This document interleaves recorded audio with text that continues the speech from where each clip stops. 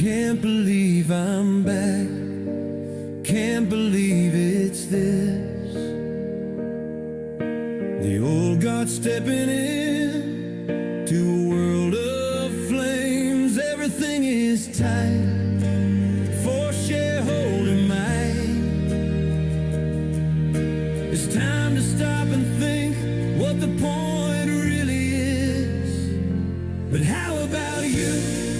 They laughed in your face. They spoke about your power, but refused to set your place. I'll take your hand and lead you through the dust. Yesterday's cast-offs are today's number ones. Today's number ones. Don't gaslight me with lies, but don't string hopes up to die. Living in the real world is the greatest prize. If you hear just one thing, let it be this: there's an enormous world outside, so don't wait to take it in. But how about you? They laughed in your face. They spoke about your power, but refused to set your place. I'll take your hand and lead you through the dust. Yesterday's cast-offs are today's number ones. Today's number ones. And toiling and hustling, and it seems a dead end. But on the eve of this apocalypse, I'm plowing ahead. But how about you? They laughed in your face. They spoke about your power, but refused to set your place. I'll take your hand and lead you through the dusk. Yesterday's cast-offs are today's number ones. Today's number ones.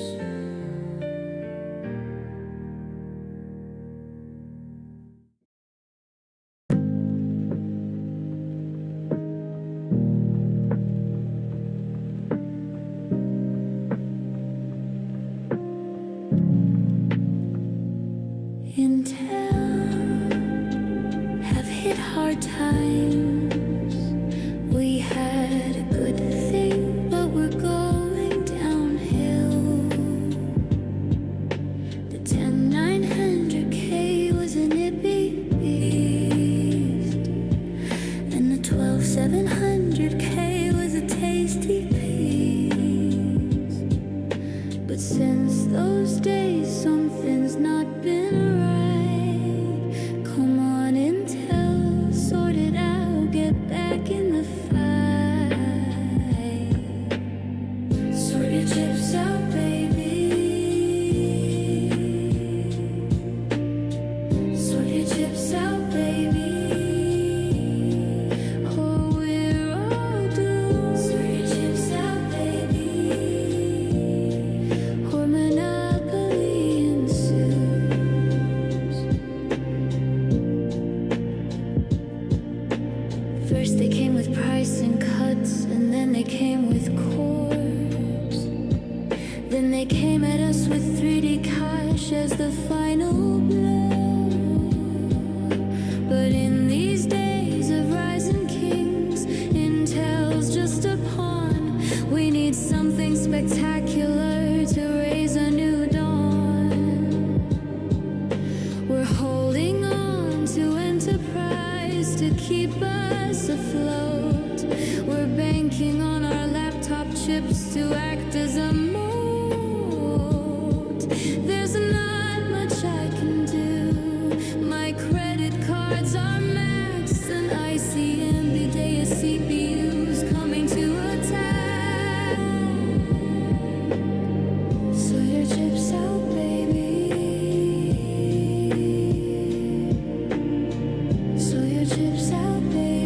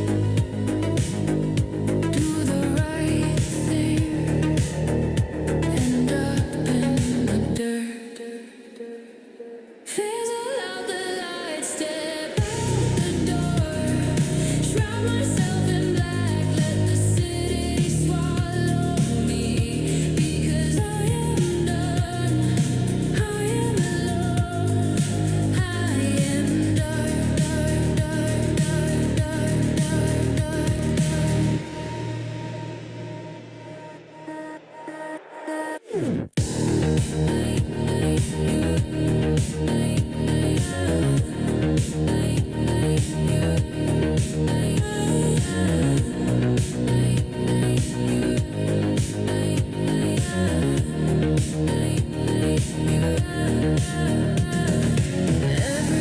I turn, people do wrong.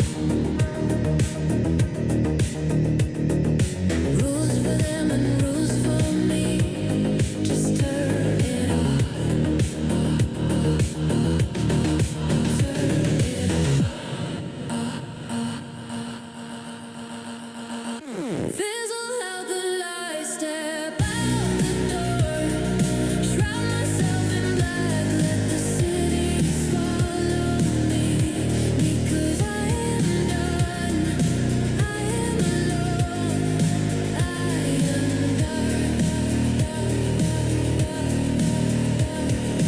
Fizzle out the lights, step out the door. Shroud myself in black, let the city swallow me. Because I am done, I am alone, I am dark, dark, dark, dark, I am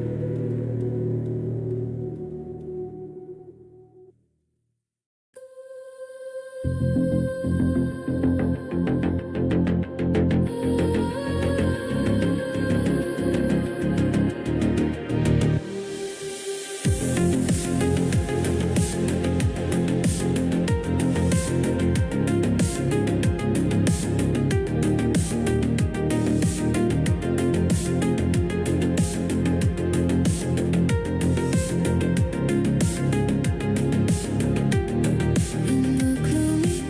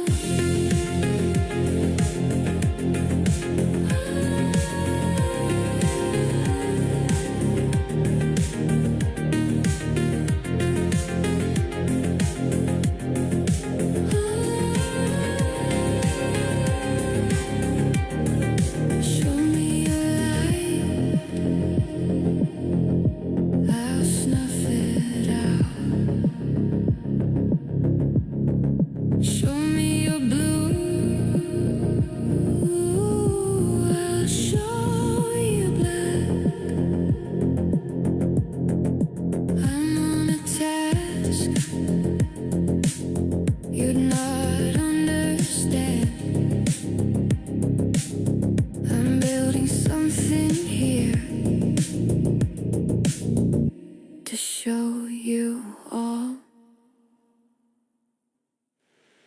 Here in the night, you can't find me. Here in the dark, you can't see me.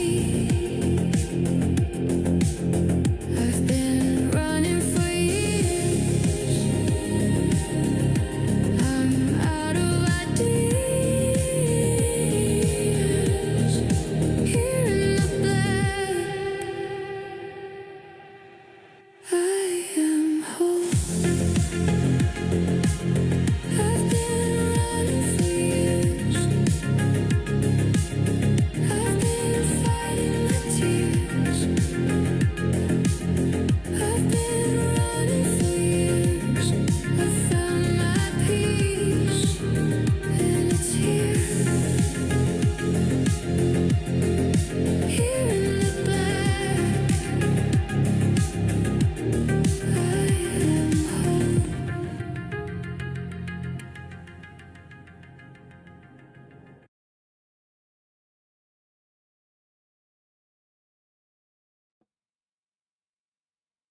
Oh, great. The bloody camera's not working. Hang on a second.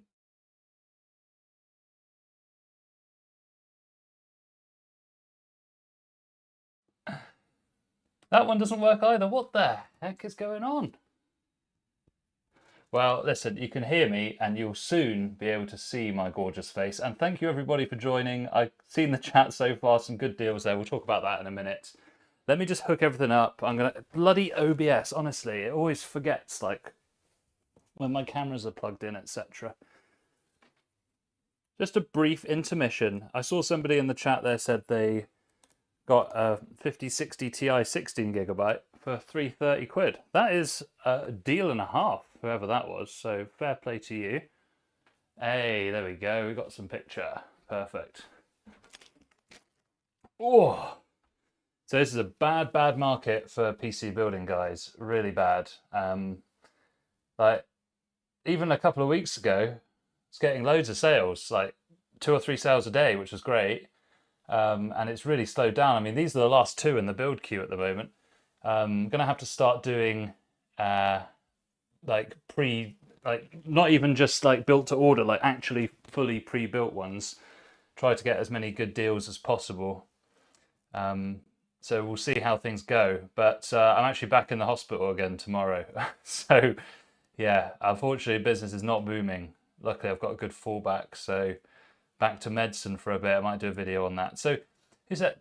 So somebody here said, Timmy, 64 gigabytes of DDR5 for 156 quid. Jesus Christ. I mean, that would have been good even with the old prices, right? That's incredible.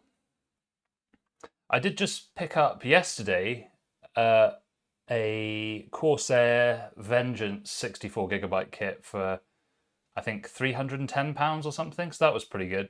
It's pretty slow, but it would be good for a creator system. So that's why I picked it up. And you can tune the RAM a little bit. Who knows how much? I mean, it's 5600 C40, so it's pretty slow RAM, but you might be able to get that down to C36. Yeah, but the thing is, with the 64 gigabytes of RAM, like even getting 64 gigs to run at 6000 C30 is pretty good. Like that's quite high memory density, so I think that's pretty impressive. And most people have no need for 64 gigabytes. I think for DDR5, the sweet spot is 48 gigabytes because you can still overclock and tune that. Whereas with 64, it's just probably not worth it unless you have a specific game or workload. So yeah, interesting. What else have people been saying? Fractal full white spray paint build. Well, that'd be cool. I'd like to see that. That sounds pretty fun. Yeah, and Solid Owl says 16 gigabyte 5060 Ti. Yeah, I know. It's so funny, isn't it? Although, in fairness, I never thought the 5060 Ti 16 gig was ever a good purchase anyway. So I can't really say that I'm that annoyed that it's gone. Because, I mean, what's the point? You could just get a 960 XT. It's very similar performance for less money. Or if you want something faster, then you get the 5070. Unless there's a very specific workload that you need 16 gigs and you're budget limited, then it doesn't make any sense. We've got Max in the chat. How are you doing? Yeah, not too bad. Business is not booming, but there's loads of staff sickness at the hospital. So I've got loads of work at the hospital, so I'll be all right for a bit. Pojmed says, I have a question. I want to use a multi-angle GPU bracket. So it's going to be a PCI 4 Ryzen on a 5080 card. No, you won't get any performance loss on a 5080.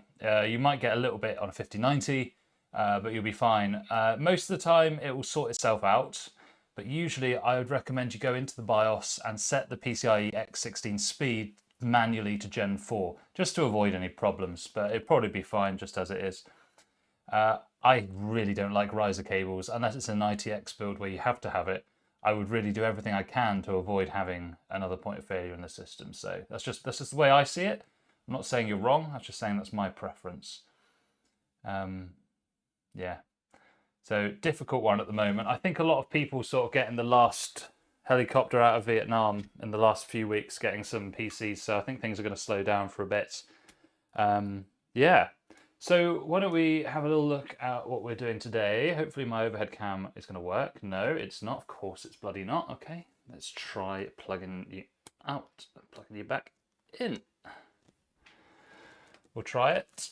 Still doesn't work. Oh, there we go, it works. So because I'm in Studio B today, the angle of the overhead cam is a bit crap, but you're going to be able to see what you need to see.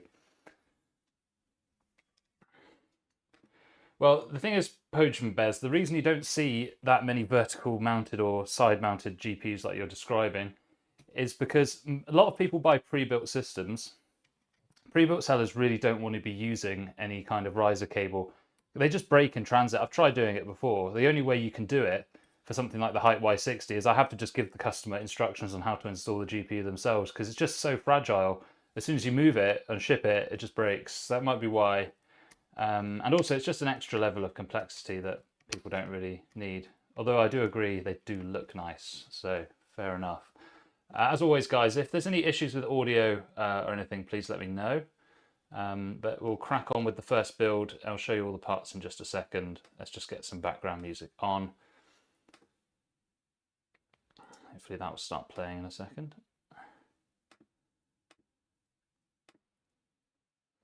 Yeah, and the other, what was the other thing in the news the past 2 weeks that we've missed? We had the 5070 Ti being end of life, and I could tell you that that's not true.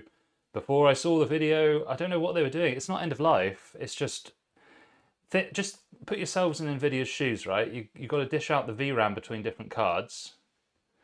Why on earth would you sell 5070 Ti's in volume when you could use the same 16 gigs of RAM for a 5080? Doesn't make any sense, because they need to make more money with a constrained supply.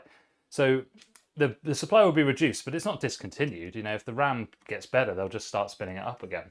It's not the same thing. But I guess effectively for the customer, it might as well be end of life, because it's going to be so hard to find and the price isn't going to be worth it. Crazy, crazy. Yeah, so Timmy says that, you know, the speed of the RAM doesn't matter. To be honest, it doesn't really matter that much anyway. Like in many cases, like the thing that it affects the most is the 1% lows. And when I play a game, I notice the 1% lows. But if you don't, then it doesn't matter. It's not going to really affect your average FPS. It's more in those sort of you know, high FPS scenarios where the faster RAM makes sense. You know, if you really do tune those sub timings, you can get a bit better. But the difference between 5600 and 6000 is probably nothing. You know, who knows?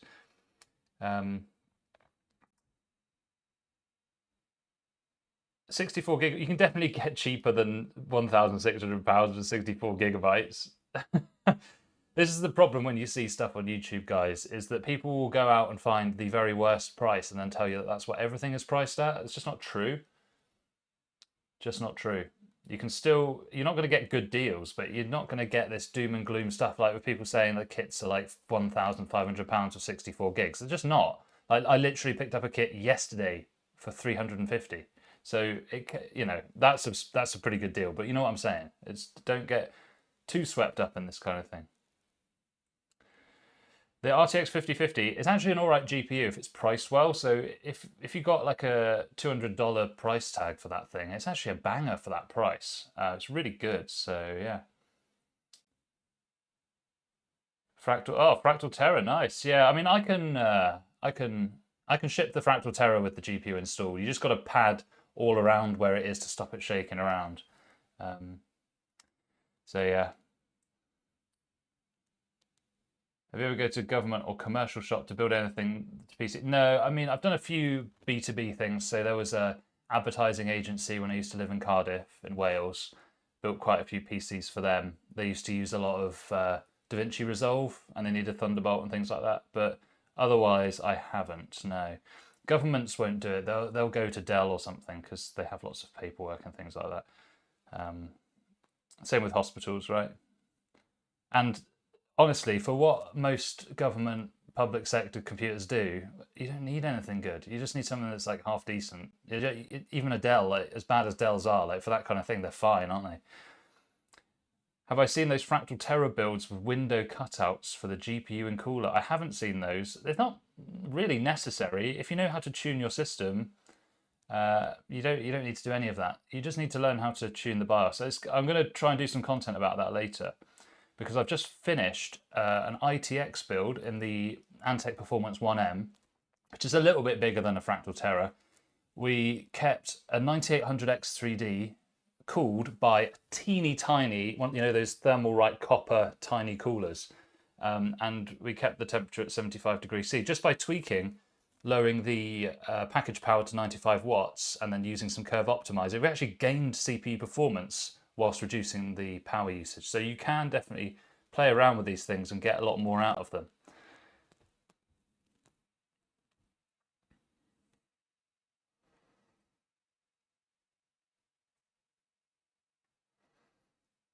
I saw some article that AD recommends the X3D that will compensate downgrading your RAM. I mean, that's convenient, isn't it? It's convenient. I mean, they're right, but it's kind of convenient, isn't it, that the answer to the RAM problem is to buy more of our CPUs. Pretty good marketing.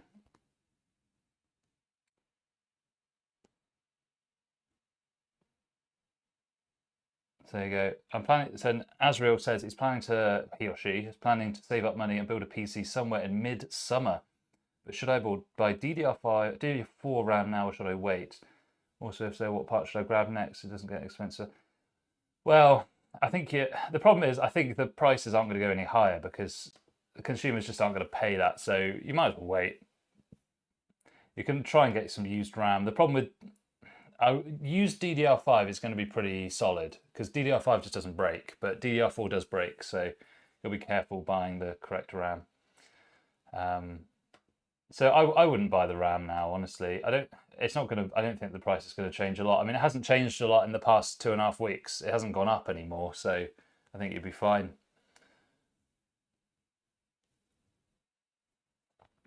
Can you fit in? Yeah, so with the Terra, it depends on what GPU you use. So like when I did this Antec Performance 1M build, I had the 9800X3D. Normally I'd use a 67mm tool cooler. I've got one actually, I'll go and get it. And you can just about keep them cool with these. Hang on. So one of these, I probably can't see it because of the backlight, unfortunately, but like usually I would use this in a Fractal Terra, and then you can put that with like a 5080 in the other side, and it's 67mm tall. And if you tune it in the BIOS, you can get that thing cool, no problem. But the one that I had in the Antec build we did was like the heatsink was about that big, like in between my fingers. And the height was even lower. It was like this low, and we still managed to get it to work with a 5090 in the other side of the chamber, kicking out 500 watts. So you can do it. You just need to learn how to tune the PC a little bit. So yeah, Timmy says, "What's the best ITX case that doesn't have bad thermals?" Well, really, that's going to be anything you can fit a liquid cooler in, isn't it? So like a Cooler Master NR200P Max is pretty good. So that's a pretty good ITX case that I recommend to people. But you can get it to work if you just tune it. That's the thing, you know. It doesn't take a lot of time to tune a Ryzen CPU. Tuning RAM takes bloody ages, but tuning a Ryzen CPU is really quick. You can do it in like an hour.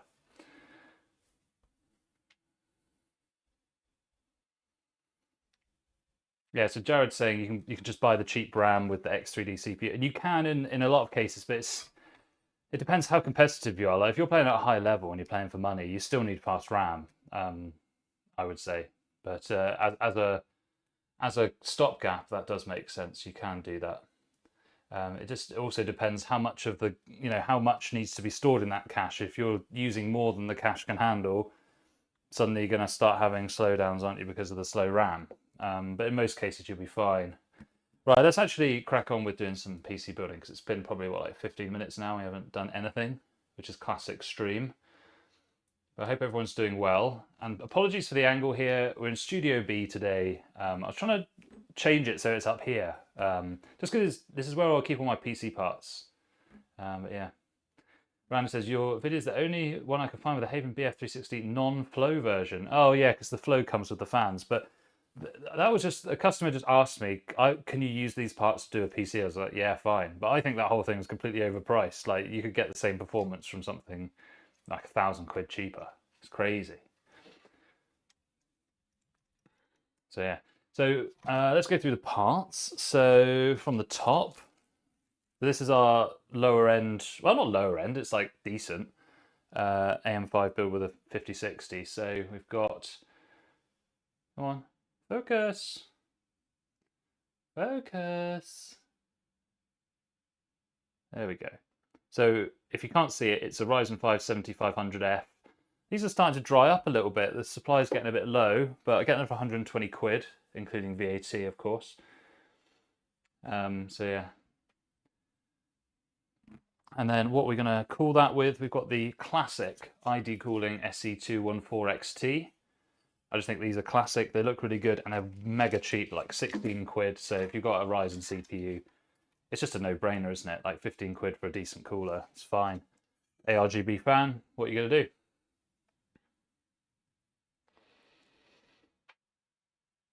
Cool, so Random X is using the Haven. I mean, you know, the cooling was the best I've ever seen. It's tied for the best cooling with the Fractal Meshify 3. Those are the two best cooling cases I've ever seen.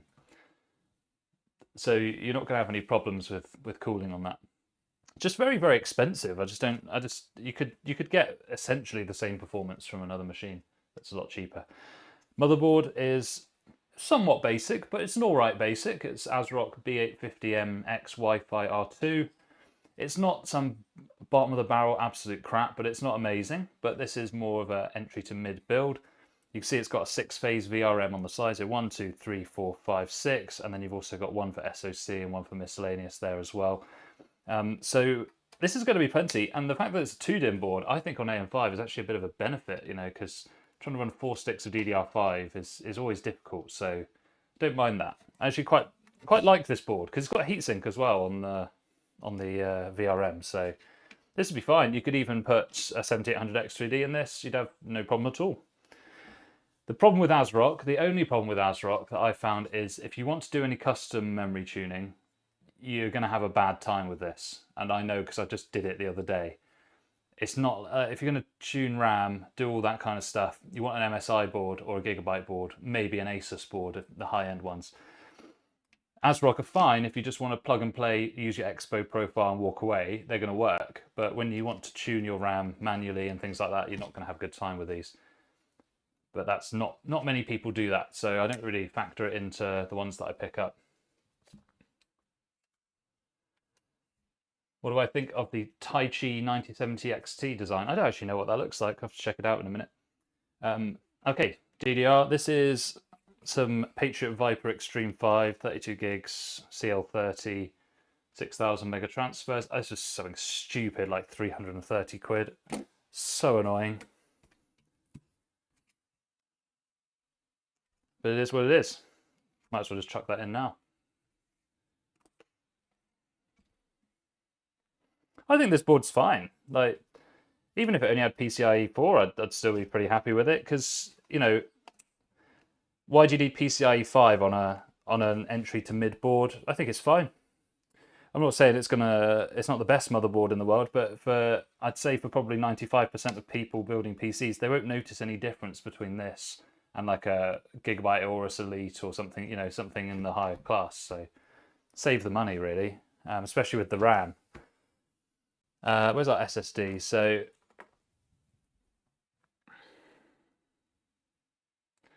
SSD is Silicon Power, if it'll focus, UD90, 1 terabyte. I think I paid something like £90 for this, so it's quite expensive. Considering, you know, Black Friday are showing people deals for 1 terabyte SSDs for like 40 quid, so mental. So this has got the heatsink slot and the non-heatsink slot. You can put it in either. I think for a 1 terabyte Gen 4 without DRAM, you'd be fine putting it in the bottom one. That does make it easier for the customer to service in future, but we'll put it in the top today just to be better in terms of heat dissipation. But never had a problem with overheating Gen 4 SSDs, so it's fine. Do you actually lose loads of performance, Jared? I'd be interested to see the comparison, because PCI 4x8 is still quite a lot of bandwidth, so be interesting to see that. I'll have to look it up. I actually don't know, so I'm not going to tell you you're wrong, because I haven't seen it myself.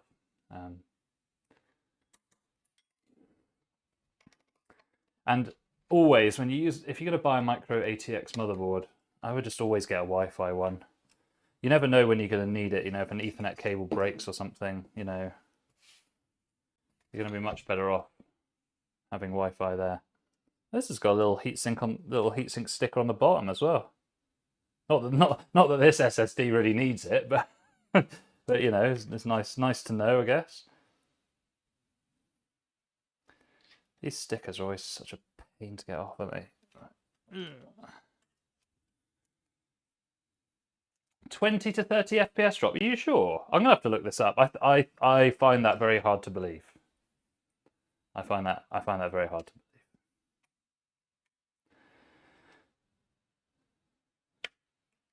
There might be another setting somewhere that's got balked.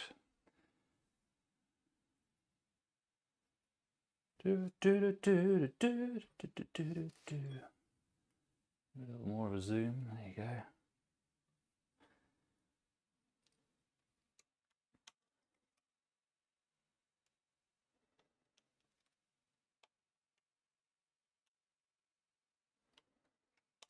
I'll have to check it out.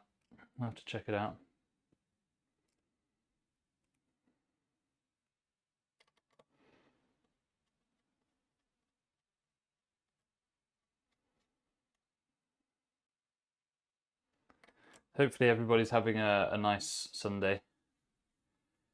You say that though, Jared, you know, dropping 10% of your performance is a lot though, so if that's true, that'd be interesting to find out. I'll have a look in a bit. Maybe when doing some testing, we'll look up some comparisons.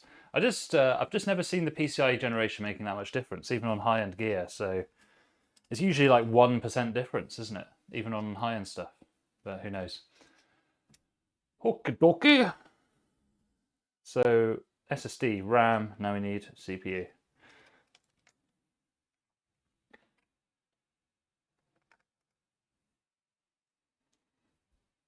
We were talking about VRMs earlier, and you know, I think people often, well, one, don't actually know anything about it, what it does, how it works, which is fine, you don't have to. But they also don't understand what the spec means. Like, so these are 60 amp power stages, there's 6 of them, so that's 360 amps. And you can just say that that's watts in a worst case scenario. So that's 360 watts of current handling. Divide that by 2 is 180 watts. And 9800X3D is going to pull what, 140? So you're going to be, even a 9800X3D in here will be fine. So you don't need that much VRM. I wouldn't go lower than 6 phases basically, because you're going to limit yourself. And if you do have, you know, 6 phases, you should really be having a heatsink on it as well, because that will improve the sustained performance. Okay, CPU's in. Cooler next. Has anyone ever done this? Forgotten to take the sticker off? I've done it a couple of times. It happens. Happens to the best of us. Do I ever use the retention brackets? Oh, Jared, interesting story for you on that one. So I was just talking about that 9800X3D and 5090 build we did in the ITX system, and I just had one of those AM5 contact frames lying around, so I just thought I'll try it. And actually, it meant the computer didn't work anymore. So I had to take it out and put the stock retention bracket back in. So it was, yeah, I've used it before and it didn't do that. So it might just be that particular build. But I think on AMD it doesn't make any difference, right? It's only for the LGA 1700s. So yeah. So Pencil says, do you think 16 gigabytes DDR5 is okay considering RAM prices? It just depends, doesn't it? Like what games are you playing, setting levels, all those things, they all make a huge difference. So don't forget the context whenever asking a question, because that's going to affect the answer, isn't it?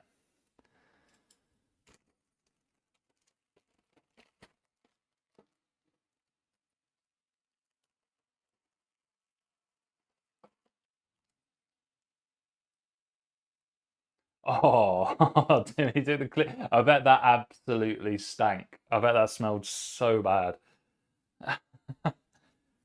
So these ID coolings, they come with like a little moist towelette bag with the thermal paste in it, which is just funny. Most of them come with a syringe now.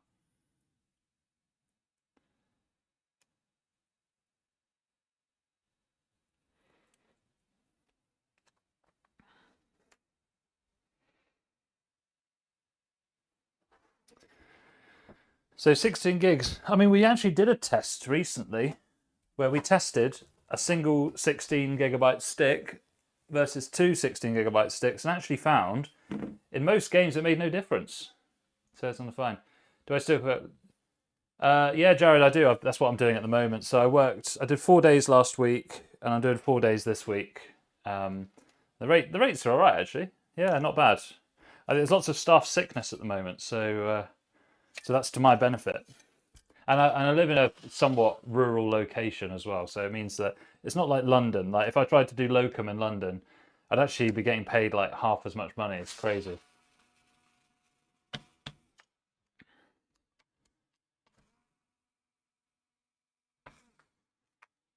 That's what I do. The locum SHO life. Don't mind it though. It's good fun. Yeah, exactly. I think, getting a single 16 stick and then adding another in the future is fine. Just get the same stick. So I wouldn't be getting any weird brands. Get a well-known brand, and then you can easily buy the other stick later. Yeah, because we did the test, and it actually in many games it didn't make a huge difference, even at 1440p. So I think it was only... It might only have been Battlefield that saw a difference. And the others didn't make any difference at all, so yeah. Okay, so I believe those go like that, but we'll need the spacers first, won't we?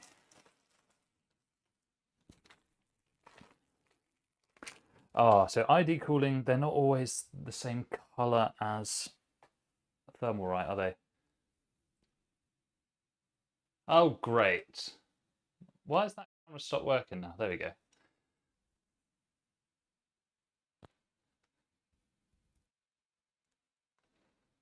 Your wife has a grid. Do you mean, when you say grid, do you mean national grid, like power? Is that what you're referring to, or something else?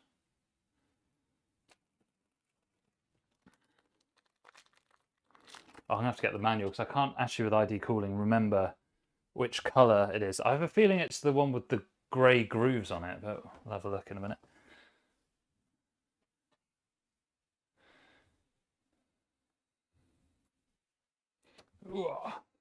SE214XT manual.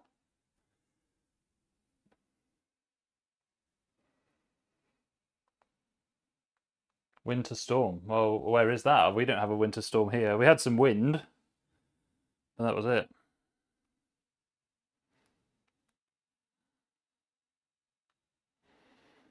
Okay, AMD. Hey, this is a pretty good website, Manuals Plus. They just upload loads of manuals. That's cool. So, which one do we need? AMD.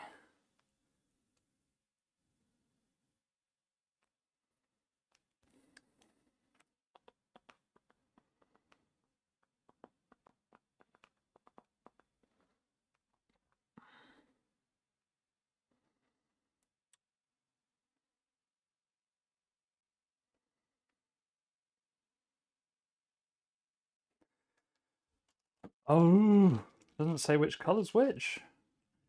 I mean, I have a feeling it's the red. You'd think so for AMD, right? But I just... Something in me is telling it's not. Freezing... Oh, she has into to move up from ST5. What specialty is that? Usually you enter at ST4 in medicine or ST3 in something else. Yeah, interesting.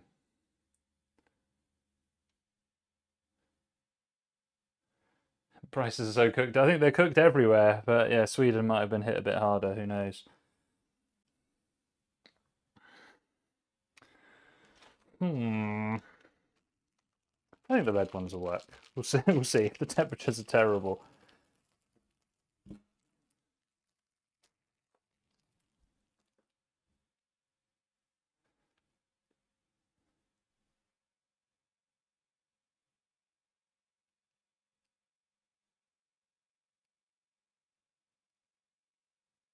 Yeah, so that's right, Max. I did put bubble wrap in there. Yeah, that's funny. I didn't. They weren't in a packet because they came as part of a bundle deal. But yeah, so maybe they just moved around. Who knows?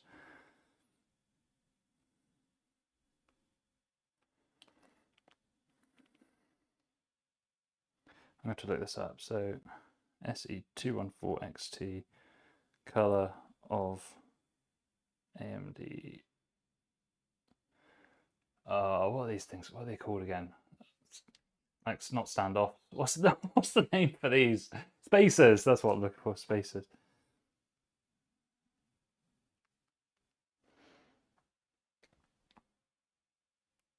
Okay. Gemini AI summary seems to think it's red. I'm not sure, but we'll see.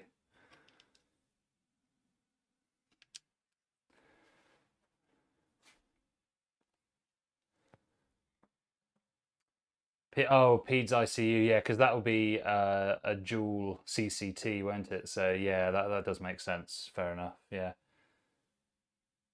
Enjoy, Timmy. Have a good one, buddy. Naka says, what are your thoughts on a 1000-watt PSU for 9800 XVD and 5070 Ti? Is it overkill? Well, yeah, it is. So 850 will be fine. You know,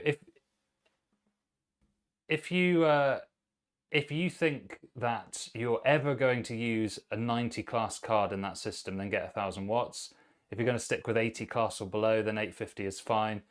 But if the difference is what, like $10, $20 or whatever your currency is, you know, there's nothing wrong with getting the 1000 watt. It'll run a bit quieter. So yeah. Philo, good to see you. Good to see you. Always popping into the stream, much appreciated.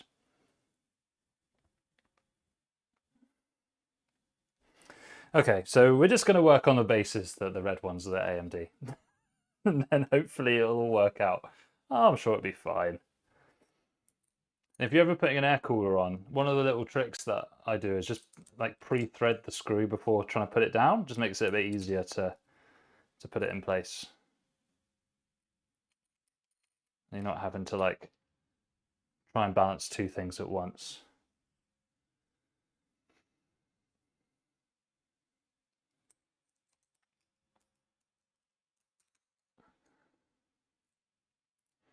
Suddenly just got really sunny outside, which is, I guess that's nice. What's the weather like wherever you guys are?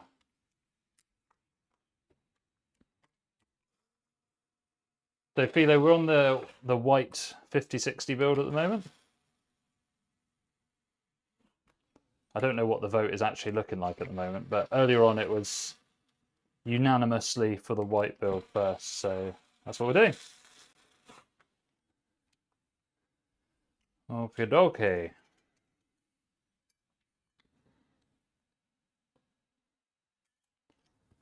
Bada bing, bada boom. I've given up on the Linus Tech Tip screwdriver and I've gone back to this one. I can't deal with it. It's the grip. There's no grip on it. You know, it's nice that the Linus Media Group decided to send me one to try out. They actually sent me two, so I could do a giveaway actually. But I just don't use them. Like, I find this one I bought for like 15 quid is better.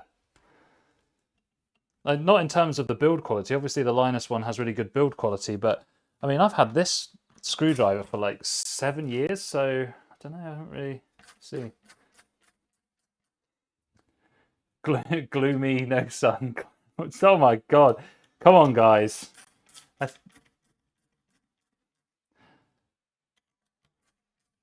Let's up the energy levels.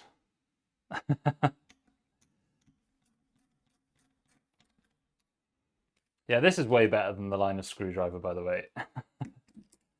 Okay, so fan now, isn't it?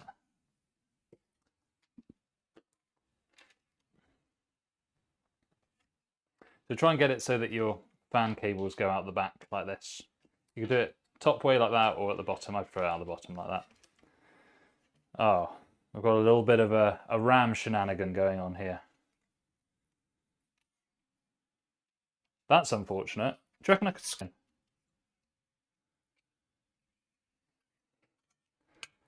Don't know if I'd call myself righteous, but I definitely need to do something about that exposure on the camera. Okay.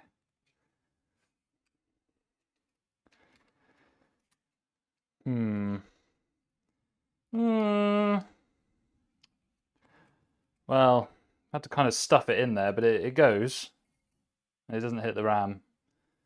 So I think we get away with that.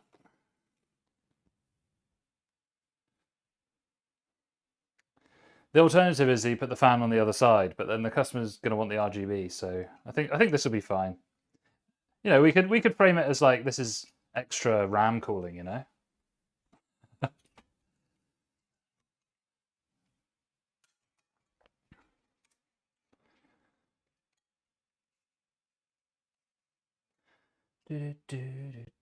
So PEDS intensive care, man. That's hardcore. That is hardcore. Fair play to her though. That's I mean, PEDS is already pretty tough, isn't it? I think it's quite a lot of on-call burden, isn't there?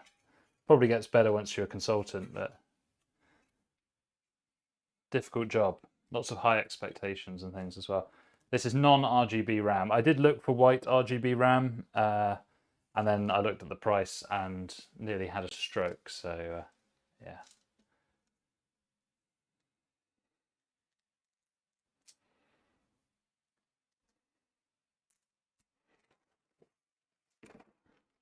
My favourite weather is when it's cold and sunny.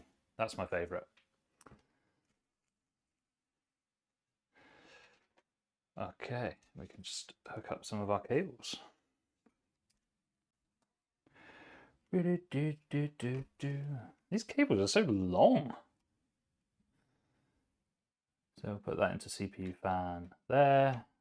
We'll tuck that excess away somewhere later. And we'll put in the RGB plug, of which there are 2, so that's helpful.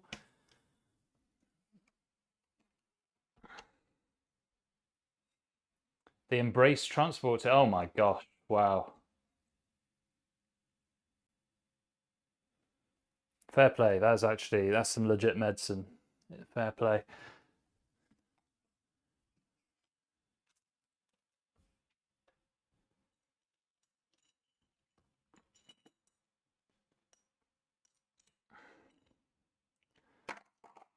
I do like medicine. It's just that it's got a capped upside. That's the only problem.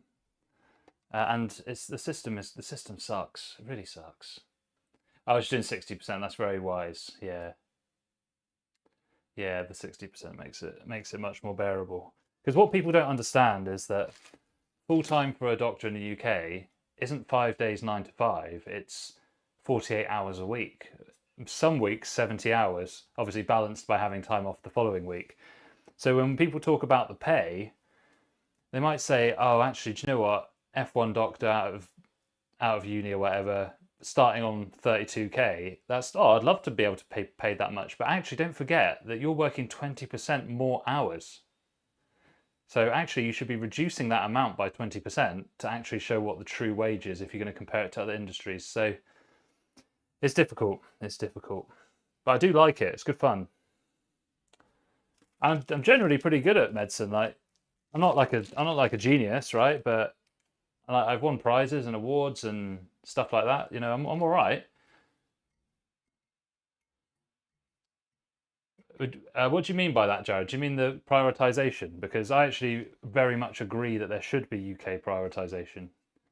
Every other country in the world does it, and it keeps your workforce that you've trained in this country in the country. We've got a real problem with people leaving to other countries, as you probably already know,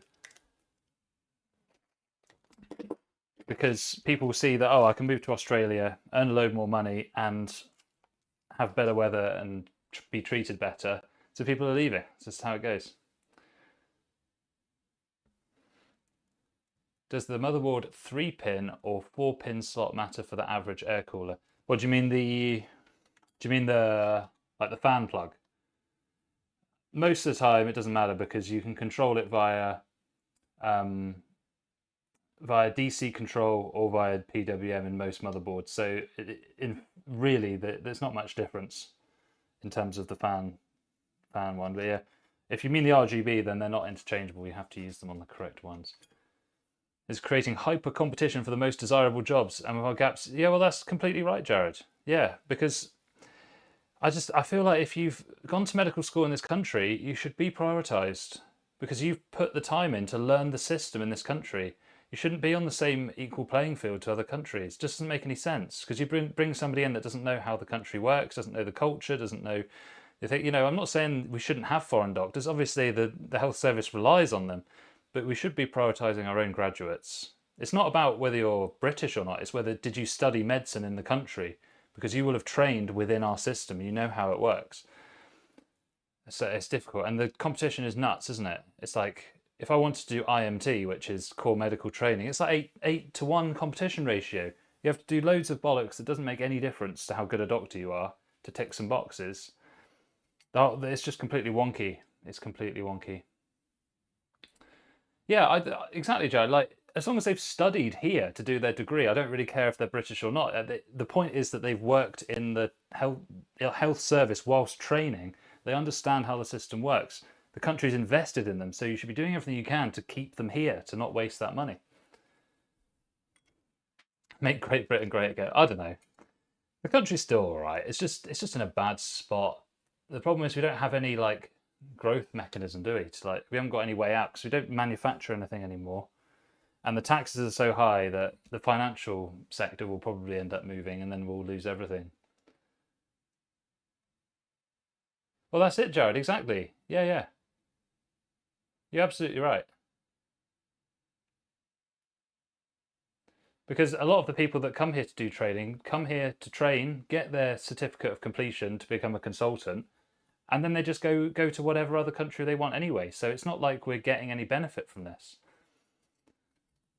It's the problem when you put people in charge, like if you put a health secretary in charge that doesn't have any medical experience, they're not going to understand any of these things. That's the problem.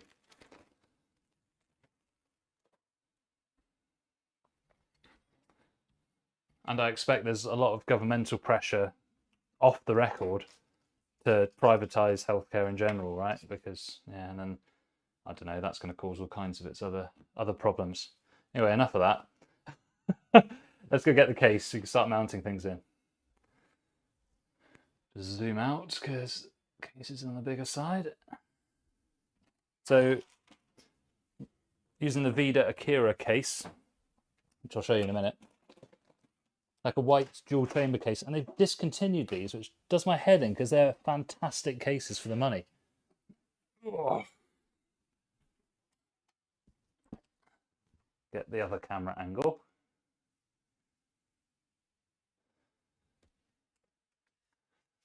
So it's a really nice sort of dual chamber, sort of Lian Li kind of copy, isn't it? And they're really good, and they're like £55. They come with 2 reverse pitch fans on the side here. You got a reverse pitch on the back. It's great. I don't know why they stopped making these. They're an absolute winner.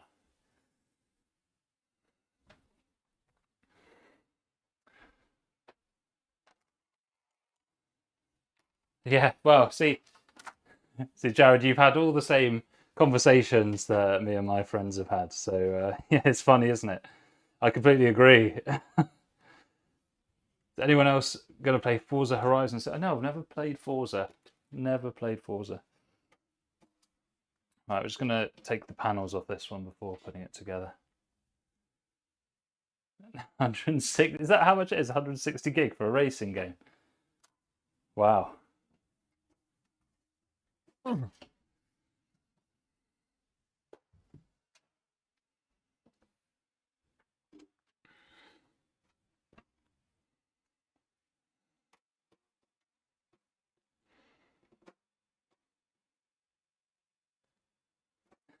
Exactly, mate. Exactly. I've got a few business ideas. Just hard. Like if I had a big reserve of cash, I'd open a paddle center. You know, like paddle tennis. Whoops. Because that's pretty lucrative. But it's so much capital expenditure up front. It takes a long time to become truly passive. But something I'm thinking about. If I win a scratch card or something, then that's probably what I would do. Okay, so we're just gonna loosen everything up, put the power supply in, go from there. Yeah, ray traced puddle car racing, whatever. That's probably what it is. It's got to be. Oh god, right, let's turn the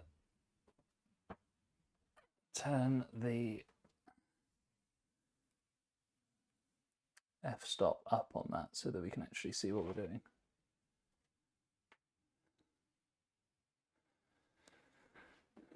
Okay.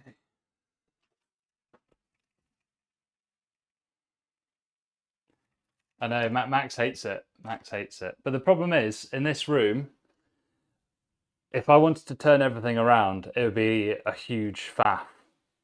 The way that this room is laid out. It just wouldn't work any other way. What I need is some blinds, but yeah, that's just laziness. The reason I haven't done that.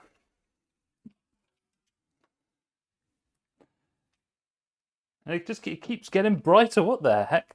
You know, I thought this wouldn't be a problem because it was going to be a cloudy, murky day. But obviously that's not true.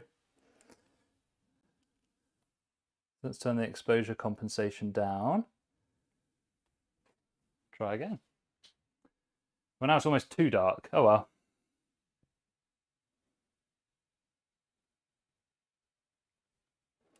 All right, we'll put that up to 0.7.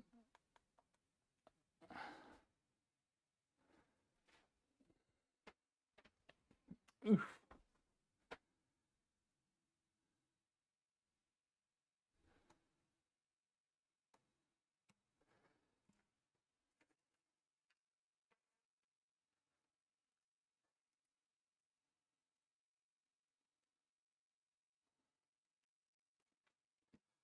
So I tried to buy a photography backdrop to put as well, but I can never get the creases out of them, and they look really gross. It looks like I'm filming like a terrorist's video or something. A few builds to sort out. Nice. People can't get enough of the V100. Yeah, so good, man. Vector V100 is like such a classic. Cannot complain.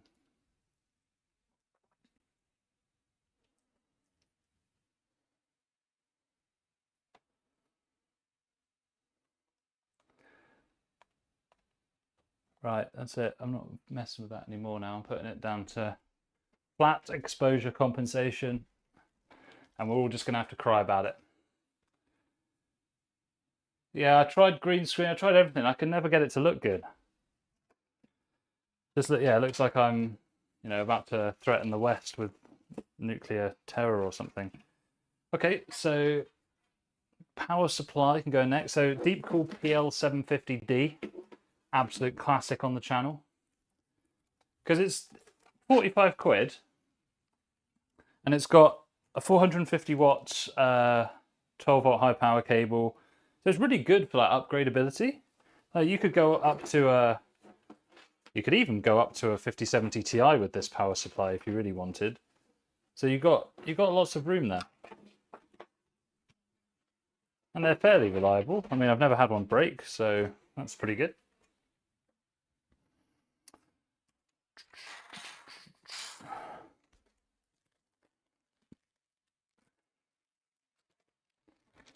Static. Yeah, I could do that. I think I just need to bite the bullet and get some blinds, though, right? That's just money, isn't it? And because honestly, this house that I'm renting is weird. Like the way that they built it is so strange. Like the window sizes are not standard, so you have to get everything made to measure. The plumbing looks like it's from the 1830s.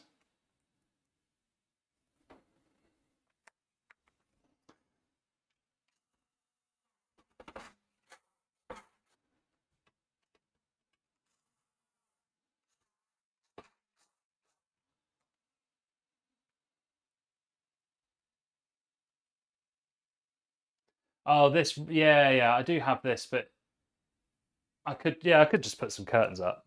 That's true. The problem with the curtains is that it just doesn't look as clean, does it? I don't know. Yeah, I should just get some curtains. I think you're right. I think I just need to get some goddamn curtains. I'll be down Dunelm Mill Thursday.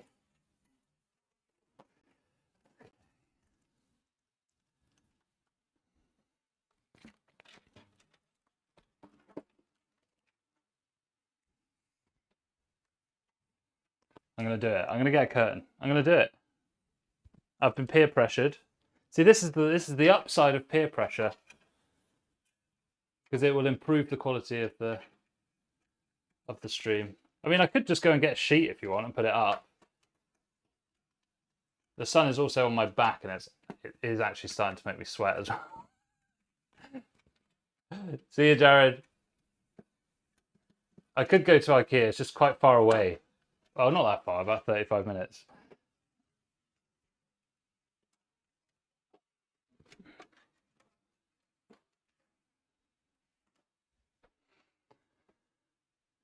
Okay, right, so fed our CPU cable through, so I think now we can just lay this down.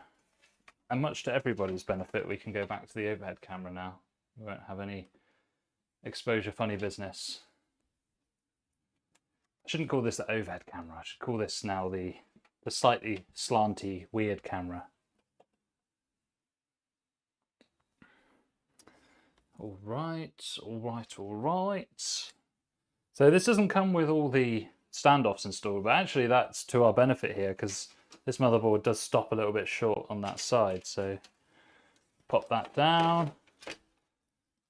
Don't forget the IO shield. These should be illegal. I think these should be outlawed, these IO shields. They should all be integrated from now on.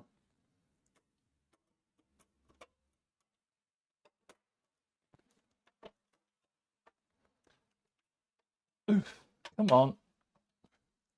Why does every single one of these seem to never feel like it fits?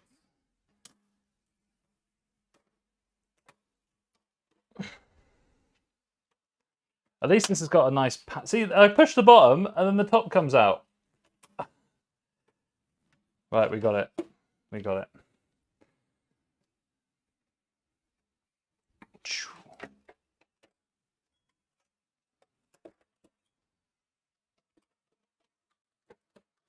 Come on. All right. Before I forget, let's peel off that sticker from the fan. Ooh.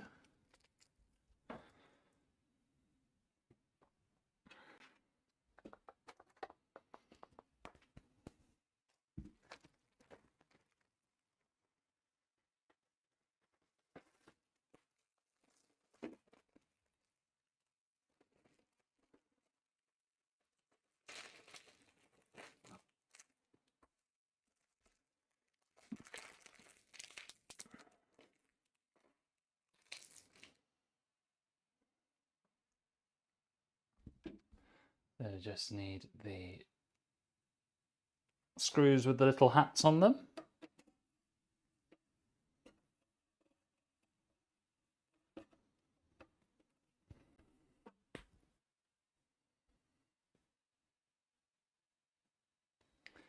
I don't know why they don't just embed. Yeah, they should just all be integrated.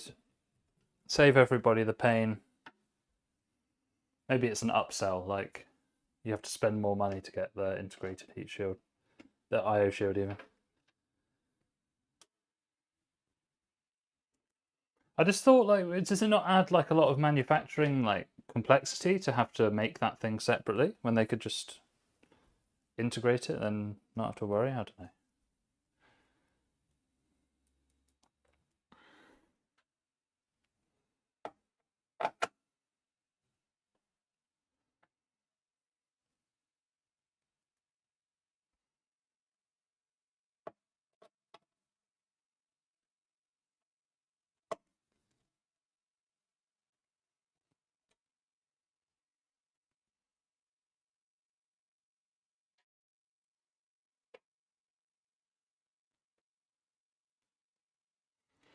Oh, I forgot I got a cable extension I can use for that actually. Go and grab it. I'll be back in just a moment, laddies. I'll see if I can keep up with the chat while I'm walking.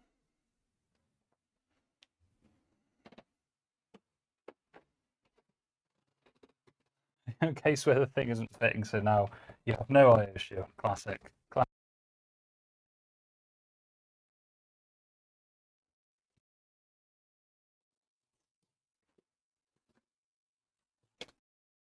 Oh, I'm off camera and I am searching for the extension for the CPU power cable.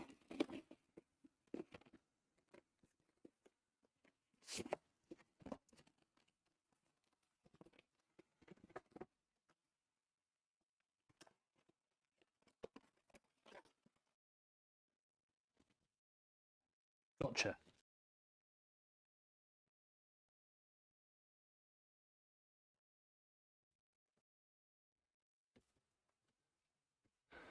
Oh, okay, dokie, we got it.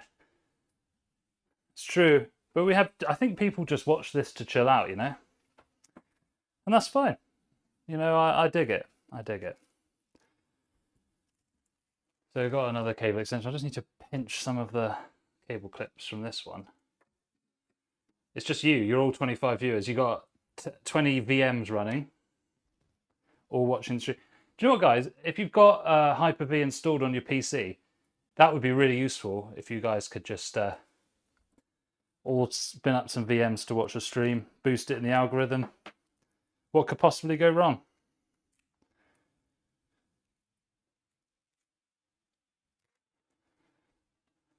So just basically, this is a GPU power cable, but I'm just going to pinch some of the things off it. Well, that's the thing, Max, because Streamlabs is a moderator, it's going to be mogging you into oblivion, as they say nowadays.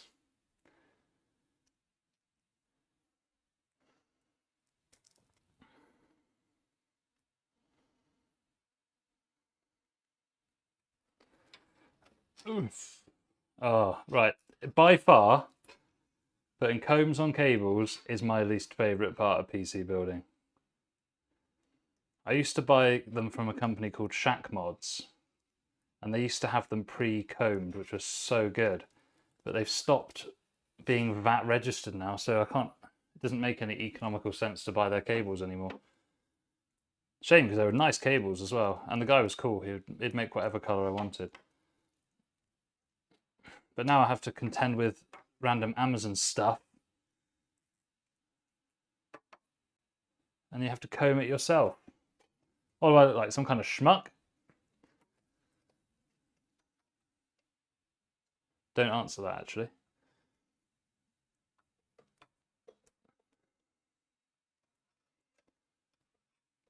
Oof. Cool. Drag that through in a minute. So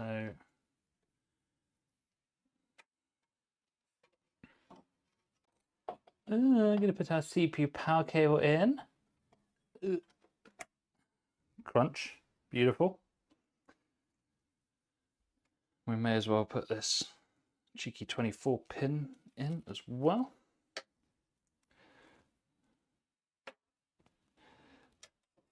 Yes. Gadoosh.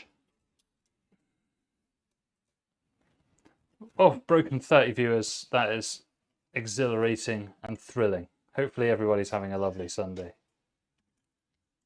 Just chill building some PCs. RIP 5070 Ti. You're one of the good ones, man.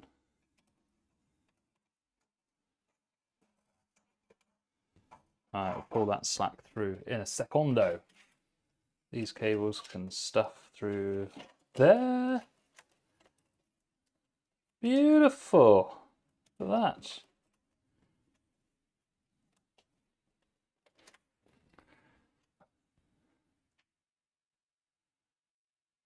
Boom. So we'll turn her over. And then, oh, movie magic. Movie magic. Right, then we pull this little mother sucker through. White pinless, yeah, basically that. Basically I need that Lian Li cooler that I used in the Haven BF360 video. That's what I need. And then with a reverse back to front design motherboard, whatever you call it. Oh, come on, go through. Oh, come on, you bastard. Oh, I'm going to have to take out the goddamn drive cage. And one of the downsides of buying a cheaper case. They don't always think about these things.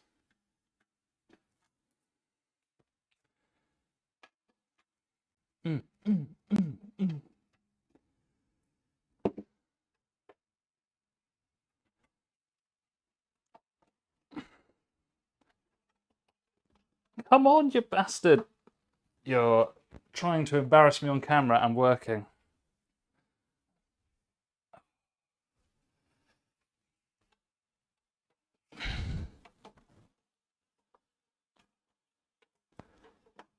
Ugh, bloody hell, that's... Jesus! What the hell? Oh. God damn it, Janet. Why is that there? That wasn't on the previous version of this case. Right, come on, drive cage. There we go. Bloody hell. I feel like Braveheart. I don't know why. I don't know that reference. Haven't seen the film.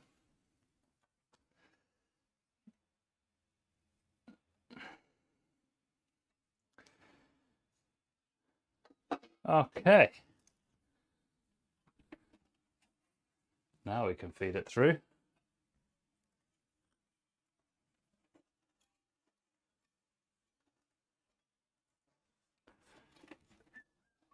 Beautiful. Kawaii. God, that was gay. Shouldn't say that. Right.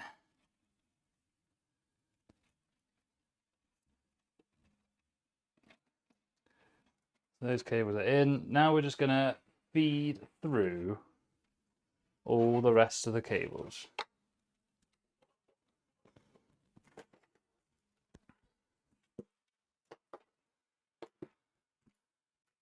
So we will need GPU power cable. That one will do.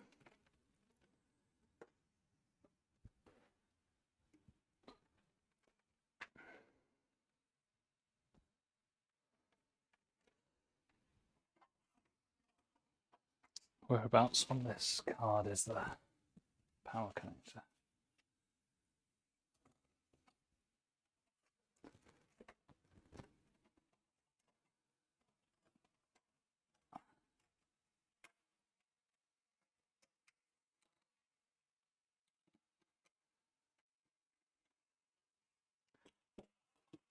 It's all falling into place. Will a black PSU with black cable stick out in a white build, and should I buy a white PSU for $10 just for aesthetics? Well, if the power supply is visible in the build, then you might want to get the white one. But you don't have to buy a white PSU to get white cables. You just get you get an extension pack like what we're doing now. It's up to you. The extensions tend to look nicer even than the white cables that come with a power supply, so it will stick out and it will look a bit rubbish, not gonna lie. If you're gonna go for a white build, you should go all the way. Everything should be white. GPU should be white. Don't have one of those builds where some of it's black, some of it's white.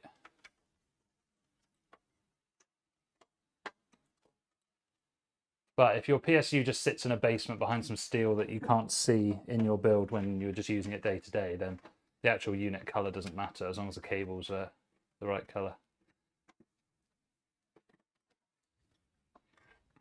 I mean, you can paint your PSU. I wouldn't do it because you'll probably lose your warranty.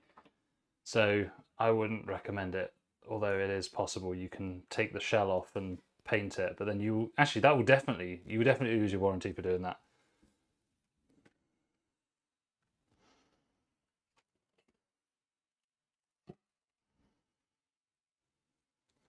Because you'd have to take those screws off that say warranty void on top, don't you? And I think they say that PSUs don't have any serviceable parts, so that you don't have any excuse really. Ooh, come on.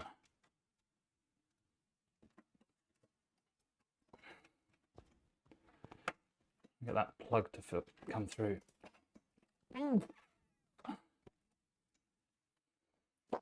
Yeah, it depends like what build you've got, right? It depends. You know, if you're using like a Lian Li A3 where the PSU is always visible, then getting the white unit will be worth it.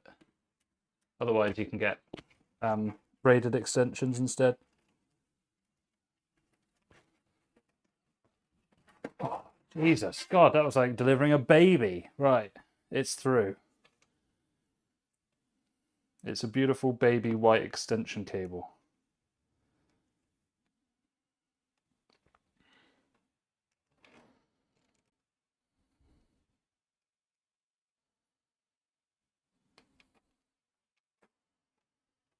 Marvellous. And then we just need to put the front panels through, don't we? So grab those. Oh, what a mess. Unreal.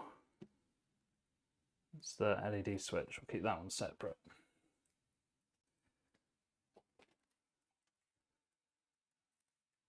And this has got HDD LED on it. I will not be plugging that in.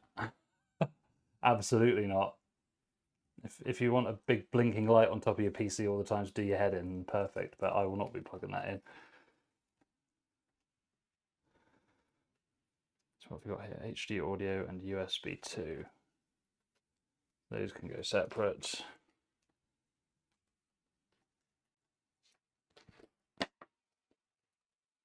Right, USB 3.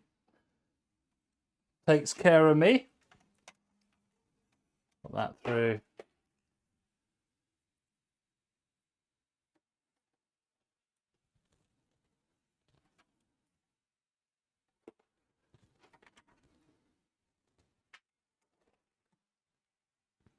Oh, these can both go through the same one, can't they?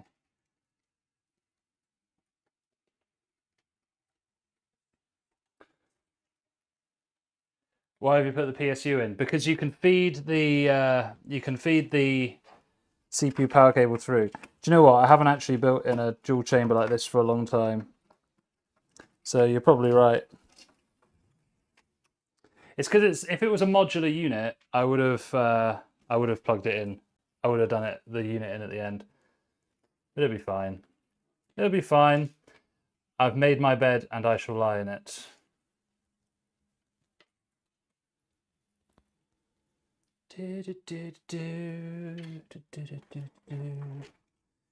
But it has been a while since I've done a dual chamber fish tank like this, so I probably should have just done it at the end. Okie dokie.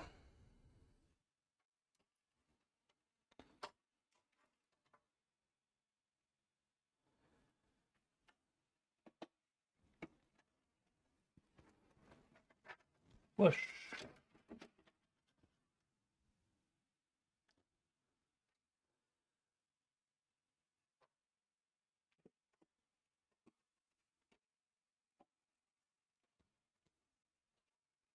Ba, ba, ba, ba, ba. I wouldn't say we're struggling, so we're doing fine here. There's only that PSU cable coming out the bottom, but the PSU's not in the way of that one, so it wouldn't have made any difference. But usually for these, if I'm using a modular unit, I will do the cables, manage them, and then put the unit in the end. It's just because this is fully wired, and I'm not sure how much of a difference it would make. Maybe.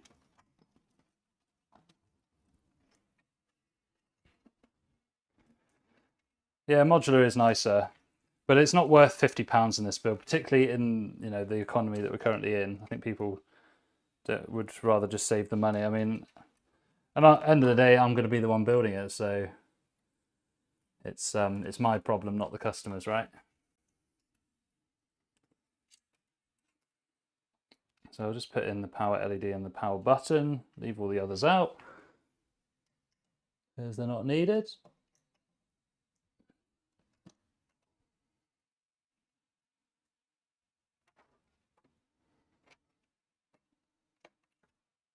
I mean, some people like having the HDD LED plugged in. I think it's really annoying. I know we've got the problem with the non-modular is you do get loads of cables you don't need, like all the Molex and all that crap. That is a downside. It also makes this part of the build slightly longer, but it's not that big a deal.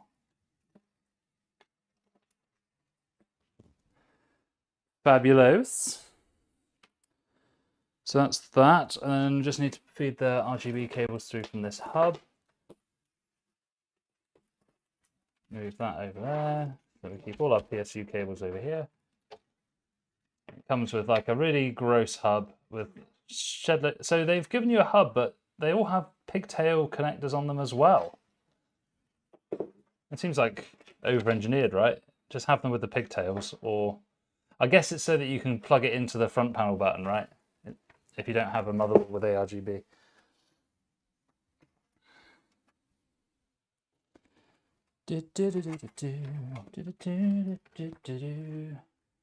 Gary, this is a Vida Akira V2, but it's actually been discontinued. It is a good case. It's functionally the same as any dual chamber case, really. Pretty nice little micro ATX. It's very popular. I wish they still made them, actually. But you are right. The wiring is a bit easier if you just put the PSU in at the end. But because it's fully wired, I'd have to like have the wires in, but the unit out. It'd just be, I don't know. I think either way, it's going to be a faff. The answer is to use a modular PSU, but that's money, isn't it? That'd be another decent, 40 quid more on the build. So it's difficult. Compromise.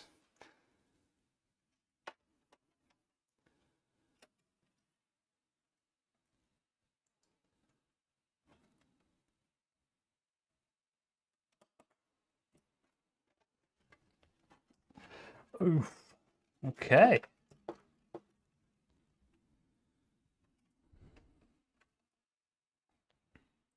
Marvelous. So just gonna plug in that USB 3.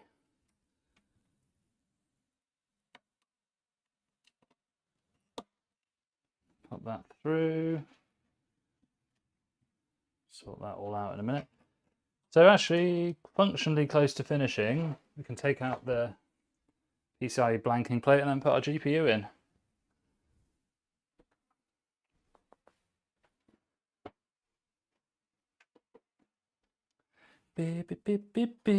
Unfortunately, obviously, with being a budget case, it's got those snap-off type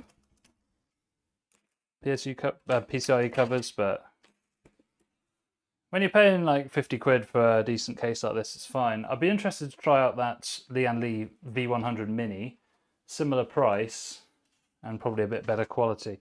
So using a MSI RTX 5060 Ventus, basically because it's got some silver accents on it. The problem with this one is because it's more of an entry build. If I wanted to make like everything perfectly pure white in this one, the price would just be too unattractive for the spec that it is. So you do have to make compromises, particularly in this market with everything being so expensive.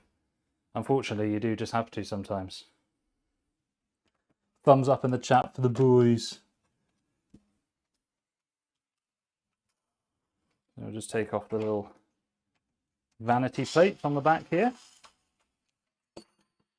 Ding ding.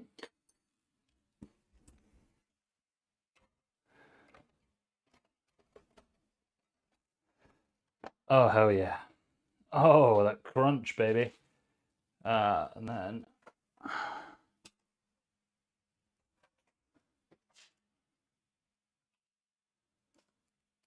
RTX, yeah, that's it. That's what we're using today, actually. SRQQ Ray. RTX Blackwell 5000. This is going to be an AI slop generator.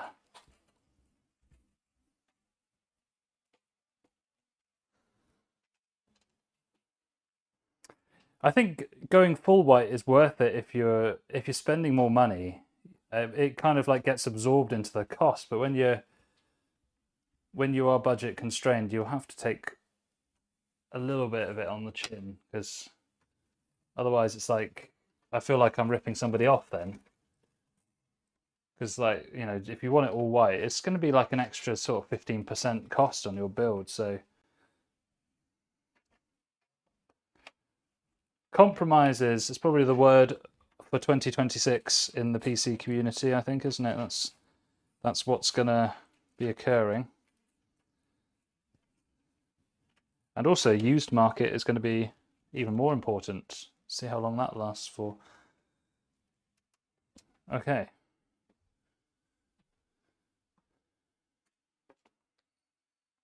And place our vanity plate back on.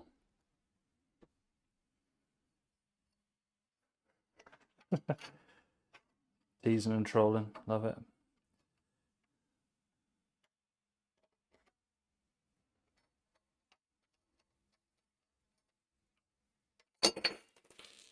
Okay. How rude. Try that again. There we go. Shong. Oh my god. Have you ever seen that that bit in The Simpsons where Kent Brockman is like presenting the news and then it pans to him on the back and he's got that clip like on the back of his neck holding all of his loose skin back? Well, just have that meme in mind while I turn this PC round. Oh. Well, better get to work, huh?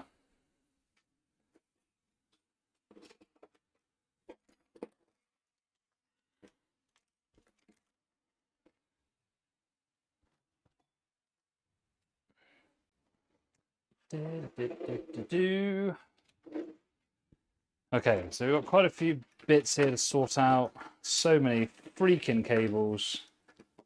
Let's do our best to make this look nice. I think expecting perfection here is futile, but we can certainly try to make this look as clean as possible.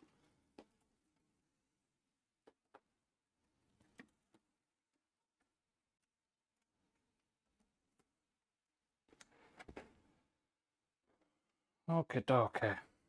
Okie-dokie.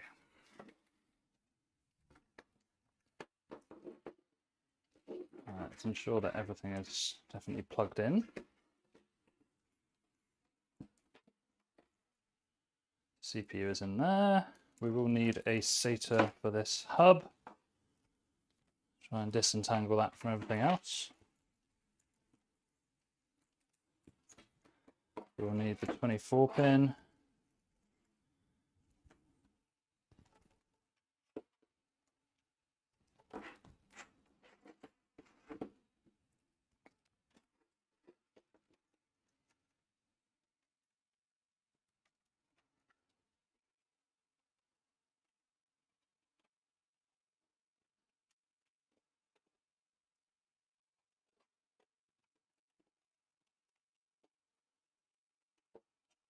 I think we could do one along the top there.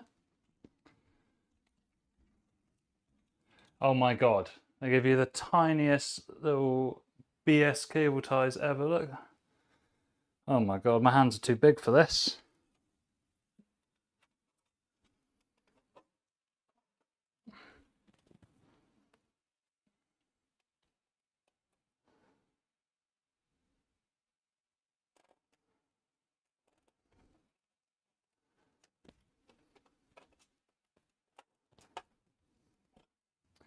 I'm getting my bigger cable ties. I can't be dealing with that.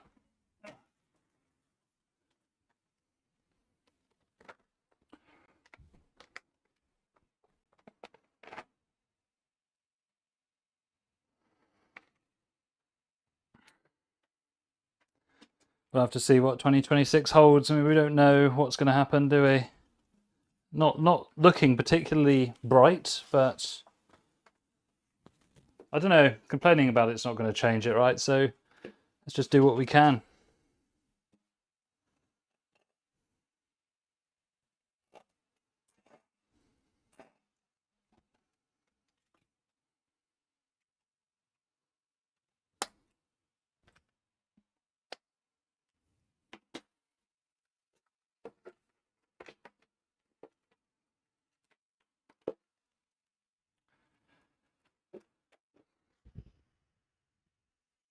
Okay, so let's whip those out.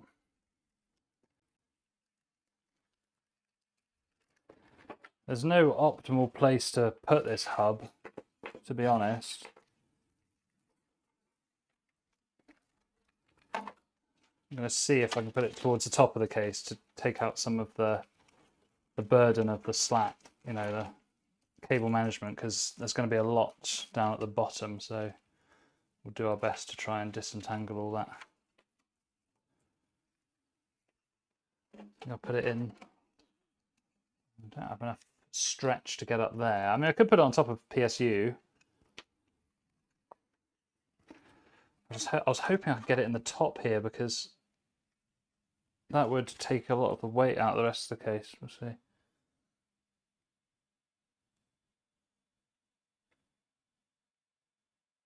I'm going to do some Linux testing quite soon, actually. We use Basite, see if it actually makes any difference on a modern system anyway. It's going to have to go. It's just going to have to go in the floor then. Is there any place this is going to go? This hub is way too big. I don't know what they were thinking. Fine. So pop those down the back there.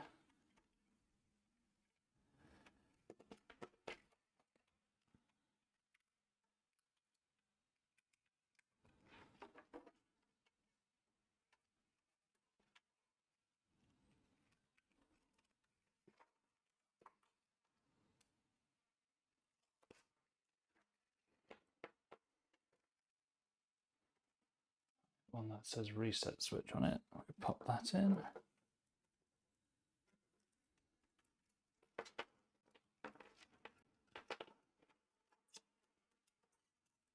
Okay. Right, so that's in the basement. Just hook up the SATA power.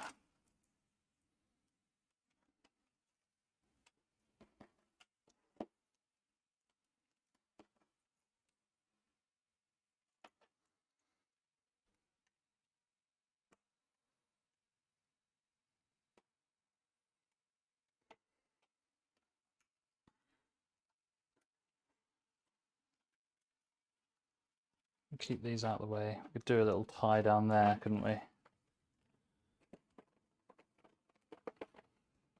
This is the year you're going to work and save up for a PC. Well, that's good. If you work all year, maybe next year you'll get some better pricing. You'll have a double whammy. Great PC, better pricing. Who knows? Like, who knows? Because all the AI could easily just fall on its face, but it could easily just get even bigger. Because there's no companies that the really big tech companies, they don't make money for years and years, do they? They try and hook everybody into a new way of living, whether that's like Uber or whatever else. And then I'm gonna have to use a longer one. But once they've got you into the ecosystem, then the prices go up a bit, don't they? That's how it works.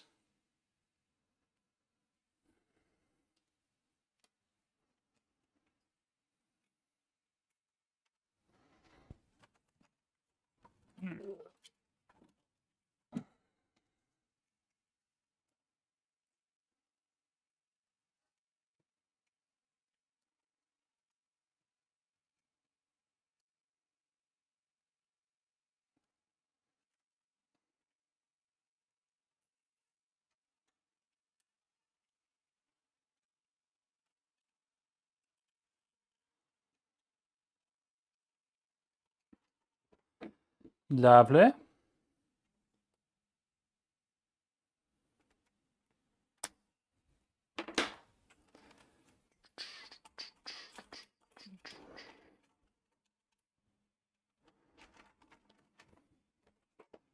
Right, let's tackle this in stages. So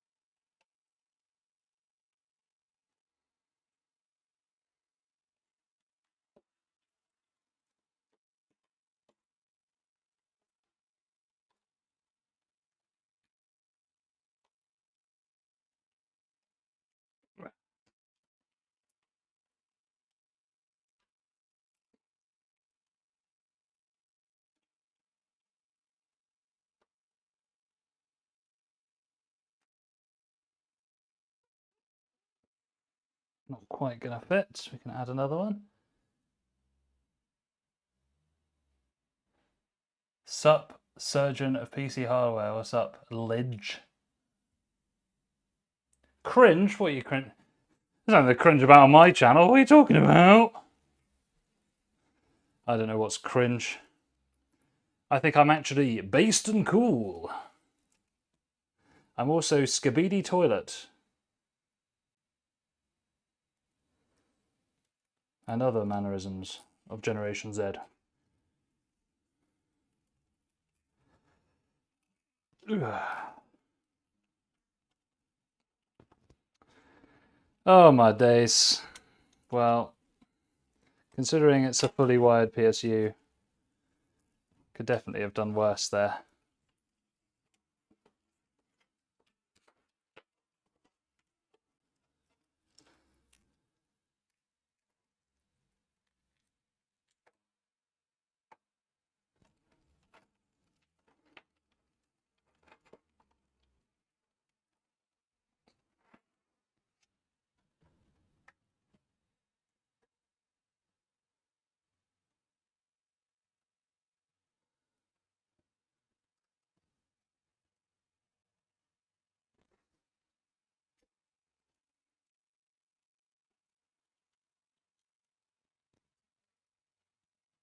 This is like the least sexy part of PC building, is managing all the crap in the back, isn't it?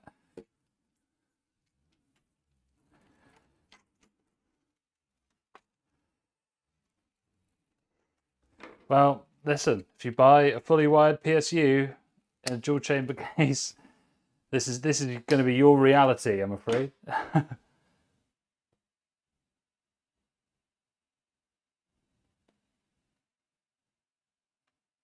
I validate the cringe.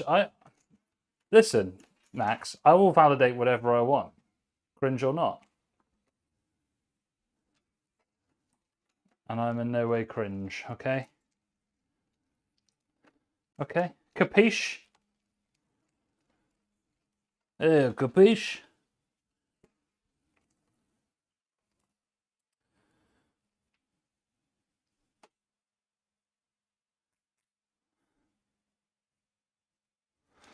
Alright. Let's do it. Last tie down now.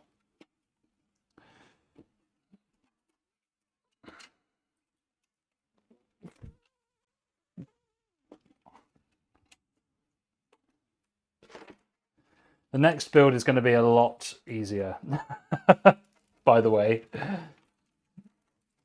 Just in case you were wondering. In you go, you bastard. Jesus, it literally barely all fits in there. Okay.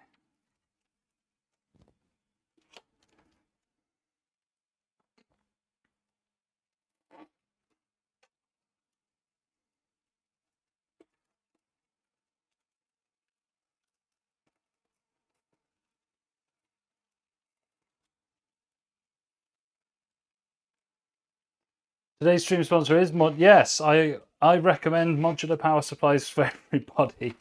And if you need to know why, here it is. Presenting the Viper's Nest. Jesus Christ.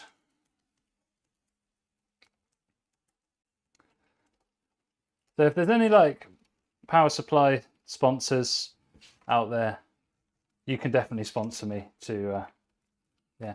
The funny thing is though, if this wasn't a dual chamber case, the non-modular unit would be completely fine. Like you would just stuff it all in the little gap, but the gap is like vertical in these cases, isn't it? Right. So just do a bit of tidying, a bit of touching up.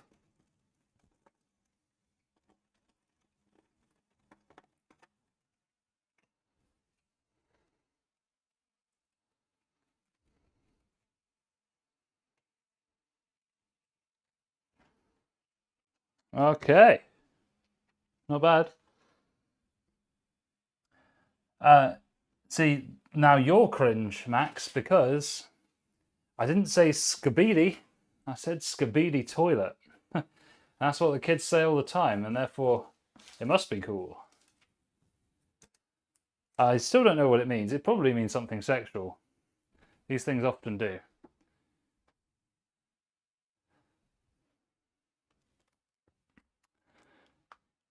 Party in the front, business in the back.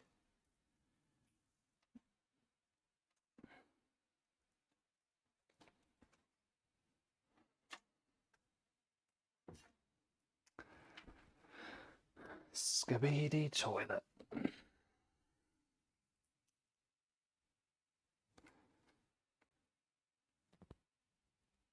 Rush. So there we go. It's going to be a bit washed out from the backlight. Let's see if I can use my enormous frame to block out the light so you can see it a bit better. Not bad. Tanmei. Oh, that's it. You're on the computer stream. You need to be on the medical stream. You cut your finger on an old case.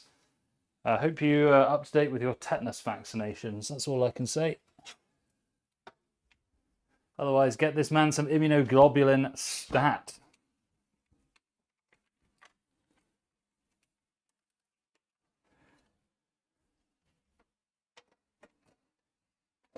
Oh, the back panel goes on perfectly.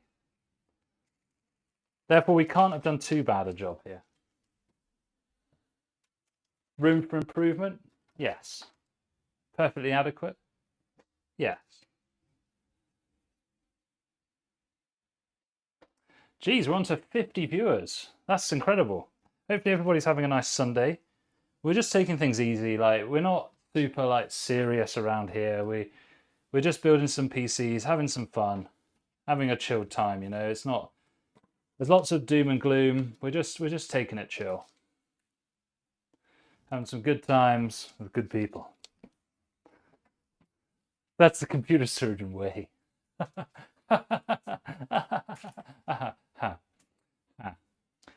All right. That's probably as neat as we're going to get it. So why don't we give this a little boot, see if it's working. If it is, we will set it aside and we'll move on to the next build after this. Did we get botted? Well, I hope so. I'm hoping people took into account my recommendation earlier. And actually, this applies to any new viewers. If you have Hyper-V installed on your PC, if you could just create a load of VMs and like start watching the stream on them, that'd be amazing. Yeah, thanks. Appreciated. Appreciated. Okay, let's get this thing plugged in and switched on.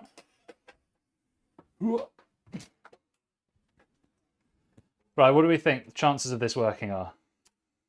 Come on, I need to see some numbers. Need to see some numbers.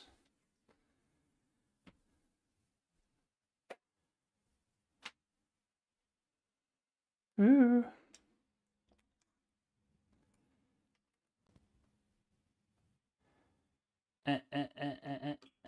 Aha. We have life. We have life. I have a life. I'll plug a monitor in as well, which we will go and view in a second. Heck yeah. Why is that? It's quite flickery on that camera, isn't it? Maybe it must be the, yeah, it's got to be the shutter speed on the camera. If the reset button lets me change it. Sorry to any photosensitive epilepsy viewers. That's a bit more pleasing. We'll run it off the motherboard soon, but yeah.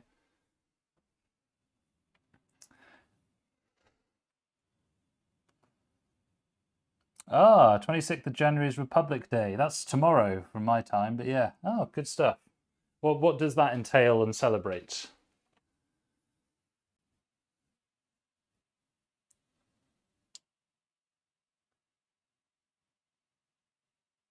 I think that this has got to be a shutter speed thing, right? Tell you what, I'll turn the shutter speed down and see if it fixes it. It's just a sticker on it. It's just an infinity mirror sticker. But it is looking weird, right?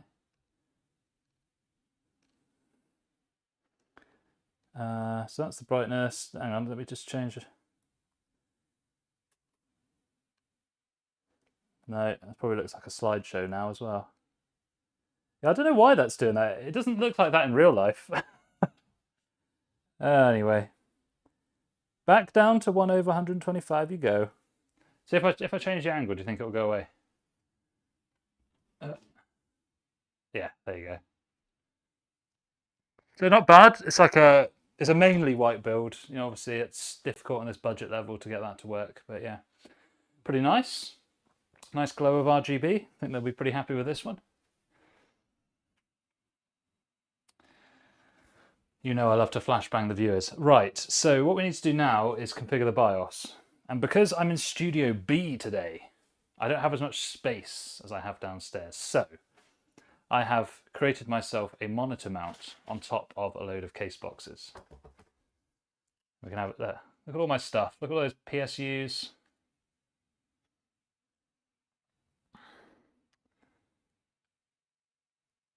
Let the good times roll. Okay, and here's the monitor. Boop.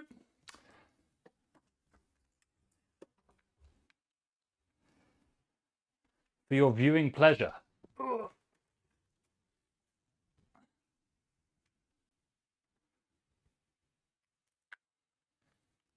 All right. Now, I do just need to go and create a USB stick with the latest BIOS on it. I think for any modern system, you should just be updating the BIOS when you get it, but particularly on an ASRock board, we'll just take that we'll take that precaution, I should say, and ensure that we update the BIOS. So let's do that. Studio B, yes, it is kind of a closet, actually. Okay. Unfortunately, I don't think this motherboard is one that I've got a backed up BIOS for already. So whilst I'm getting that USB, I will point it at the computer, because therefore when people join the stream, they'll go, is there a computer? Yes, there is a computer. Therefore the stream doesn't lie to me.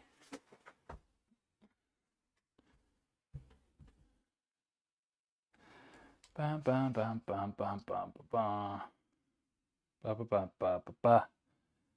Hell yeah.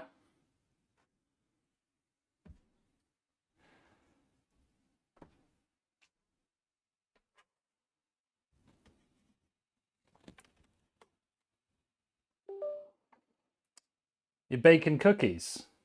Well, where's mine, Tanmay? I mean, it's pretty rude, like joining a stream, telling me you're baking and not actually baking any for me. And I'm actually really disappointed. I'm considering banning you, actually.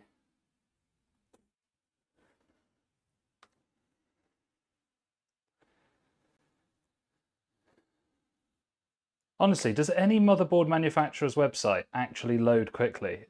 They're using the most dog shit servers. Come on, ASRock. I like your boards because of their VRMs. I kind of dislike them for everything else. Right. There we go. BIOS. 4.03. Oh, yeah.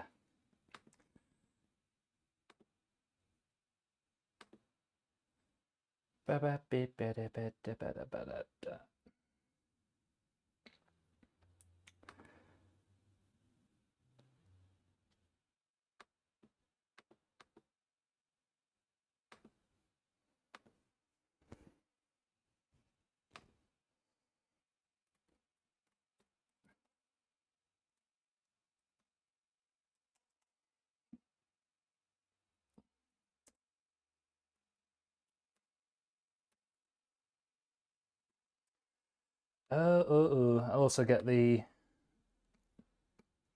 wireless drivers as well. MediaTek Bluetooth, MediaTek wireless. Beautiful. And we will actually be doing some computing in just a second. Just waiting for these to download, get them onto my USB so that we can update the BIOS. Heck yeah. Anything?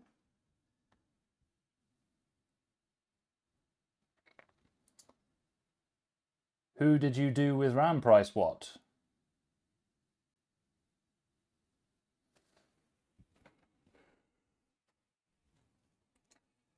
Who did you do with RAM price? You don't want to know the things I'm capable of doing, my friend. You don't want to know. Especially don't ask your mum. She won't have anything good to say about me. Well, not in public anyway.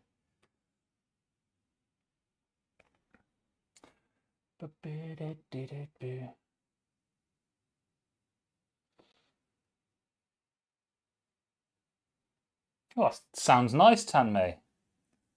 Not that I eat fish, but sounds like a chilled kind of time. We're all about that life here.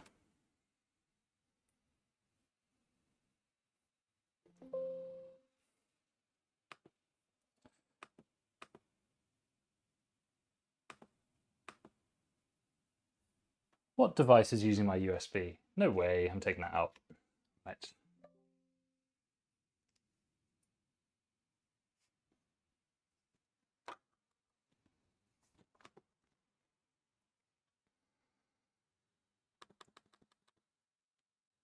Honestly, who else is having a bad time of Windows here?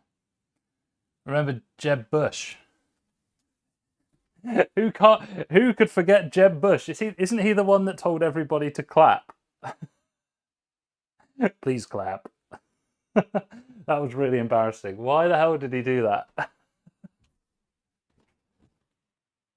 Obama bin Laden. Right, this chat is getting a little bit off the rails here.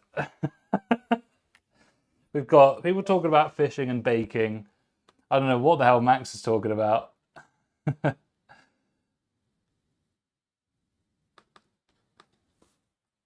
And WinRAR is having a bit of a moment on my USB stick here. So let's just try that again, computer.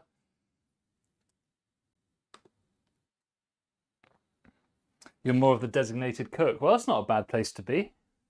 Cooking's pretty chill. We don't mind that. We don't mind that. We might be on the list. What list is that?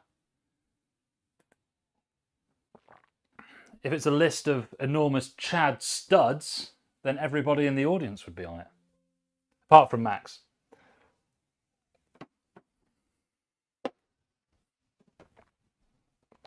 Okay. Mr. Sir Jingjong is sending his regards for RAM price. Yes, please. Right. Is this done? This looks to be done. WinRAR has closed itself, and therefore I should be able to now eject my USB stick. No, I'm pulling it out. I'm living dangerously here and not safely removing. Okay, right, I need keyboard. Where have I put my keyboard? Does anybody know? Please help. I am underwater. Please help me find. Honestly, am I some kind of goddamn idiot? Where have I put this thing? I had it like an hour ago.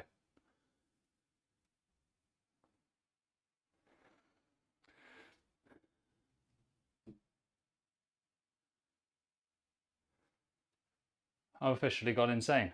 Oh, it's over there. God damn it, Janet. Oh, gotcha. Gotcha, bitch. Okay, Mr. White.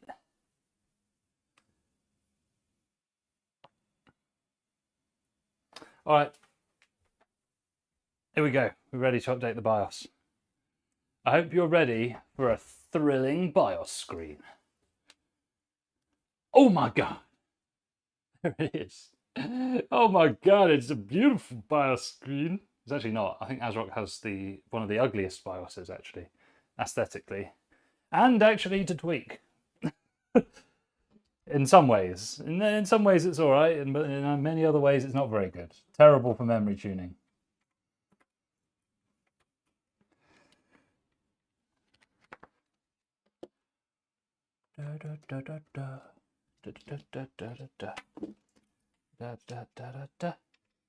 Right. We are ready to update, ladies and gentlemen. We are ready to update. We are ready to fillet. We are ready. Instant flash. Heck yeah.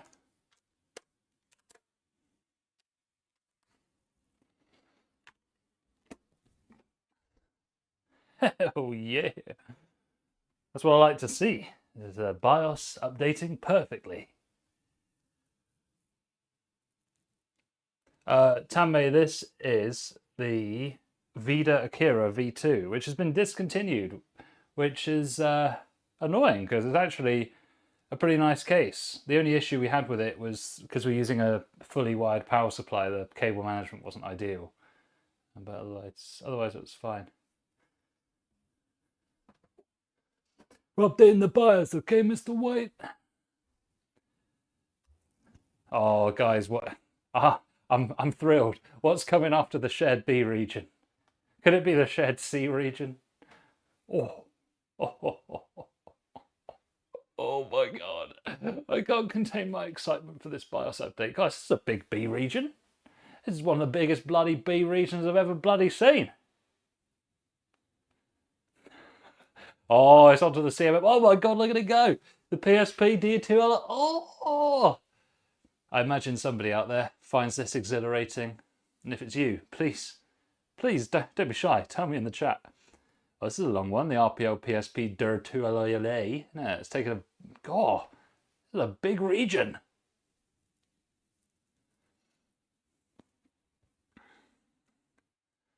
Oh, yes, here we go. Oh my God, right, this is taking so long. Let's instead just have a little look inside here. We can tell the people about the spec of this PC. Let's find a more flattering angle.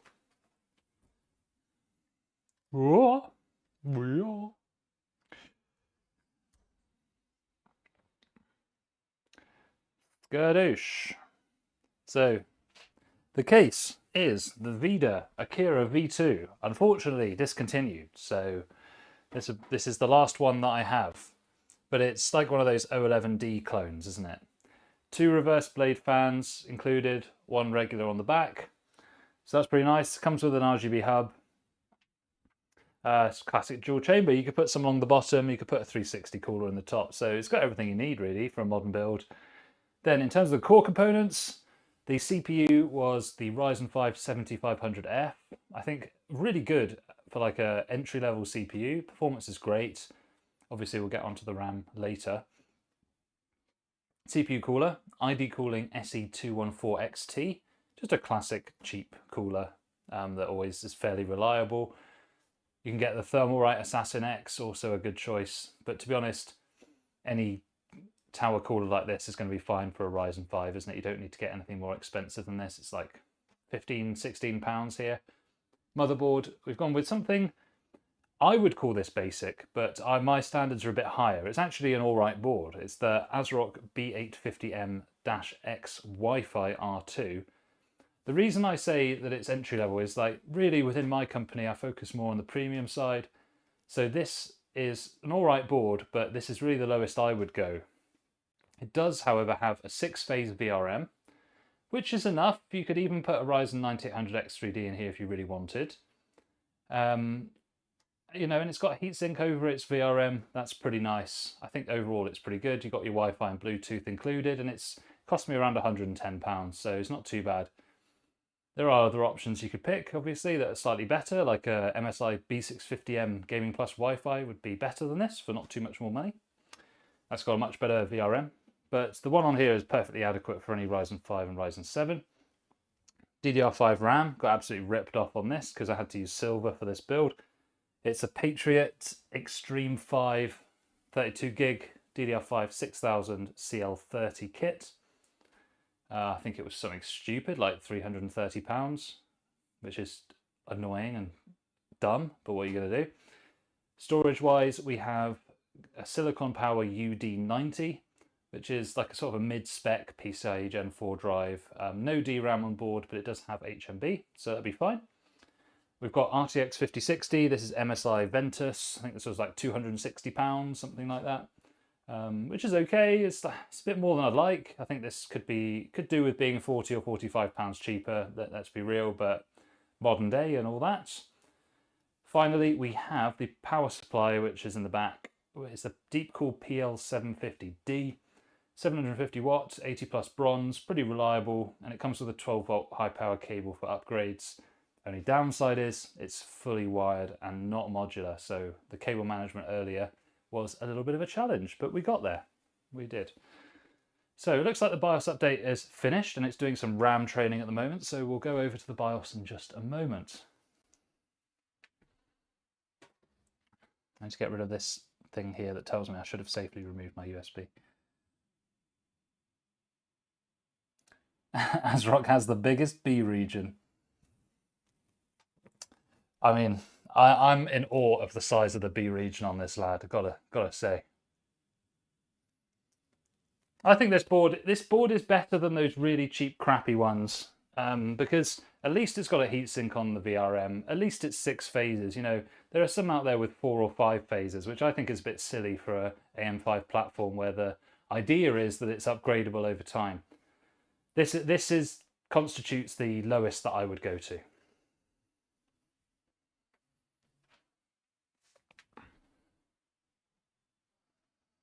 And apologies if we're having any issues with dropped frames there. I just got a little notice there. Hopefully it's not too bad.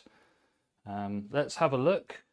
So I've got a Windows USB plugged in, so it's obviously booted itself onto that, which means the PC is working, so that's fabulous. But why don't we install Windows, then go into the BIOS, because then we can do secure boot and everything all at once. It shouldn't take too long.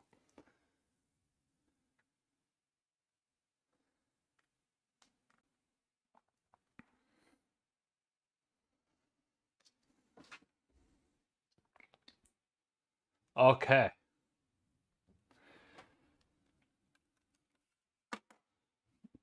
The fascinating process of installing Windows 11. I've actually lost count of how many times I've done this. On the channel, we will be doing a Bazzite trial and a comparison against Windows 11 at some point soon. Bazzite seemed to be the one that everyone chose in terms of the voting, and it does seem to be the one that has the best overall kudos in the community for being something that's fairly easy to pick up. So we'll see. We shall see.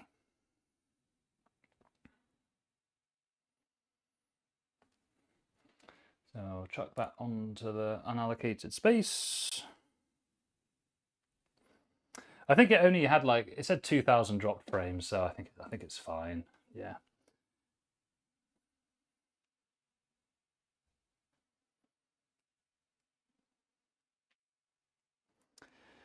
It's not occupied at the moment. It's just basically up here in this current studio, I can stand up while I do the PC builds, which is much nicer on my lower back. Like when I do it downstairs, it is a nicer set, if you like. It's just my dining room. It's a nicer set, but it's not as good on my back. I noticed that leaning over all the time wasn't very good. We'll probably be there again next week, so we'll see.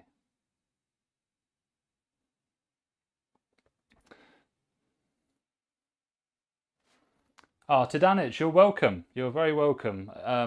Yeah, that's one of my best videos for sure. Oh my god, we got a super thanks from SRQ Ray, and I completely missed it.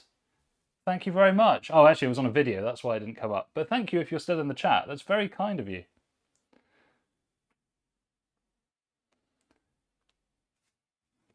That's very kind. But obviously, like people watching, I never expect any donations. I'm doing this stream as part of my business, so I'm already earning money.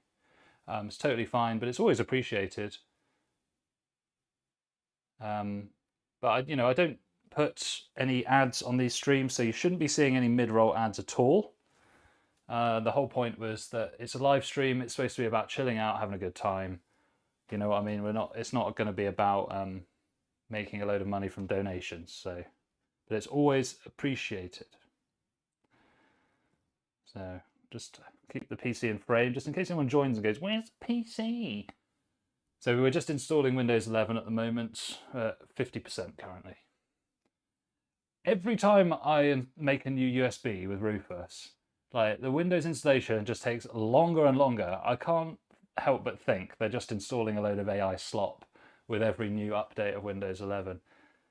So anyone that does install Windows 11, I would recommend that you use the Chris Titus tool to try and strip out as much of that crap as possible.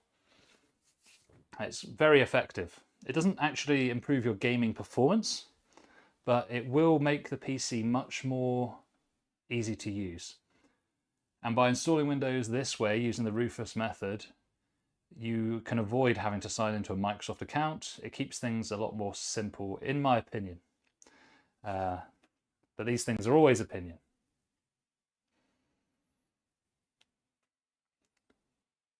Do as much as you can offline, because it's just a more reliable environment to set your PC up if offline. You're reducing the number of variables that can go wrong.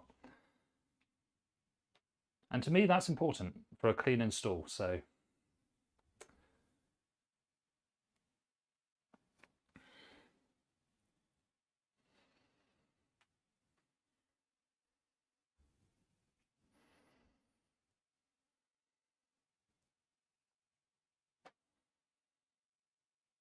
right, we have liftoff from Windows by the looks of it, so we will go have a look at that in a moment. Now, having 50 viewers consistently has been fantastic, so thank you people for joining. This is a chill stream, so I'm not going to force you to chat. You know, if you're having a good time, then that's great. You just chill, stay with us, do whatever you like. But we always like to hear from you if you're here. Tell us where you're from, how your Sunday's going, etc. Yeah, so the Tanmei's right, the CTT cleanup tool doesn't make major changes, but that's part of the reason why I like it. Sometimes if you dig too far into an OS and change too many things, it can actually cause you problems with corruption and other things down the line. So the thing that I like about the CTT tool is that it actually tends not to cause any of those long-term problems. So that's just the way I look at it. But once we've got Windows set up here, I'll show you my top #1 tip to make your PC feel snappier to use. And it's really simple, and you can do it in less than 30 seconds.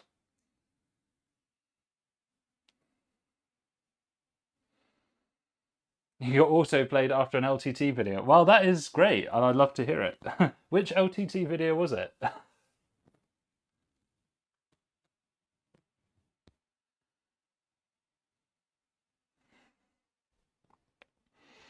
I'd be interested. Respawn, great to see you. Thanks for joining the chat. Thanks for joining the stream. Hopefully your Sunday's going well. It's nice and chilled here.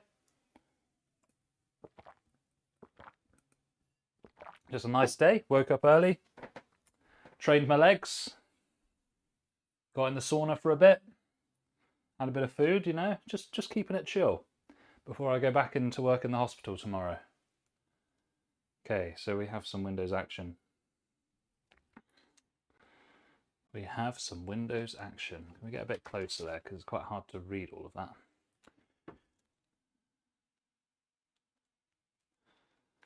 Whoa, bloody hell. Throwing flashbang. Jesus. AMD Ultimate Tech Upgrade. Wow. Wow. What a guy. Okay, I'll just look up what this customer's actual name is for their build. So this is the way I set them all up for the customers. Just because I find this is the easiest way. They just turn the PC on and it just works. I find that is the best way.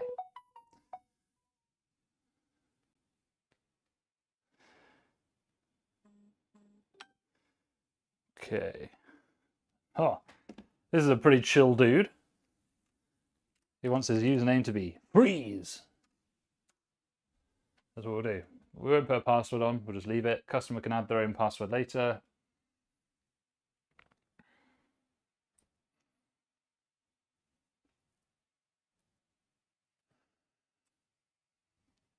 So Tanmay, yeah, Tanmay's got it. We'll go over the spec again in a minute. Actually, this is going to take a minute, isn't it? So why don't we do that right now? Boom. Boom. Boom. Gadoosh. There we go.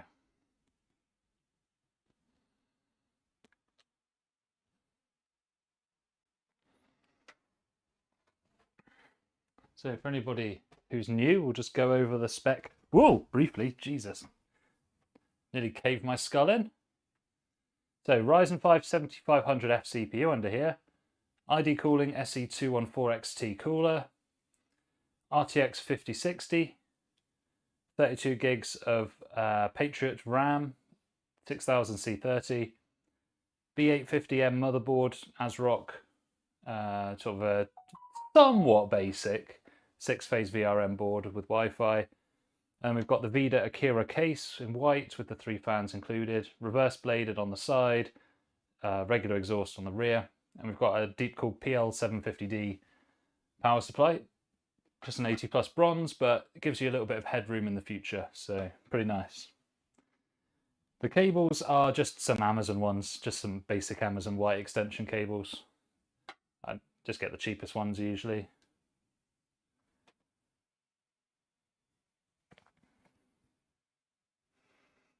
So the customer, maybe they have a Microsoft account, maybe they don't, but you always do an offline local account installation for Windows. Keep everything squeaky clean that way.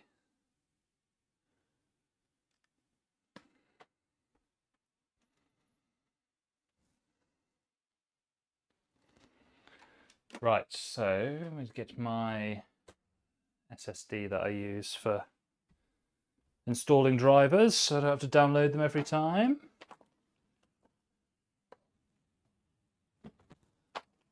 And, oh, there's the cable. Right, fine. Let me get out of your way. Yeah, so Respawn, we use Rufus as a tool. It's like an application to create the USB stick such that we don't have to use a Microsoft account online. I just think that's just a way better way to use your PC. Okay, so let's actually make this somewhat visible to the viewers. So scale 200%, there you go. Now it looks like I'm partially sighted, but you can actually see what's going on.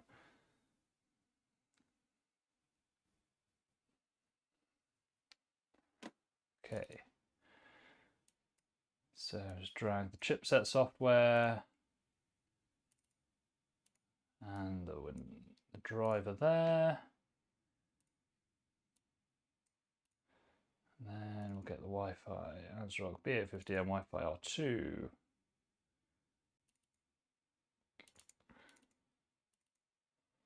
I think even if the Wi-Fi is working, I tend to just install the driver anyway. Sometimes you get slightly better speeds from it.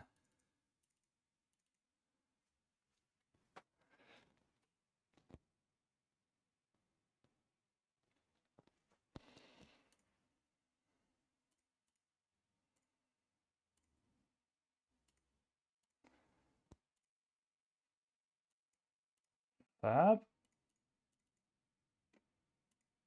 Chipset software. Oh yeah, I forgot to get signal, didn't I?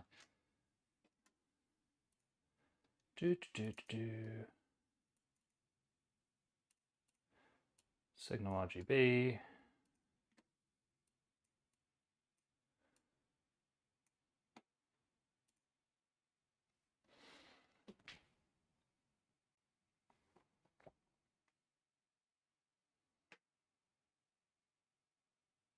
Yeah, I don't have any ads on mine, on any of my PCs, so I don't know really what people are talking about with that. I mean, maybe there's something weird with their installation. I don't know.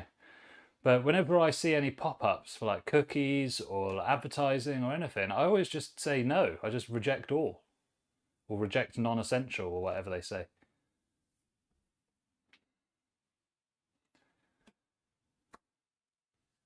I've never had that issue, but I have always used Rufus to install Windows, at least for the past couple of years, so yeah. So the order I do the drivers is usually networking drivers first, so they're both working, and then I do chipset, and then I do graphics. I do all that before connecting to the internet.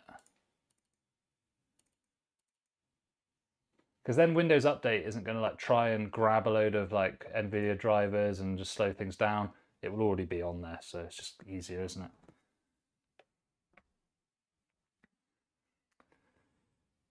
I mean, 11 is kind of bad, but it's not earth-crushingly bad. It's still usable. It's definitely better than Windows 8.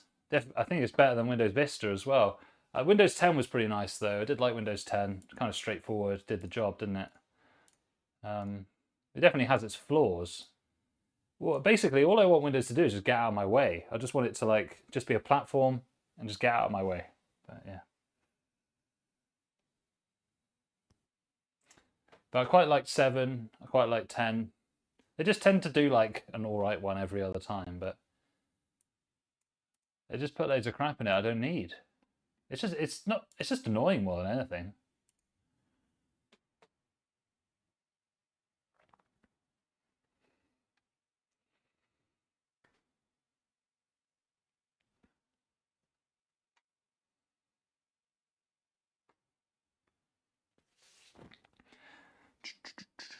So what do you guys think? Should we install ASRock Polychrome for the RGB, or should we use Signal RGB?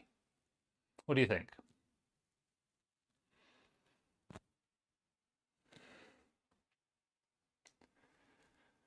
We can use either of them. The Signal is just good if they plug in something else, isn't it? Because then it'll all just work together.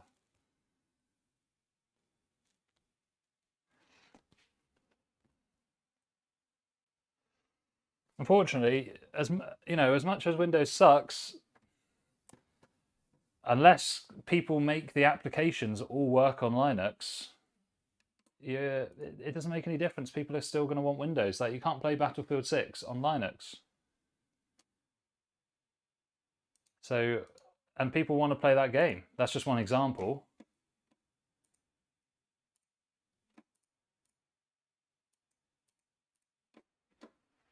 But it's the real world. That's how the real world works. It doesn't work according to anything else. So.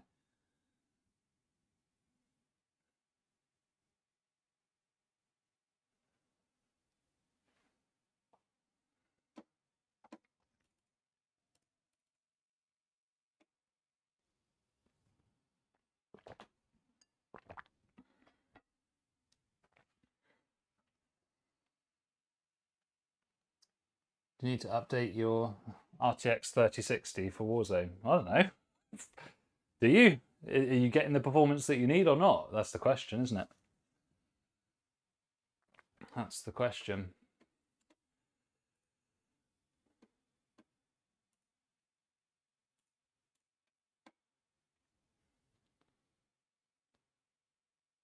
I'm so glad I don't have RGB in my own PC. I enjoy the simple life.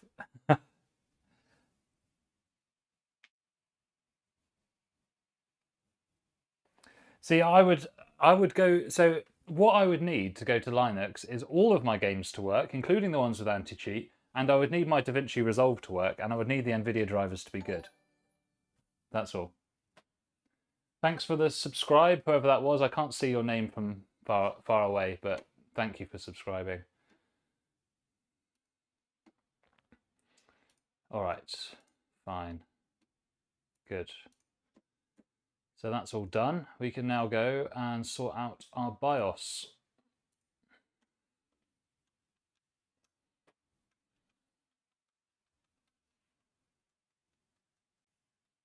Well, Warzone is a bad example of anti-cheat because it doesn't bloody work. But the others do work. Like Fortnite's anti-cheat is really good. Like I've never encountered a cheater in Fortnite. And among those that do encounter them, they're quite rare. So it does depend on the company. All right, so first thing is to see if secure boot is enabled. It is not, so we'll change that back to standard. It will make me reset again.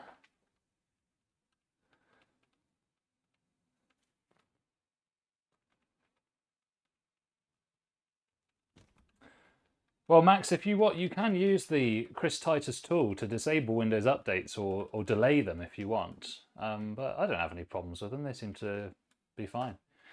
All right, so then we'll just enable the secure boot there. Then we will just change our DRAM profile. Oops. Oh, loads of profiles on this one. Expo 6000, perfect. You can do more tweaking if you want. We're not going to do it today. Basically, the customer didn't pay for advanced tuning. Well, why would you on this budget level?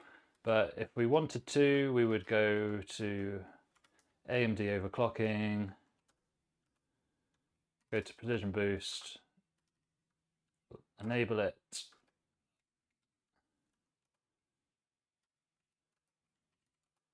But I want to get to the, why does the advanced options not show up for this one? Is that because it's 7500F? That's weird, isn't it?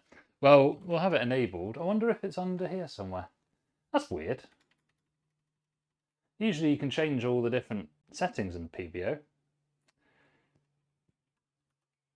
So you can do it from there. So you must be able to do it somewhere. Either way, it doesn't matter because the customer's not paid for it, so it's fine. But normally, I would go into AMD overclocking, and then I'd be able to set this to advanced and then change it all myself. But maybe on the next PC we'll look into that. So why? No, we're not going to do that, are we? We're going to have that as the first one, right? And then the other thing is the fans. So we could do the fans now. Fantastic. So when, yeah, respawn it. I know it's only just to show people. That's all.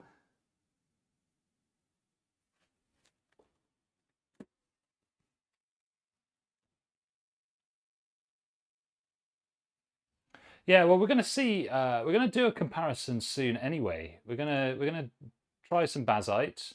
I've got 3 different systems I want to test it on: low end, mid range, and high end, with a mixture of GPUs. So it should be a good test. To see what header the other one is actually plugged into, because I've forgotten.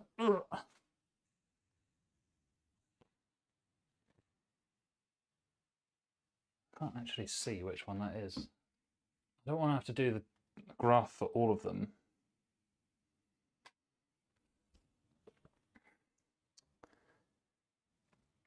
Chassis fan 1, perfect.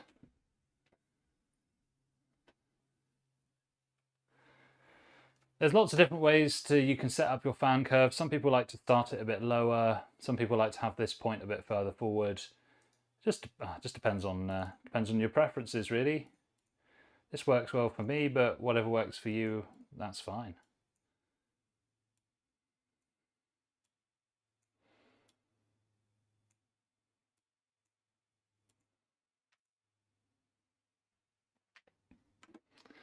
Fab. So I think that is everything. I don't think I'm missing anything there. So we'll just save a user profile. Very nice, very nice. Save and exit.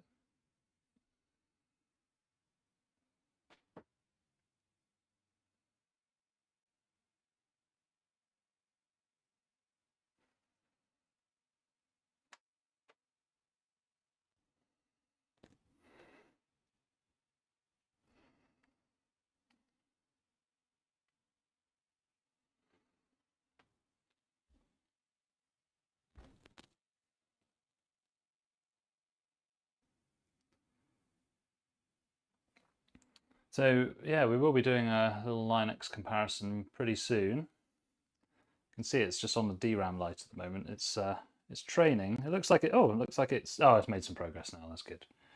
The DDR5 does take a long time. That's just standard stuff for DDR5. Mr. Black. Mr. Black.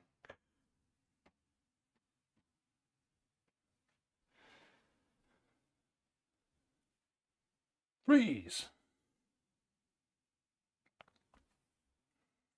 Right, cool. So let's clear the desktop.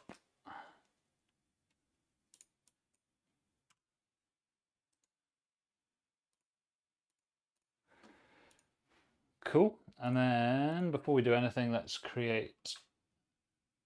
Oh, so hard. I've got the keyboard sideways, so it's really hard for me to type. Create a restore point. Call it base. Because I'm based. I'm based and hip.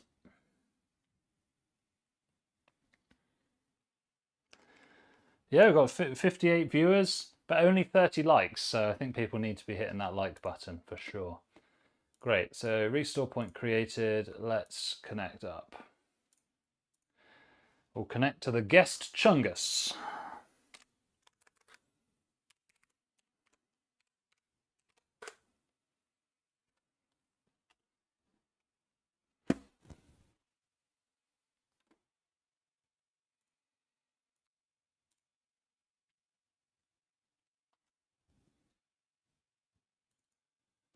So we shall sync the time. And then before oh yeah, we need to, can we turn that off from here? No, we can't. We have to activate it first. Okay. That's unfortunate. Right, I'm gonna have to activate this, but I also don't want to show you little scrubs the key, so I will find it. I'm just gonna go give it a little one of these. Yep.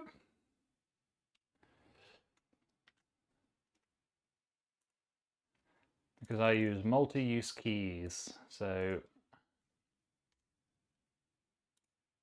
I want you little oiks nicking my bloody keys, do I?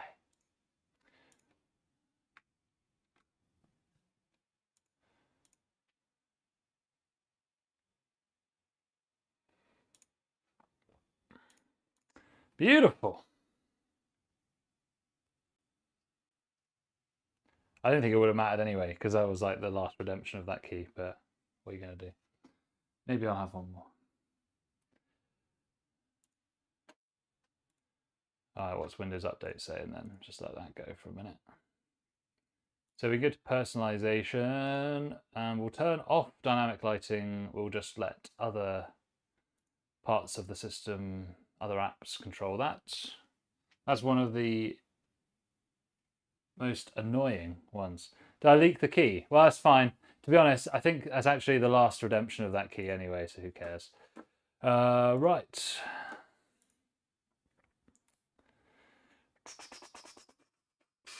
What was the other? Oh yeah, the other thing I was going to show you guys that you should do on any new build. So go to the settings and just type animation into the search bar at the top, and then turn off. So tell you what, just to show you. So when I close something, you see it sort of fades in and out like that.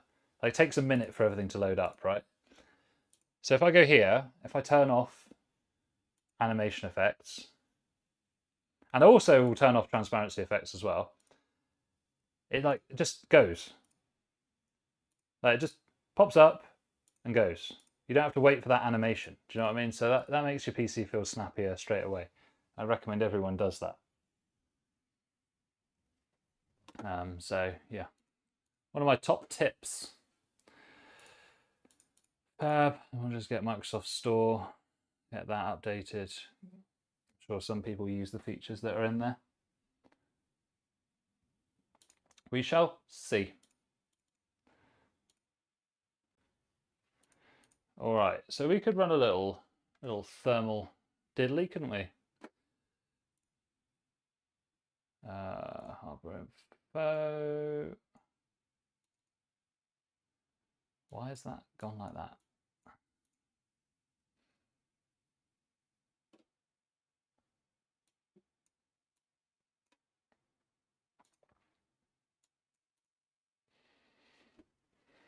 Might not need hardware info, but put it on there just in case.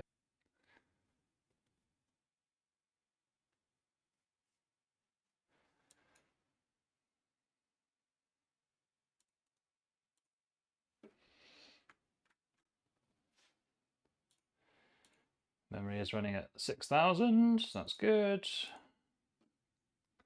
3D adaptive, extreme. So idling CPU, well, not quite idling, but Windows desktop background processes 45 degrees C on the CPU. Not so bad. And then we can run the Prime 95.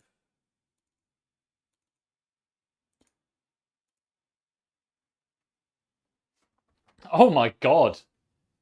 Jesus. Nearly 100 watts.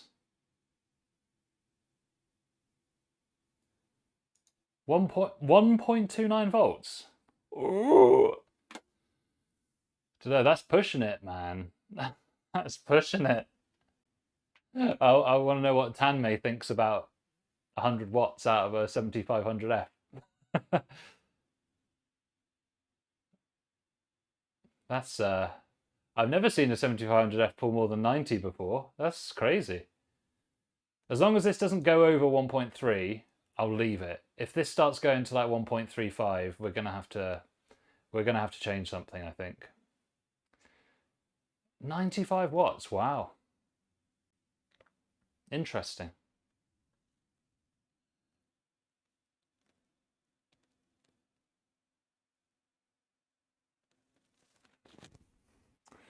Hopefully the stream quality isn't suffering, guys.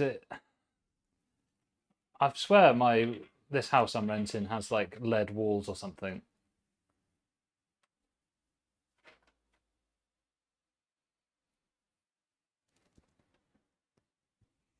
I think we'll be back in Studio A next week. The stream will be a bit more stable down there, I think. Wow, 95 watts. That's crazy. I mean, you know, in fairness, this is Prime 95 it's running, but I mean, the TDP is 65 watts on this CPU, so I would say that tower cooler is actually doing a pretty sweet job.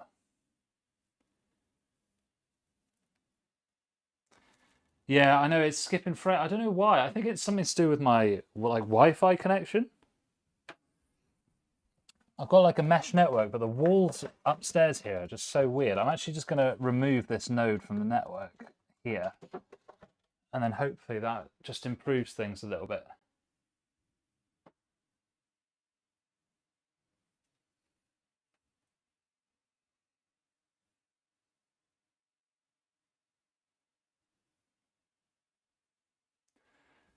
Oh, Tanmay, what do we think about this this CPU pulling 95 watts?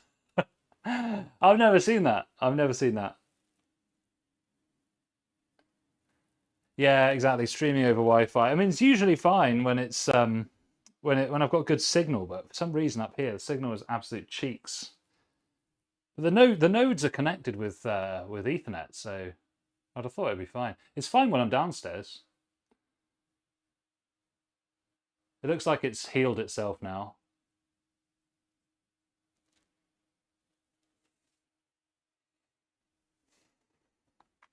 Well, I don't pay too much attention to the colors that OCCT show me, to be honest. I look at the numbers.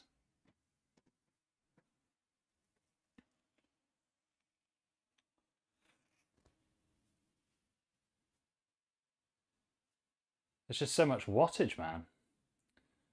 And it's just hitting its normal clock there, 5 gigahertz.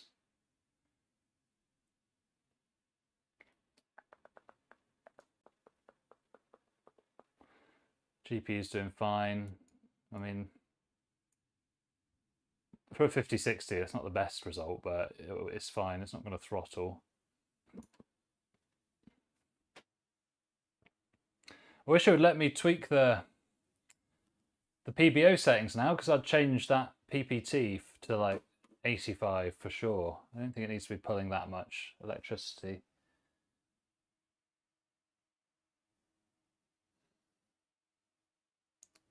Hey Desteo, how's it going? We're just doing some tests. Like 7500F pulling 95 watts. I think that's kind of nuts. That's kind of nuts. All right, well, at least thermally it's holding fine, right? So that's not an issue at all. All right, that's good. I mean, don't worry about the colors. The colors just show you like that 100% usage is what we want, right? That's because we're testing it. You know, same here. Like we're going to use all of the GPU power. That's good. We want to be saturating them. So don't worry about the colors. It's the numbers I'm looking at. I mean, this number being red would be good. That means that the clocks are high. So yeah, fine. All right. I'm gonna have another look in the BIOS and see if I can find a way to clamp that down. Maybe I'll just set a TJ Max a little bit lower so that it doesn't push that high. Probably, oh, that'll be what I do, I think.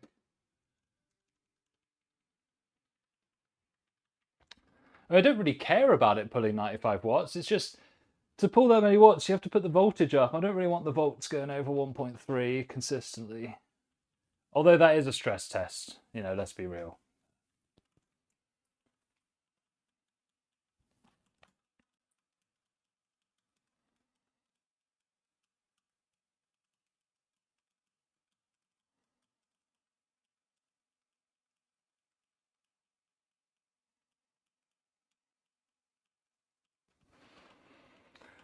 Oh.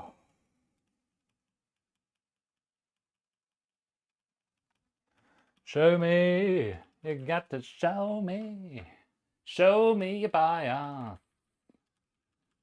Okay, right, let's see if we can zoom that in a bit. Oop. Right, let's have a look then. So I'm gonna have to use a performance preset, aren't I? Because it's not there. So usually I'll just go here. Whoops, no, I don't want to manually do it. So it's just enabled. You can't change it. I thought the whole point of the B series is that you could change it. Weird.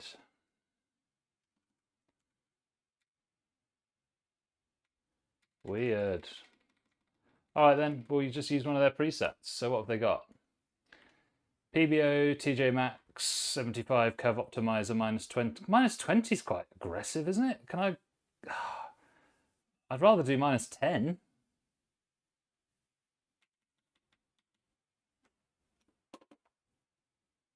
I think we're all, yeah, I think we are running late. We're only done one PC. Oh, that's all right. So no, there is no option here to change any of those PBO settings because it would be under here, wouldn't it? It would. I'm sure it would be under this PBO. Auto enable disabled, right?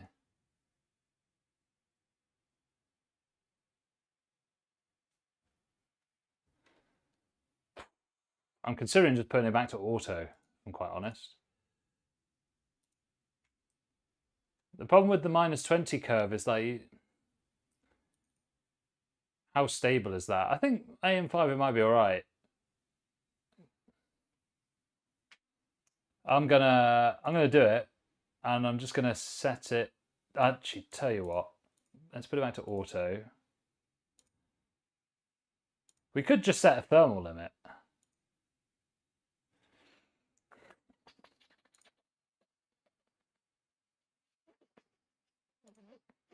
Let's just set a thermal limit. Just set it to 82.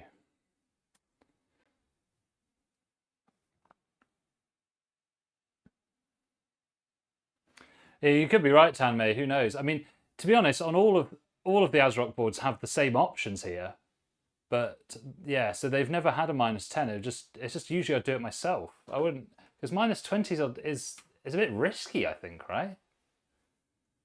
So I think we'll just put it to 82 thermal limit and we'll call it a day.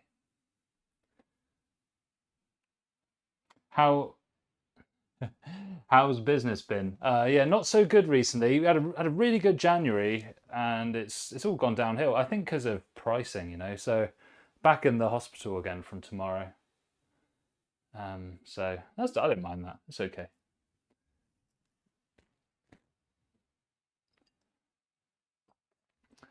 All right. So I think we can shut this PC down and move on to the next one now.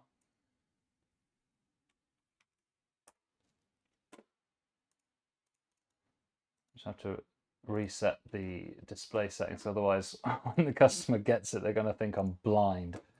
Right, there we go. Let's just let Signal RGB do its updates then.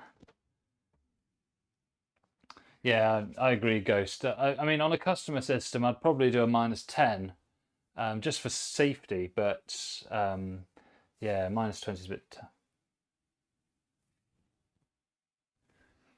How long am I working for? Well, I'm aiming to do 4 days in the hospital a week, and then see how the business goes. I'm going to change tack a little bit, focus more on education. It's just such a volatile market. It sucks, man. It sucks. How about you, Desteo?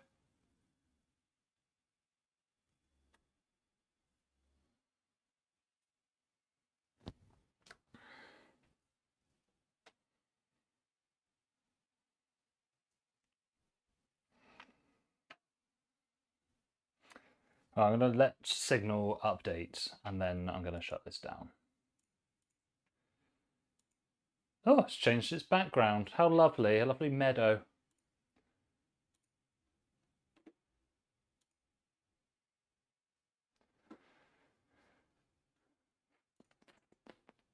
God, Wi-Fi signal in here is dog water, isn't it?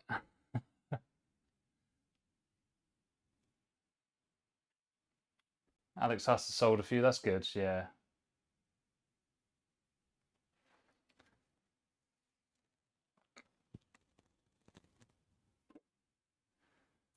All right. Oh, there is one setting I forgot to do actually, wasn't there? So, edit power plan.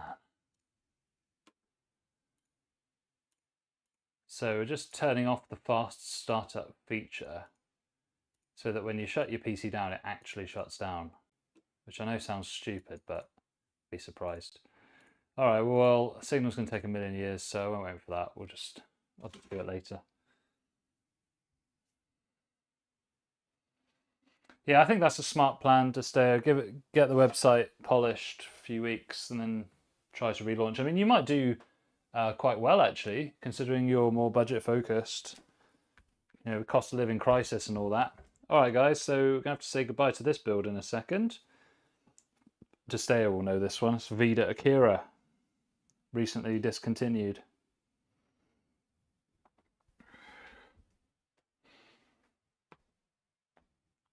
Yeah, I could get a power line adapter. I think I'll just go back to the old, the other studio next time because that was rock solid. So I just thought I'd do it up here because all my stuff is up here.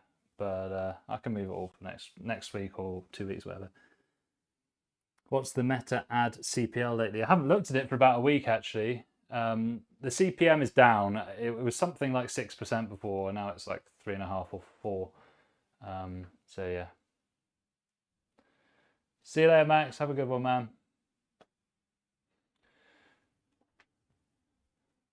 West Coast has absolutely bonked it, haven't they? They're rubbish now. Yeah, I know. How they're awful. The website's terrible. You have to do two-factor authentication to sign in, which seems like a good idea, but it just takes so long every time I want to look there. It makes me not want to use the website.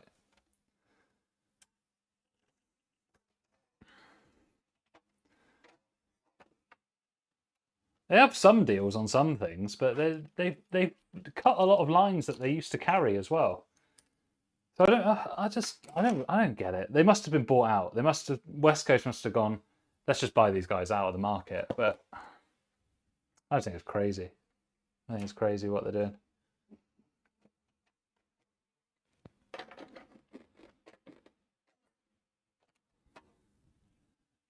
But they've done it now. There's no going back. All right, we'll get this one closed up, get out of the way. We'll move on to the next one. Very different build. Antec Flux build coming up next. So stay tuned, ladies and gentlemen. They were bought out, yeah. Bad, man. Spire was good. Spire was actually good. Oh, you got nice with Aeon. Nice, yeah. I've never heard of A1. I'm gonna have to look at it. Is that a distro? I've never heard of that. Spire was, yeah, Spire's good, man. Spire's good. Website was easy to use, just basic, straightforward, worked, you know.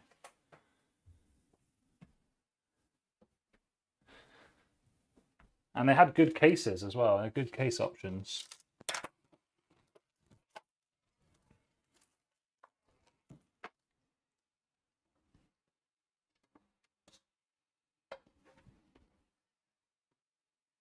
A1 distribution. I'll have to look into it, yeah. I don't know.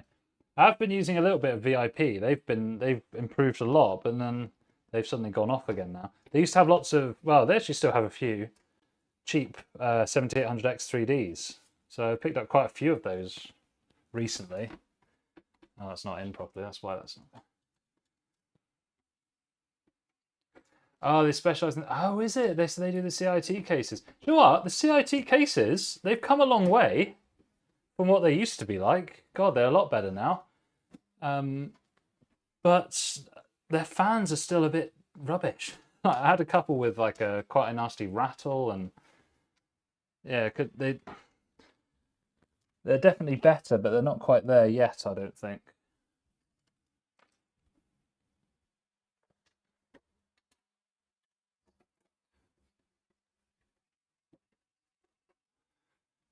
Okay, so the last thing I've got to do is just put I took the drive cage out earlier, I've just got to put that back in. They have massively improved, yeah, I agree. They got a few good little dual chamber things going.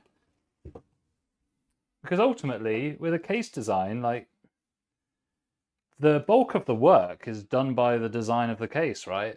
Whether it's made by CIT or Lian Li or whoever, actually kind of irrelevant. As long as it's like a dual chamber thing with appropriate fans, all you're buying with a Lian Li is just higher quality of metalwork, isn't it?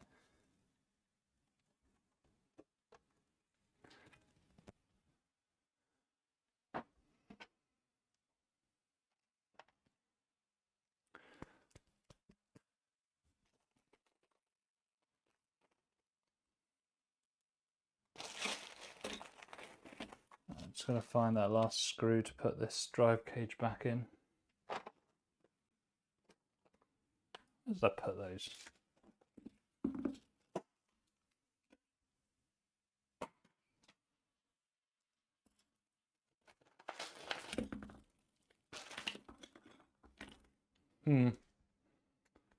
Like in Foifkin. Oh, that's one of those Amazon ones. Haven't checked those out yet.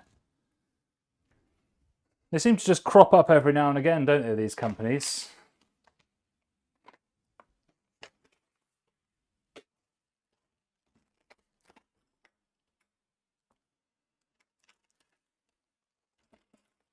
Honestly, cannot find what I've done with those screws for the drive caddy. Oh well, just use these.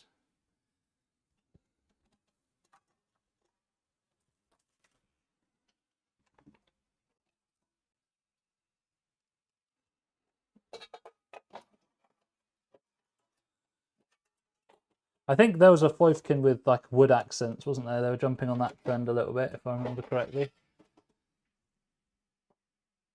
Oh, see, yeah, Ions, like, I never really liked the look of them. They always looked like they had some like one thing wrong with them, which made them look a little bit off.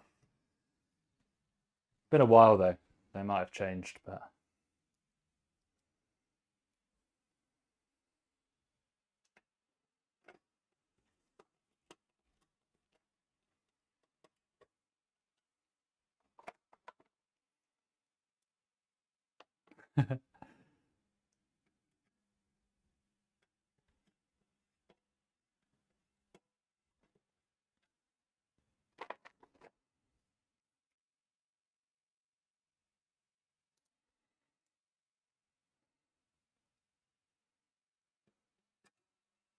the problem with the wood accents is I do like it as a trend, but you have to make it actually look good.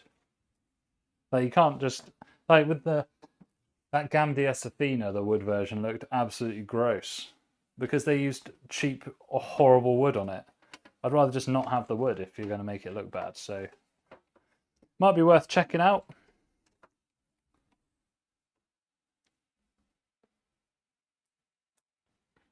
Viewership's off the chain today, so thank you to everybody watching, and thank you, YouTube algorithm, for blessing me on this Sunday.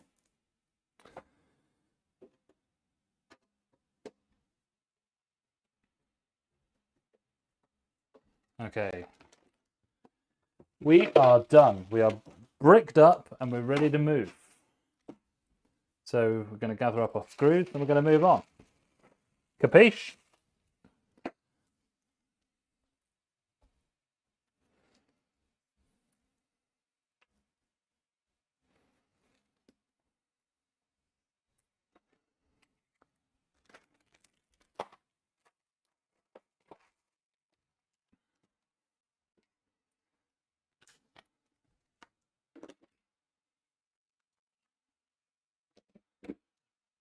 Try to tidy up best we can for a minute. Move on to the next.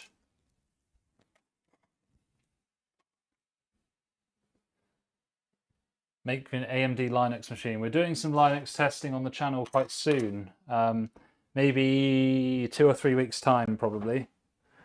We're going to take 3 different grades of system: low end, mid, and high. Mixture of different GPU vendors.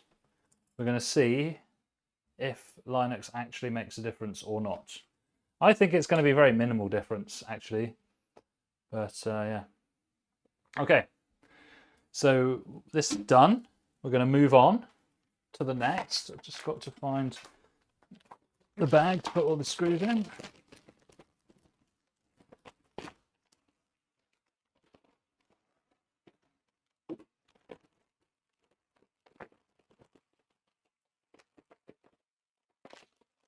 Winner, winner, chicken dinner. Oof. Keep this for photography later. Ooh. Okay, completely different tack now. Avoid NVIDIA. No, I'm not going to avoid NVIDIA because most people use NVIDIA. So the test is going to have both AMD and NVIDIA. You can't tell me that Linux should be mainstream and then not have the biggest GPU vendor included in the test. It doesn't matter whether one works better or doesn't. It's to do with what the state of it is for the average user. And the average user has an NVIDIA GPU. So I'm going to test with Radeon as well, but I'm not going to give Linux extra help by selecting hardware specifically for it. That's just not fair. That's just my opinion on the testing.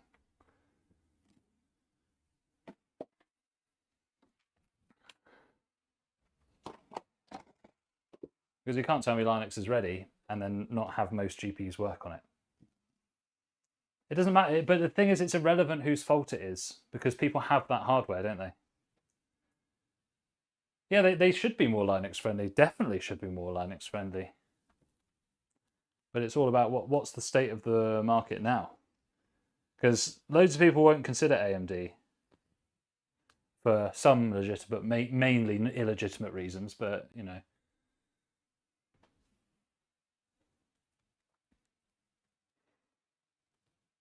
Avoid computers, yeah. All right, let's get our bits for the next build then. So in no particular order, some fans there. So this is the Peerless Assassin Black. It's the 140mm fan version. So it's slightly posher than the regular Peerless Assassin, but it's fine, still pretty cheap. Pop that over there.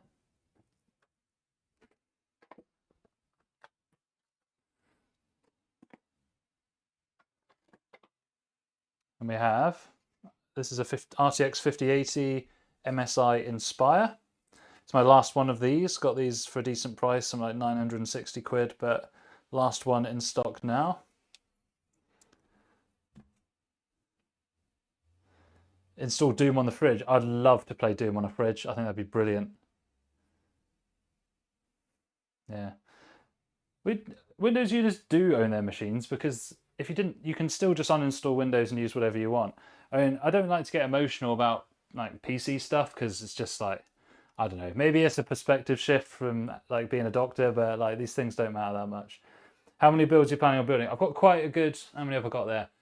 I've got 8 built ready to sell, and then I'm gonna have another 3 or 4 built ready to sell, and then the rest are going to be built to order actually, so I'm not going to hold too much stock.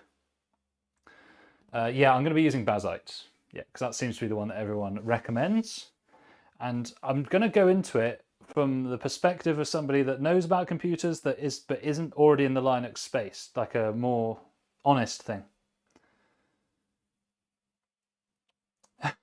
Just you're on the same track as me. It's like, we know that, but the thing is, you can say that big tech owns every aspect of your life, and it may be true. You're commenting this on YouTube, so what do you want from me? I think people just complain and complain, but they just stay doing the thing anyway. So what was the point of the complaining in the first place? So yeah. Hey Ninja, how's it going? We've got some modular cables there for our power supply, which is the Montek Century 2. It is one of those rare components that's actually been a really good price recently. It's been around £80 for an 850 watt, 80 plus gold rated power supply with a 10-year warranty, so pretty good. Down to my last few of these RAM sticks, the A-Data Lancer DDR5 6000 C30. What's this? Oh, 9800 X3D. Oh, fancy, fancy.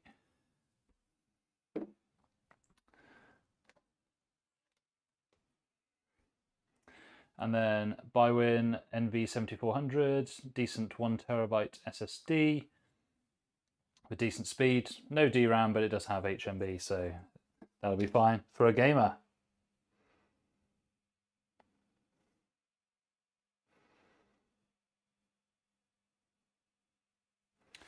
Cool. And then we have Motherboard, which when you first look at this board, you're going to think it's very basic. And it's not the highest end board. But what I want to look at is the VRM configuration here. 1, 2, 3, 4, 5, 6, 7, 8, 9, 10, 11, 12, plus 2, plus 1. So whilst it doesn't look like a mega gamer board, it's got enormous power delivery. Absolutely enormous. So it's a MSI B850S Wi-Fi. So with this customer, they wanted just performance. They weren't too worried about having it like look flashy. They just wanted something that's going to run really well. That's going to work really great here.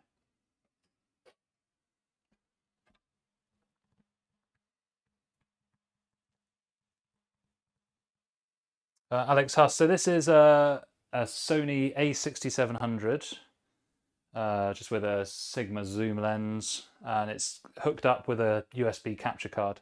The capture card was like 10 quid. And then I've got an overhead camera here, but yeah, my other setup is better than this one. And then the case we're going to use is the Antec Flux, which I'll get out in a bit when we actually use it, but pretty nice case. So cool.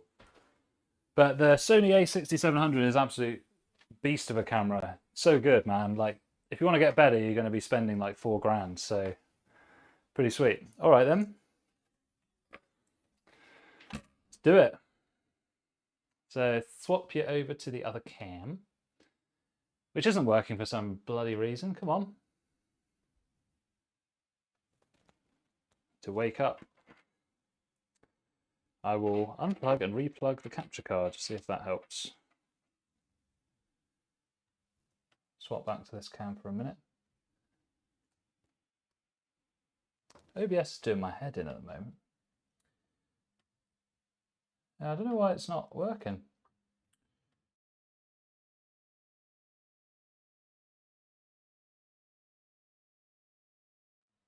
Weird. Just try unplugging and replugging. If not, we'll make do with our current camera. Yeah. Camera ain't having any of it. I don't know why. It's definitely something to do with OBS.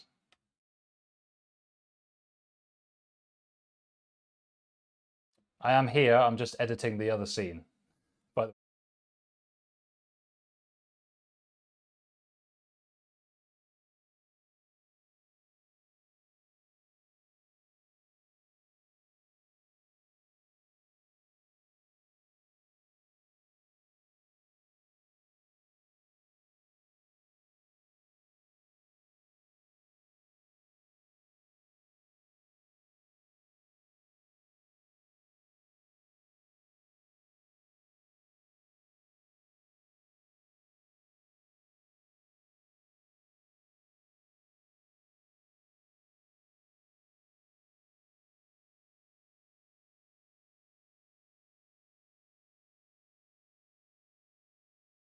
it's definitely on because I'm looking at it now. I can see the screen is on. It's not doing, it was working earlier. I haven't changed anything. Very, very strange. I'll just try using the USB-A rather than the USB-C. But if this doesn't work, I'll just use the other camera and we'll make do. It'll be okay. It'll be okay. Where do I take photos? I'll just do it. I've just got an IKEA dining table that I do it on. It's nothing fancy.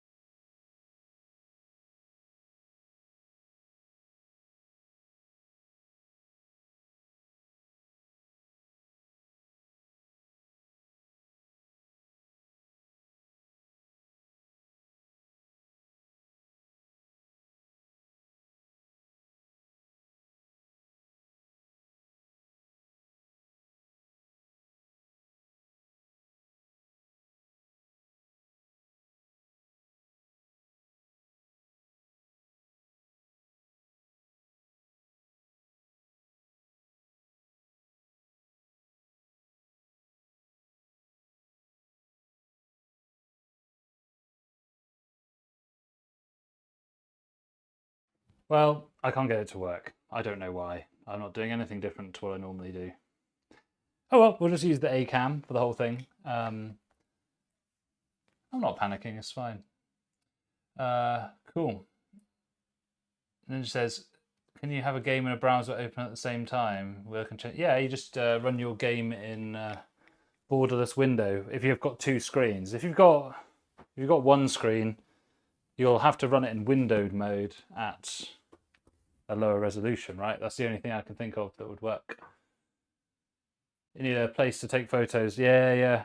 The photos are so important. They're so important. Okay, so we'll do our best with this cam to see what we're doing. But it'll be a work in progress. because for some reason that overhead cam isn't working. So I don't know. It was working earlier in the stream, so very, very strange. Strange.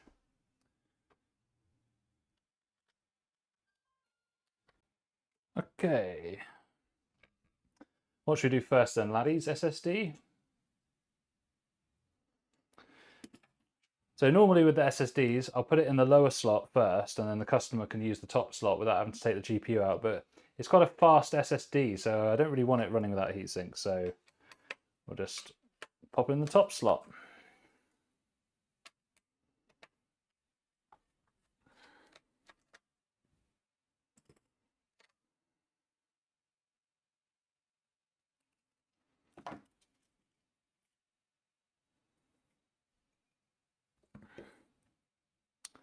Oh, looks like I need the little doohickey.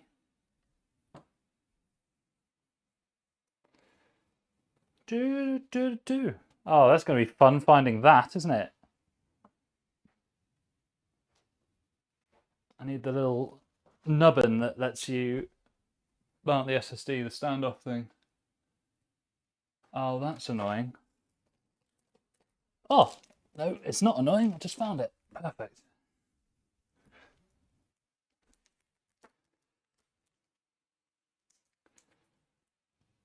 You're going to do a video of you building your PC? That's cool. Well, I don't really have any advice for you. Just whatever you think looks good. Just take photos on a clean background with good lighting, with not too much else in the frame. That's the key stuff. I'll just pop that SSD in. So this one's got those SSD mounts that just pop. So you just like push it down. It just pops in. That's the best one. The MSI one is the easiest out of the toolless SSD things.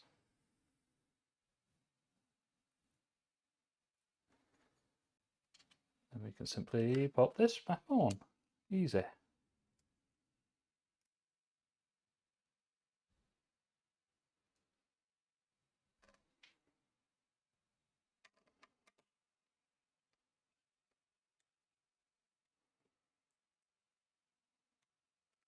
The one benefit of using this camera is it is a nicer camera, so the picture quality will be better. I just don't know if the angle will be very good.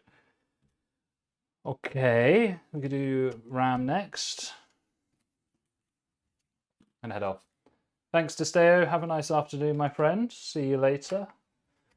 I agree, there are better things to be doing than watching me all afternoon, so have a good one.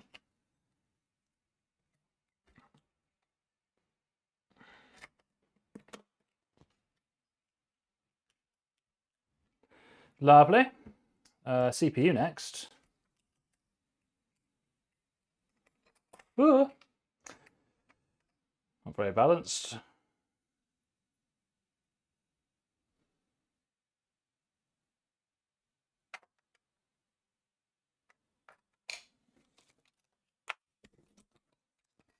Oh yeah. Don't panic and carry a towel. Great advice, particularly for your mum when she comes around later. Right. Take this off and we can mount our cooler. Ooh. Giddy up, buttercup.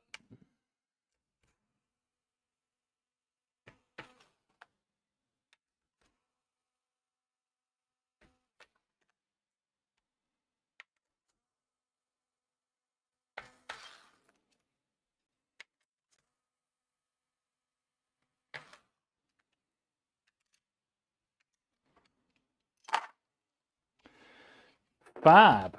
Right. Now before I forget, got to give it one of these.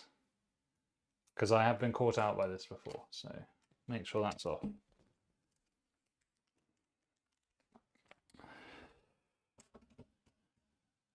Now I think the Peerless 140 is, maybe it's slightly different mounting to the 120, so I'll check the manual, but I'm pretty good at mounting the thermal rights nowadays.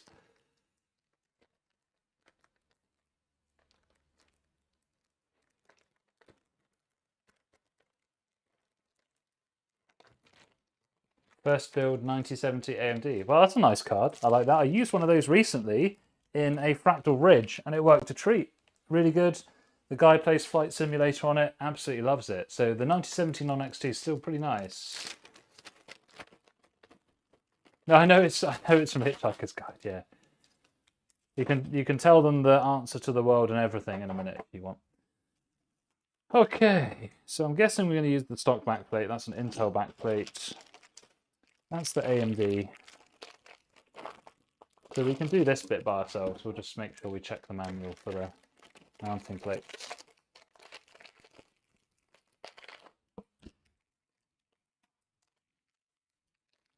Why don't I use a contact frame for the CPU when it gives an extra 5 to 15 degrees cooling? That's not the experience that I've had with it. I've not seen it make any difference to the temperatures. Maybe 1 to 2 degrees max. I think on Intel it makes a big difference. But I don't think on AMD it makes a difference. And also, from a business perspective, if I'm selling this to a customer, without the retention bracket here, if the customer tries to do any upgrades in the future on their PC, the CPU is only secured by the weight of the cooler. So if they take the cooler off, the CPU can fall out, they can bend pins. Just from a business perspective, it doesn't make any sense. So I'm not saying that the contact frame is going to harm anything. I don't think it's really going to do that much. Not on an AMD system anyway. I used to use them, I stopped using them, they didn't really make any difference. But that's the beauty of custom PCs. You can do whatever you want. Whatever makes you happy with your system.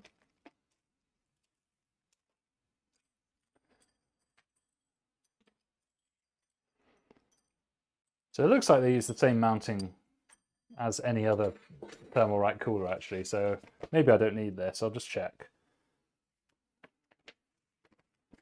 AMD points towards the inside. Yeah, it's the same. It's the same. That's fine. Yeah. Cool. Cool.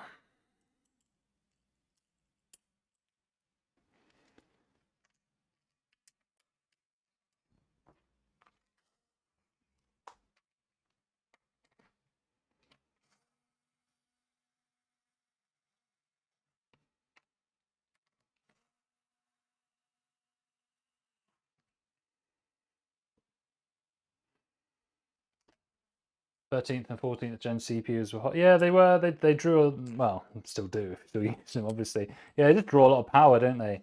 Which does make it very hard to cool. I had them pulling like over 250 watts from a CPU. Crazy. I think what a lot of people missed with the 13th and 14th gen though is their undervolting capability is pretty good.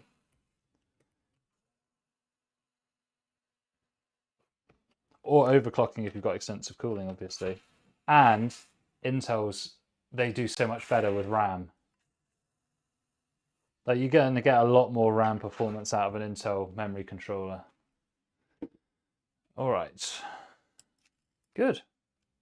Doing well here, laddies. God, this is thick slop coming out of this syringe. Jesus. Thermalright has the most viscous thermal paste. It's like quite hard to get it to actually stay on the CPU surface. There we go.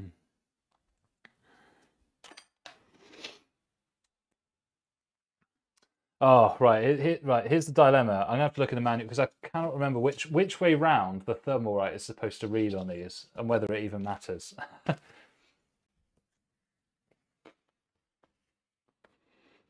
Your 9950X3D is 30 degrees. I'll believe it when I see it.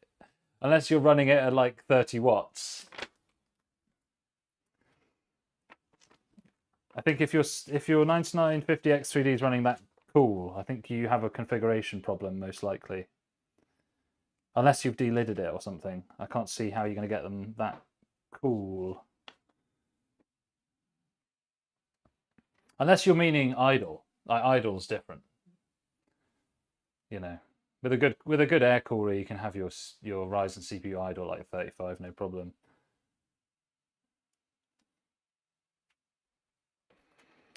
Okay, so the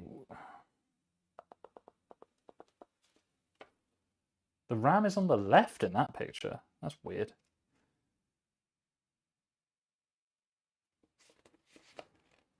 Yeah, so AricNet is exactly on it, because that is one thing I often look for.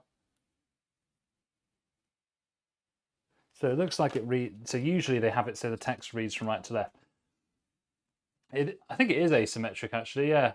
So usually that I have the taller side towards the top so that it doesn't interfere with the GPU. But that seems to be opposite to what's in the manual. I mean, I know it doesn't matter. At the end of the day, it's just a big lump, isn't it?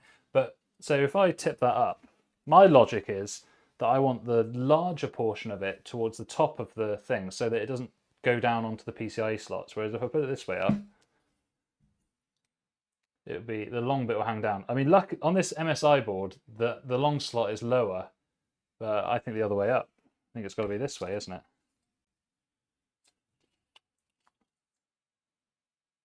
So you've got to have it so that the long. Wait, hang on a minute. Losing my brain here. take 2 minutes. Oh, idle, that's fine. Yeah, you can. I can get it to idle with an air cooler at 35, but idle temperatures are meaningless.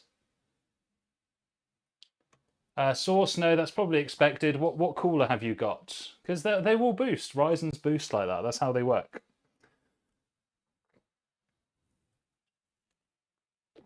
I actually think there's not any. I'm looking at this and I'm trying to look if there's any. I think it might be just symmetrical. You know. I don't think it's going to make any difference. I think it is symmetrical.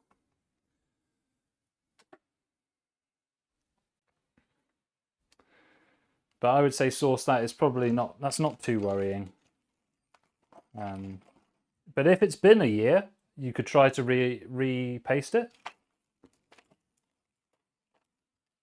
You could make sure you haven't left the plastic on the cooler, you know, that kind of thing.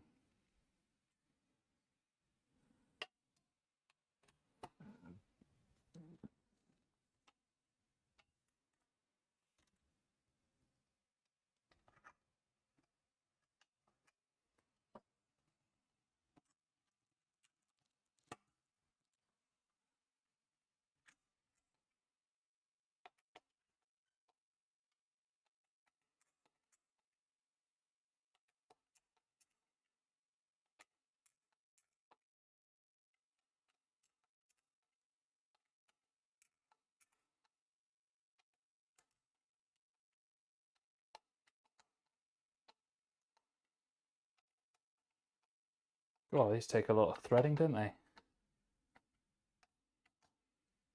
Just air cooler. I think that's fine. I mean, if it's a single tower cooler, that might be to be expected. You can always just take the cooler off and see if you've left the plastic on.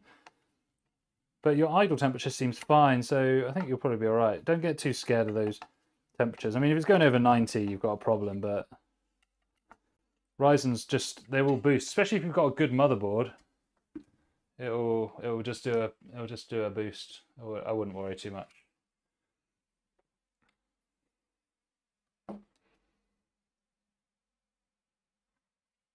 Well, did you say you yeah on Cinebench will use your CPU a lot more than a game will. So your gaming temperatures will probably be around 70, which is perfectly safe.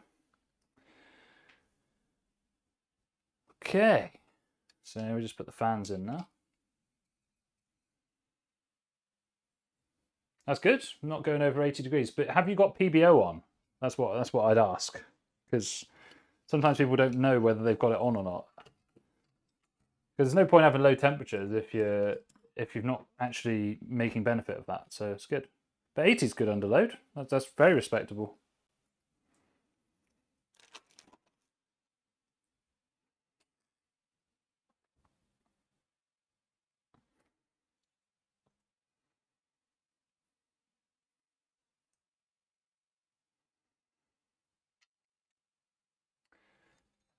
So it depends on the work. Like if you're playing games and it's hitting 70, that's fine. That's totally fine, actually.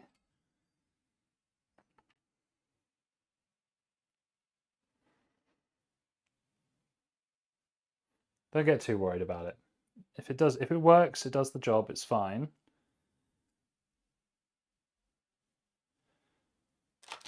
If you're worried, take the cooler off and check it. How much pressure on the air? The way I think about it is when you screw anything down, you just want it. The phrase that I've heard is monkey tight, but not gorilla tight, and I don't really know what that means scientifically, but I kind of intuitively know what that means. So basically, you just screw down until you feel firm resistance. If you're having to like lean over and like crank, then you've probably done enough, or maybe even more than enough. So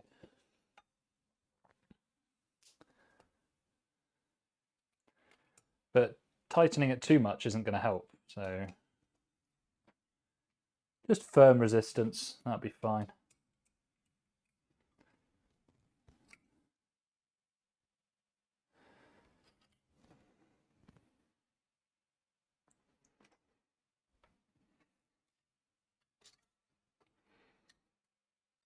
That's all right, Source, no worries, yeah. Very good of you.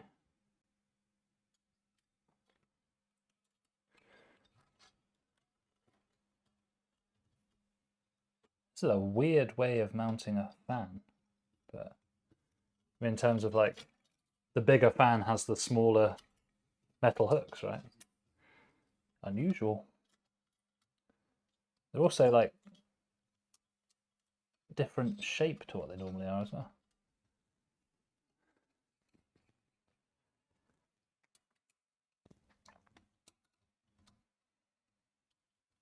Come on, latch on.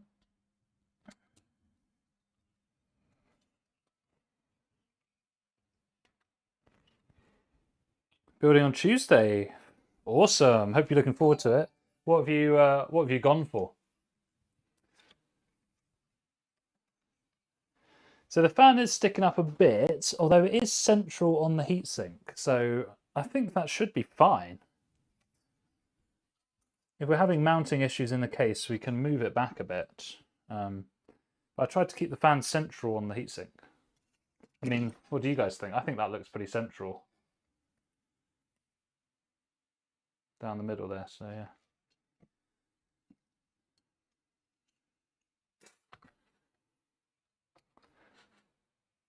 And they give you a 120 fan for here.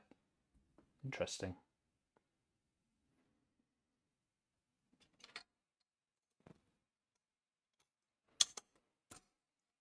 I just leant on that.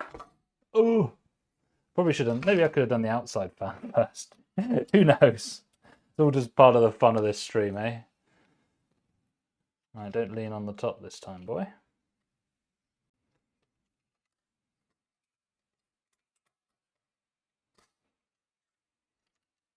Phantom Spirit 120, great cooler. Yeah, I use it all the time. Oh, yeah, that'll be fine. And what's the rest of it? CPU wise and everything.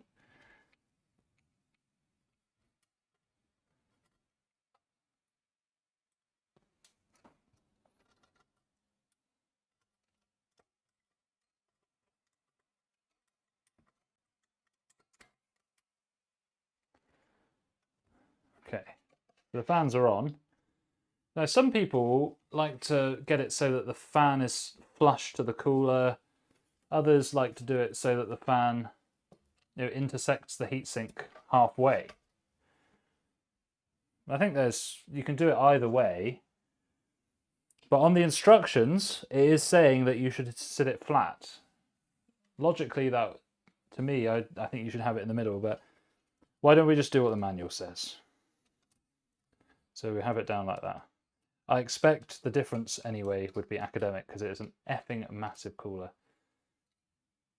Oh, 99X. What? Oh, cool. How come you went for the Tomahawk board though? It seems like quite a high-end board. I don't usually recommend those.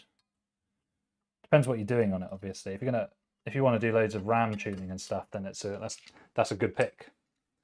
But if you're going to be just running it stock with Expo profiles and PVO on, I don't know what benefit you're going to get from that.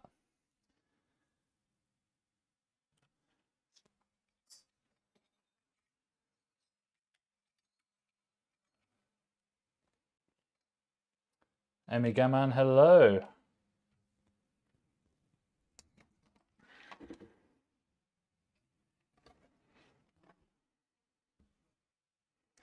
Cool. Well, it's definitely going to look better now that it's flush, but I don't know. I'm gonna do what Thermalright tell me to do in their instructions. Move this up very slightly.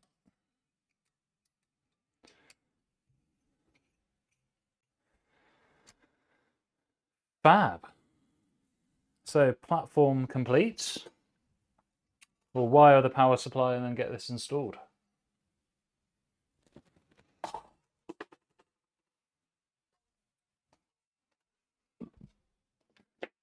I will tell you, this Montec unit is nice.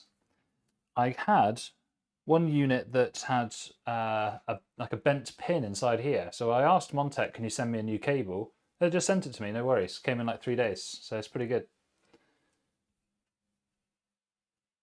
Yeah, that's it, John. That's the kind of chill approach that I take here. Like, I never tell anyone, you know, you should absolutely 100% always do it this way, because at the end of the day, it's like a hobby that you do for yourself.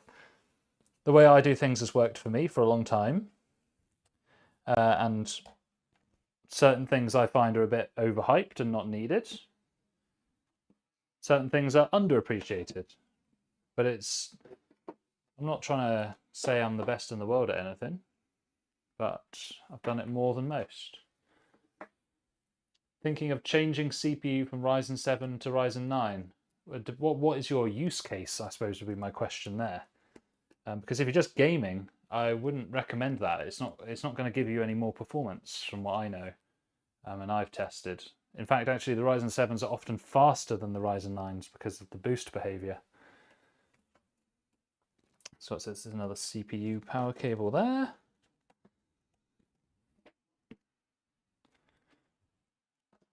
And then motherboard.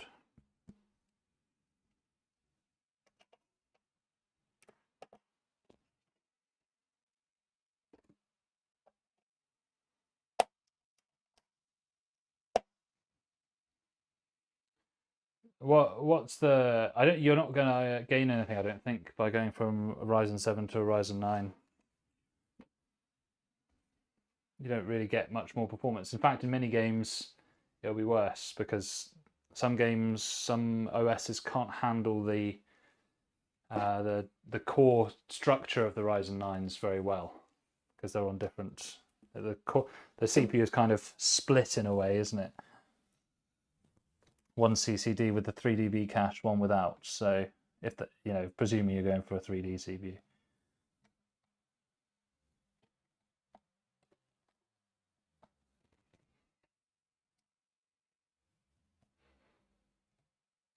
Yeah. Oh, great. So SolidWorks rendering, etc. So yeah, if you're going to put a load of PCIe devices in it and you need them all to run really fast, then an X870 is a good idea. But if you're just going to run your PC with a single GPU, you'll probably be fine with a B650 Tomahawk, save a lot of money and get the same performance. So yeah, use a Ryzen 9 7900. That's good. Yeah, I like it. I don't tend to recommend the Ryzen 9s to gamers unless they have a specific game that needs a lot of cores like that.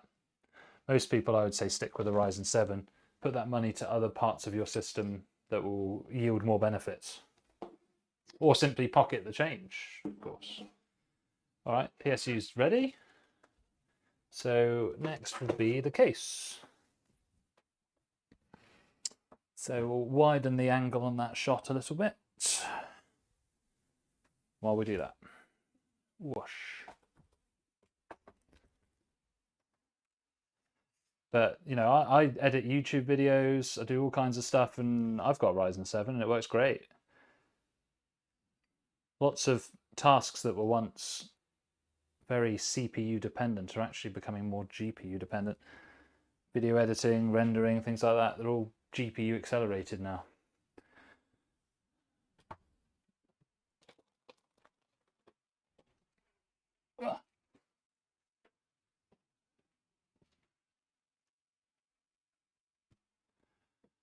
Right, let's shift the camera back a smidge.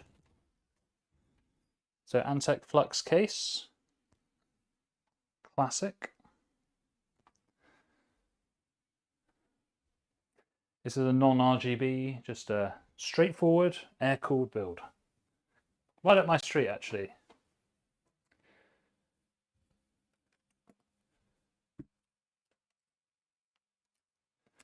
When second drive is in, no power to it. I don't know. You'll have to check everything's plugged in, etc., etc.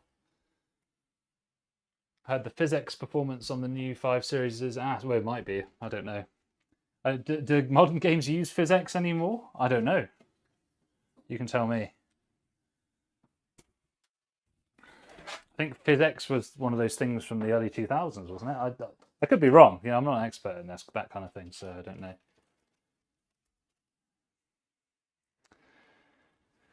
Cool. So that'll just need loosening there.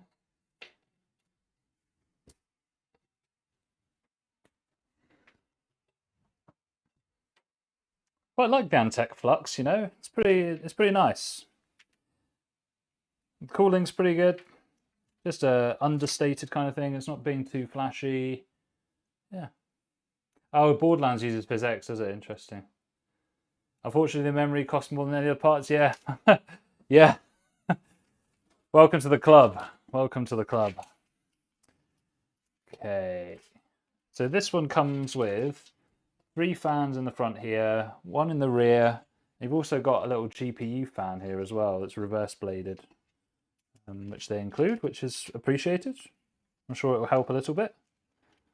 Most modern GPUs, they're really well cooled now, so they don't tend to need lots of elaborate extras, but it helps. I'm not going to complain.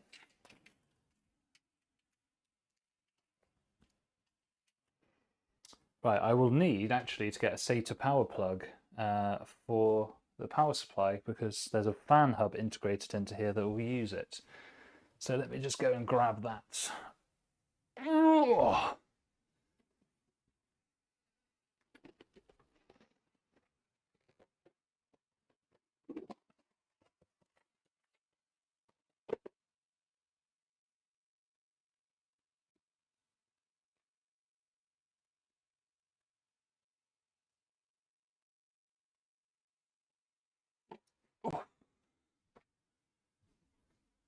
Trained legs earlier, so anything involves bending down, it's not fun. It's nice to see 60 viewers on a Sunday afternoon. If anybody's shy, that's fine. You don't have to say hello. That's totally cool. You can just enjoy the chill vibes. We're relaxed.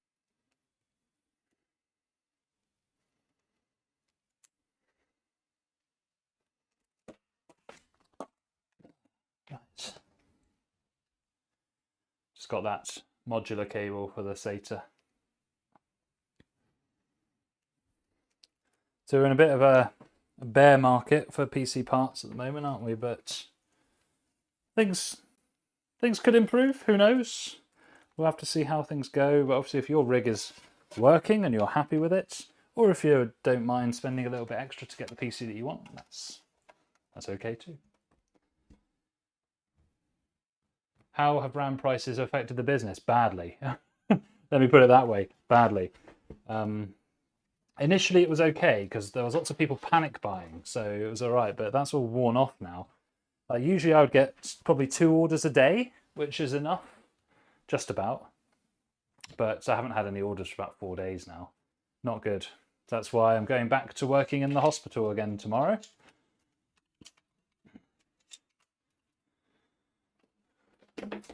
Oh my gosh, did you see that? Oh, you know what? I'm not going to risk it. I'm going to get another unit.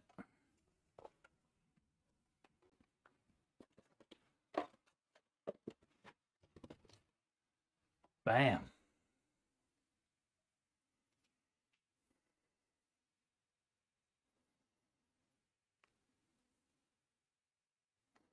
Would I sell ramless builds? I would not. Because in my opinion, sorry, I'm just plugging in the cables to the new power supply. I would not do ramless builds, because my view is if you're buying a pre-built PC, it should be all ready for you. Everything should be done. That's the whole point of buying a pre-built PC.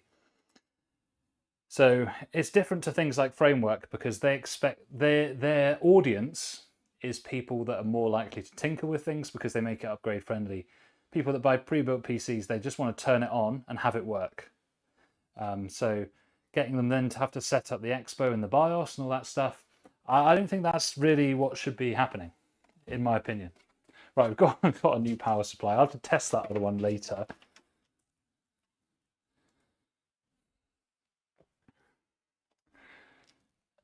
And apologies, guys, if there's any dropped frames on the stream, it's just because I don't usually film in this part.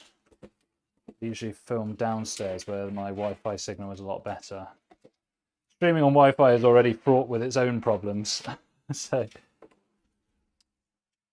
yeah, so John, it's very similar here, actually. The SSDs are not quite as bad, maybe twice as expensive as before, but the RAM has gone up a lot. Yeah, so you're looking at 4 times the price for RAM, about 2 times the price for SSD, and about a 10% increase in GPU prices, roughly.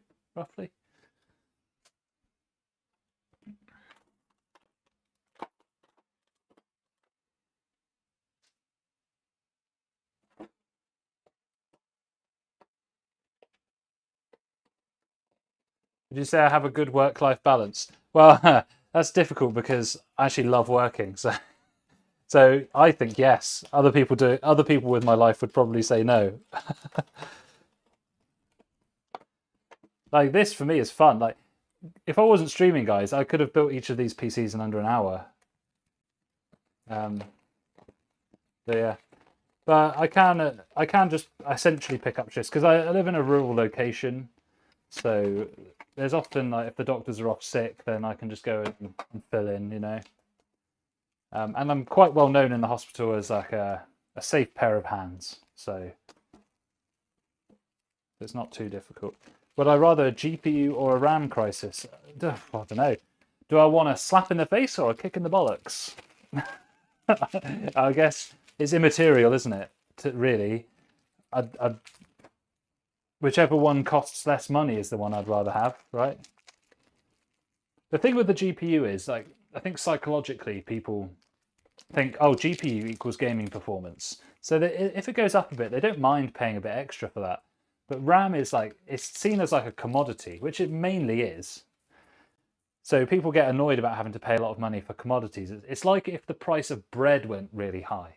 Like people would be annoyed about that because it's not like a treat, is it? It's just like something you rely on. So it's difficult.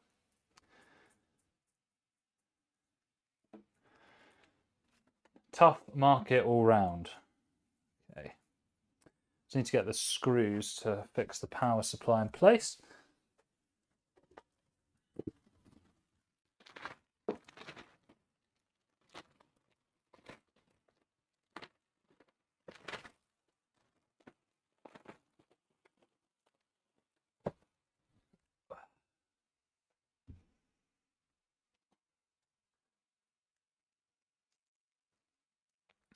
See ho, hello. Should I get a 3070 Ti or an RX 6800 with a Ryzen 5700X? Dexter, I would. I think if I remember correctly, the 3070 Ti is still an 8GB card. So I think out of those two, I'll probably get a 6800 actually.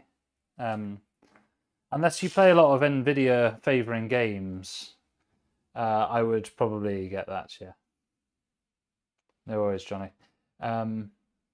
Why are RAM so expensive? Just business to business demand is strong, and therefore the companies are focusing on that basically. Data center rollouts and whatever else.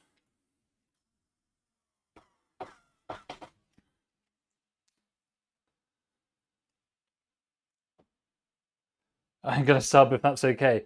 Oh, don't know about that. Do I want you as a sub? That's the question, right? I'm going to revoke your sub immediately. We only cater to the higher classes around here. Bada bing. Well, thank you for subbing. Appreciate it. welcome to the stream. And obviously, any new viewers, welcome to the stream too.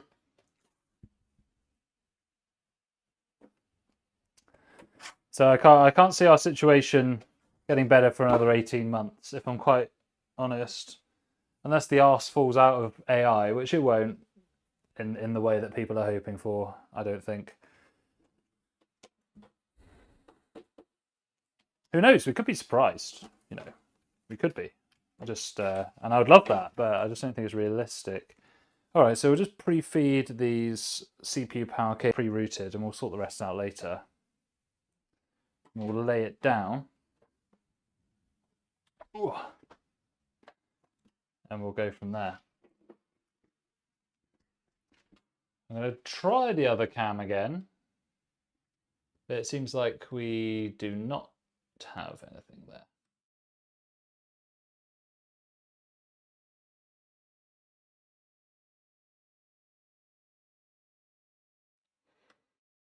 Okay, well, it's 5700X Arc B580, nice, 48 gigabytes.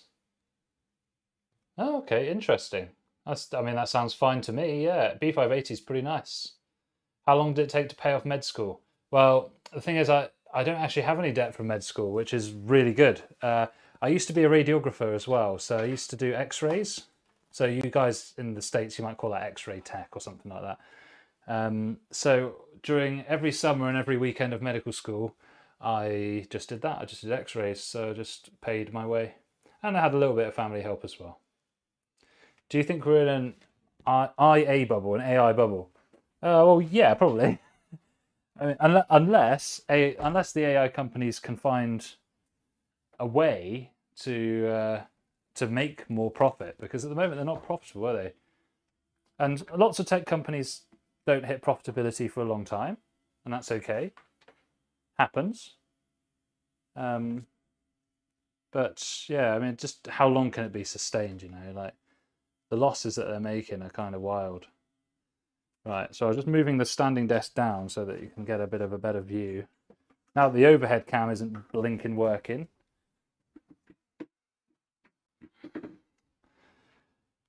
Whoosh. Whoosh. Not going to be a perfect view, but that's what we're working with when the camera doesn't work.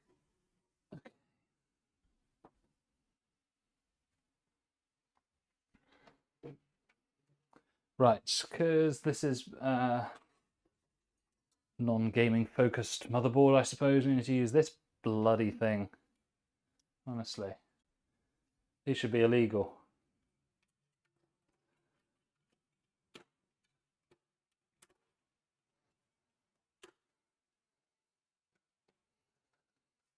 That actually went in really easily for once.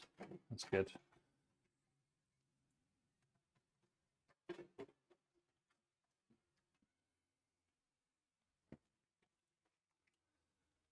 Right, I'm going to lower it in now. So the reason I pre-route those cables, right, is because I can lay this down in here, and then you won't be able to see it very well. But you see now I've got a bit of room there that I can now just plug these in before screwing the motherboard down. Then I don't have to like reach my hand into tiny little gaps to plug things in. So love it. Modding a controller sounds fun. So this is Antec Flux case. We'll obviously show it off when it's done. It won't be too long. It's just that wood-fronted, high airflow Antec case. One of Antec's rare wins, I think. Pretty nice. Comes with all the fans installed. Makes for a really nice, just chilled, air-cool kind of build, you know?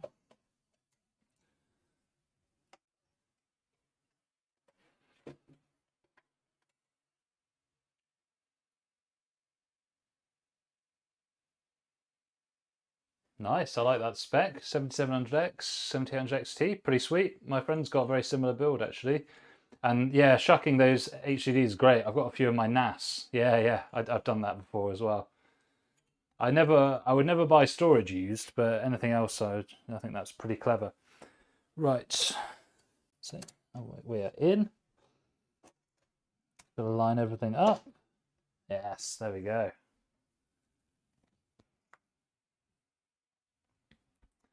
So it's time to screw down the motherboard now.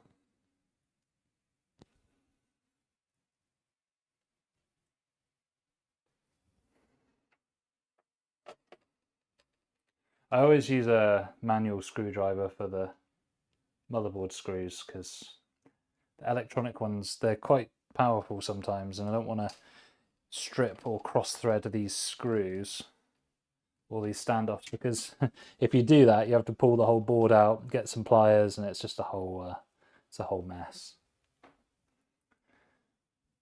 So whilst the angle isn't great for viewing, we'll soon upright this once the screws are in place, and we'll be able to go again. You want to build a PC but your guardian won't let you. Is that because of financial or just some other reasons? Also, it depends on your age, doesn't it, you know? I think if I was a parent, I might be skeptical if my young kid wanted to spend that much money on something.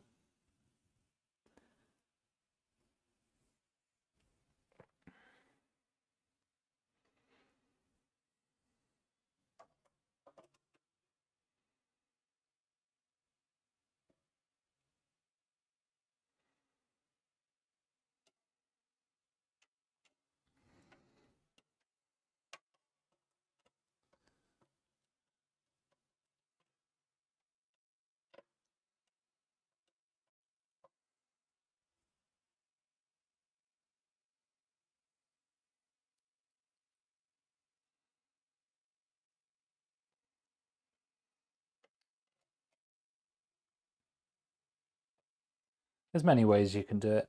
Buying used is very smart. You just obviously have to. That's obviously counterbalanced by the fact that no warranty, right? That's how you pay. You always pay.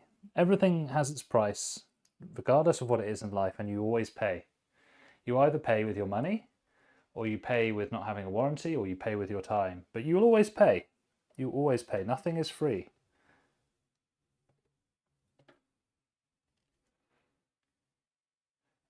Tried installing the fans at the end. What, once the PC's already in the case? Oh, I mean, you could do that. I don't know. I don't really know what benefit that would give you, but I've never done that myself. But no, if it works, I suppose.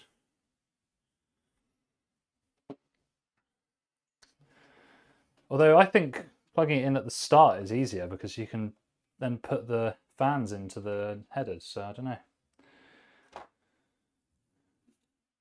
I mean, ultimately, if everything goes together and it works, it doesn't really matter how you did it, does it? As long as you haven't damaged anything. All right, so let us go back to a more aesthetic camera angle, and we can carry on. Bring this back up to a standing position.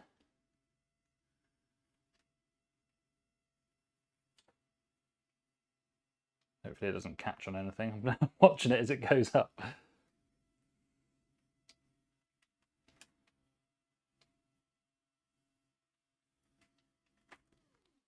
Fabulous. Now it's time to manage some cables. This is pretty easy. It's a pretty nice case for cable management, so it shouldn't be too difficult. Pull the slack through the CPU cables there. And they've got these little foldy clips here that Lee and Lee have on their cases sometimes. That's quite handy. I think I'll just go down to this second one here.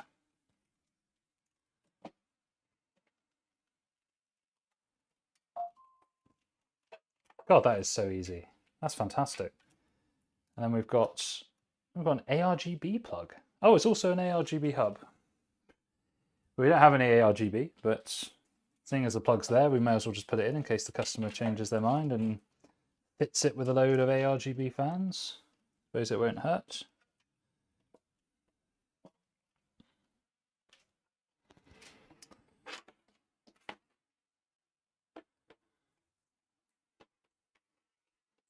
We also have our SATA.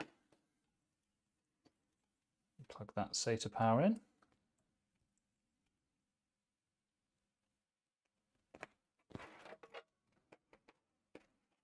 stuff that cable into the stuff zone.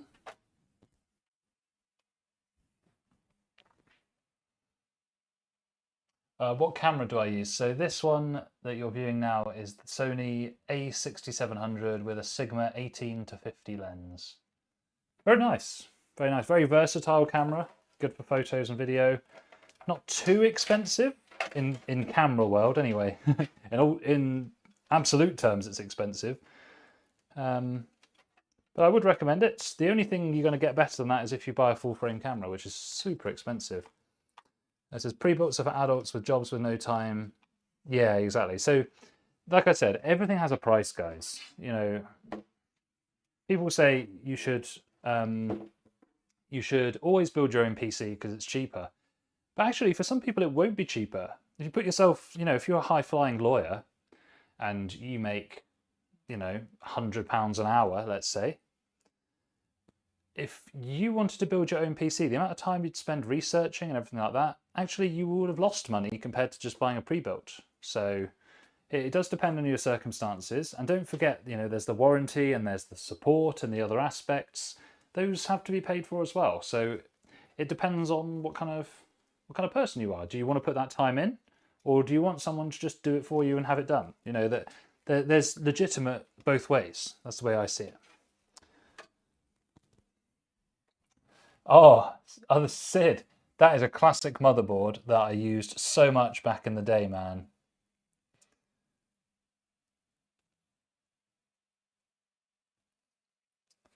That doesn't sound like a very good trade, I don't think. The SSD speed won't matter too much, realistically.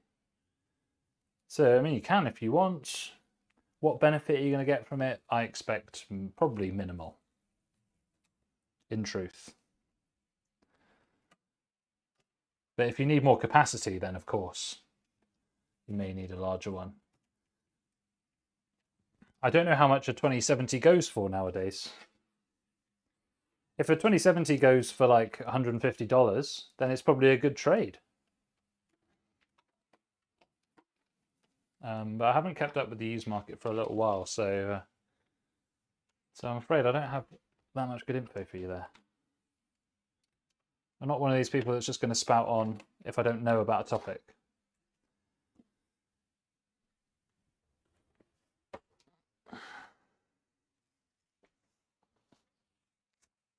Okay, so HD audio, that looks like, yep.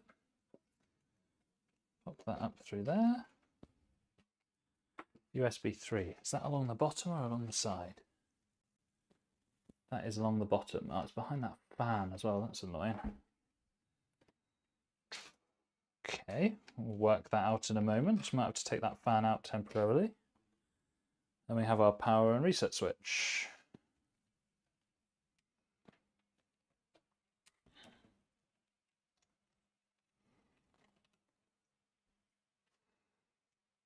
Seems like a fair trade then, Sid, in the current market, yeah.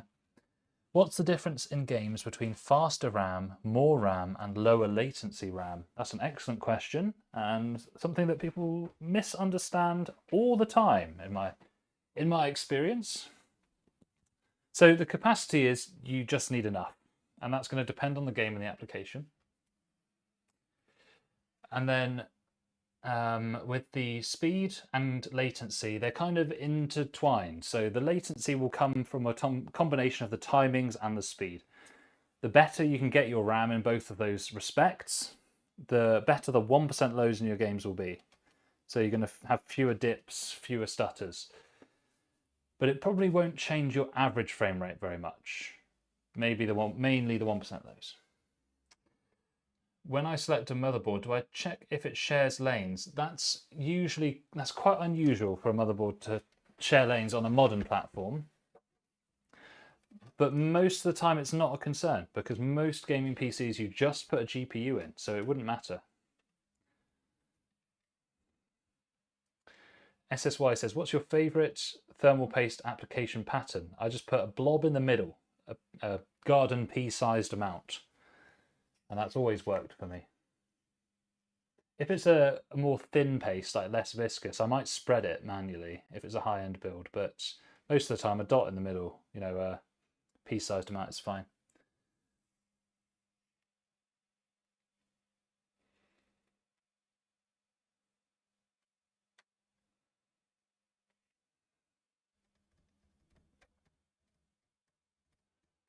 The Aorus lineup. Well, I'll tell you one thing I don't like about the Aorus motherboards is that their top PCI slot where you put your GPU is like really high up. So your whole build like gets compacted really high up. So for some people that's good because you can plug multiple GPUs in more easily, but for most gaming systems it looks a bit wonky. All right, so we've fed our cables through. We might need to do a little bit of light surgery. Take that GPU support fan out so that we can plug in all of our front panel a bit more easily. So I think let's just do that. That's going to be the path of least resistance here, I believe.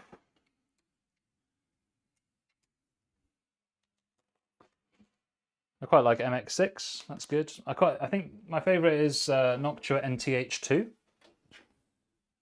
But to be honest, the thermal paste is going to make very, very little difference to your PC.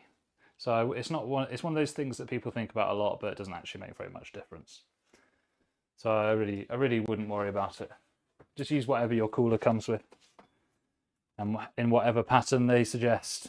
But usually a dot is fine. Did you start the PC building business myself? Yes, that's right, I did.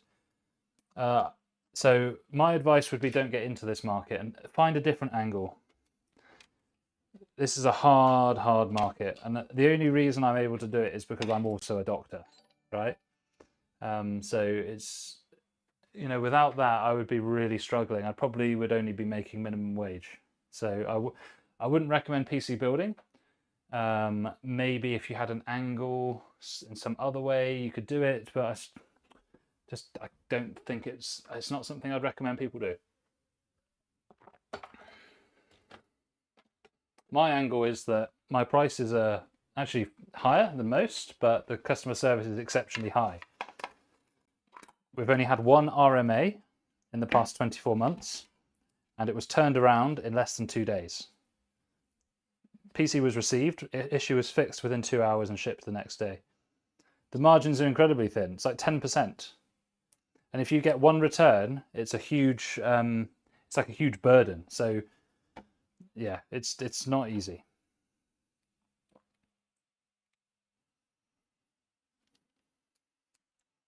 Nice. Well, you did all right with your, MX6 is great paste, so you'll be fine with that. You'll be absolutely fine.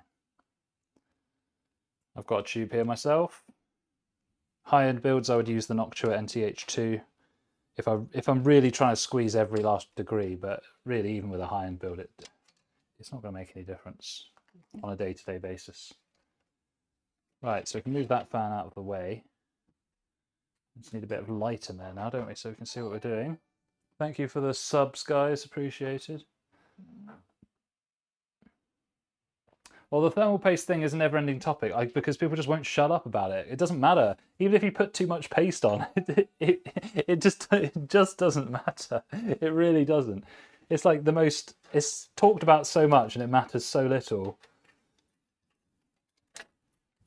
Because what's the scientific basis of the thermal paste is that it fills the gaps in an imperfectly flat contact plane, right? So if you put a cooler on a CPU, they'll both look flat to the human eye, but when you get down to the microscopic level, they obviously won't be perfectly flat because nothing is. So the paste fills in those gaps. So it doesn't have to be fancy, right? Oh, thanks, Golf. I appreciate it. Yeah. Amazing. That's a really nice comment. Thank you. I really appreciate that. Because my angle here really was that why would I compete on lowest price? I don't have the industry connections that Cyberpower, PC Specialist, etc. I'm not anywhere near them in terms of exposure, pricing, component availability. So the only way I'm going to differentiate myself is by offering a premium product with high service. So that was my approach. If it doesn't work, then it's not for me. I would really highly advise that you do not use liquid metal. And in fact, liquid metal won't be compatible with most AIOs. As far as I understand it, by mixing metals, you'll cause corrosion. So I wouldn't recommend that at all. There are some AIOs, I think, that are more liquid metal friendly. But someone can correct me on that because I'm not 100% sure. But you don't need it. You don't need your CPU to be cooler. This is the thing. People want to get their temperatures low.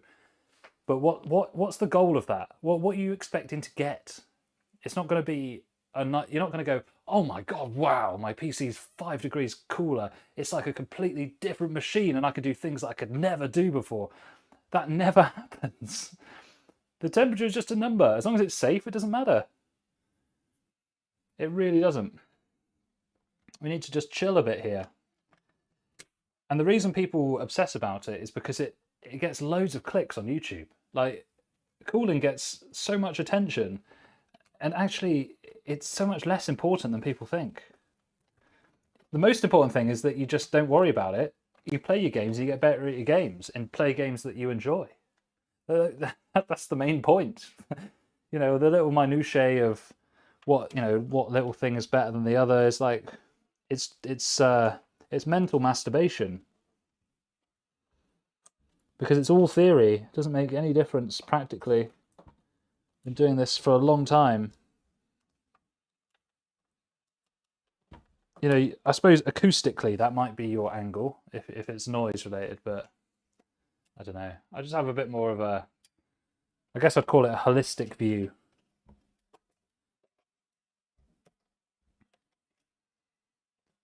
Like people getting worked up about and emotional about PC hardware when the whole point of the PC is that you can have fun and play games, so, or do your work or whatever task that the PC was intended for. But that doesn't do well on YouTube because it doesn't spike your emotions. So you know, you have to just be a little bit aware about why the things on YouTube are successful, what messages come to you and why. Because they get engagement and clicks, so they're deliberately controversial in some way.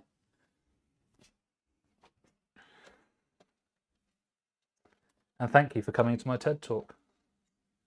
What region am I in? UK. So our economy is absolutely dog water at the moment. As you probably know. Country's not in its best state, let's put it that way. In terms of the job market, I mean, it depends what field you're in, doesn't it? Like, even as a doctor, like, trying to progress in your career here is just like, it's so much harder than it should be. It's crazy. How often do I advise changing the thermal paste? CPU once every 2 years, GPU once every 5 years is a general rule of thumb that I'd go by. But if you're starting to have slowdowns and increased temperatures, it's quite a quick thing that you can check. So I would just do it routinely every couple of years on CPU, routinely every 5 years on GPU. Yeah, there you go. RTX 3050 is the worst GPU ever. Well, yeah, money-wise, yeah, it's not great value, is it? It's pretty poor value when you compare it to other things. But in some markets in the world, it's the lowest price new thing, and some people won't buy used. So it just depends. Everything is context dependent. But on YouTube, everybody wants something that's controversial and black and white. But that's not how the world works, is it? The world exists in shades of grey.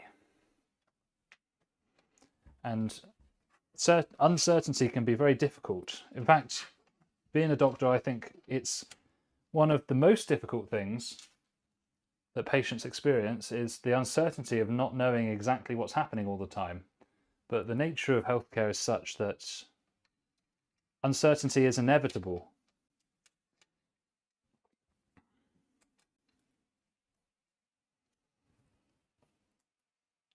Yeah, bad price, exactly. So if that's that 3050, let's say that 3050 6 gig was like £100, I think that's fantastic for £100. £170, I think, is far too much money. Do you know what I mean? So yeah.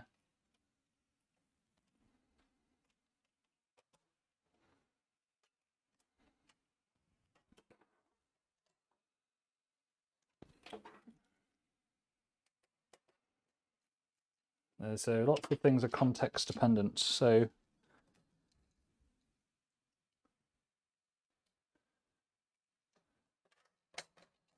trying to work out how to get this in now that USB 3 plug is in there. It's a bit difficult.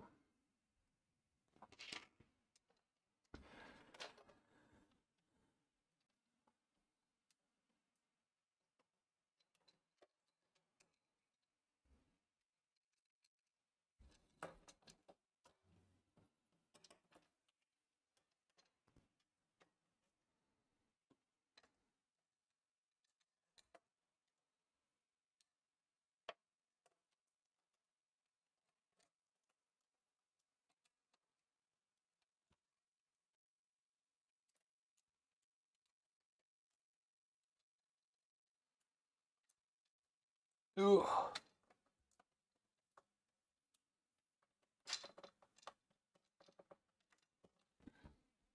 Trying to get this fan back in is proving a little bit interesting.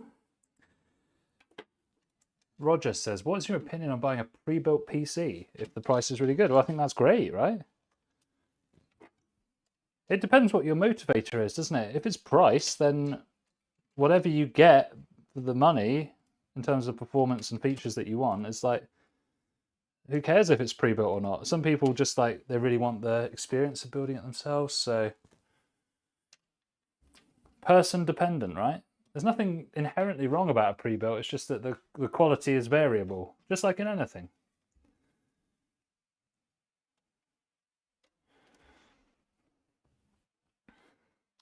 Zeojet3, thank you. So go on then. Any questions? Ask away. It's part of the stream too, answering questions, having a discussion.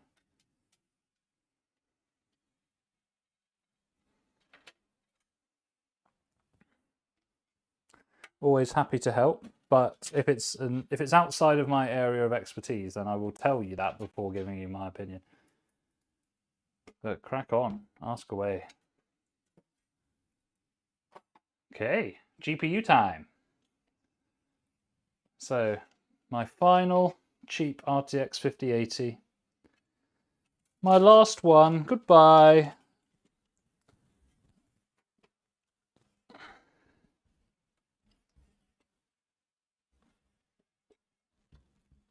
Why isn't that clicking in properly?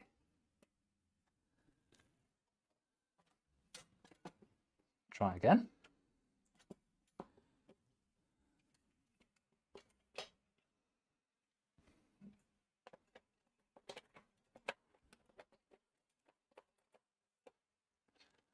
Some weird shit going on there. There we go.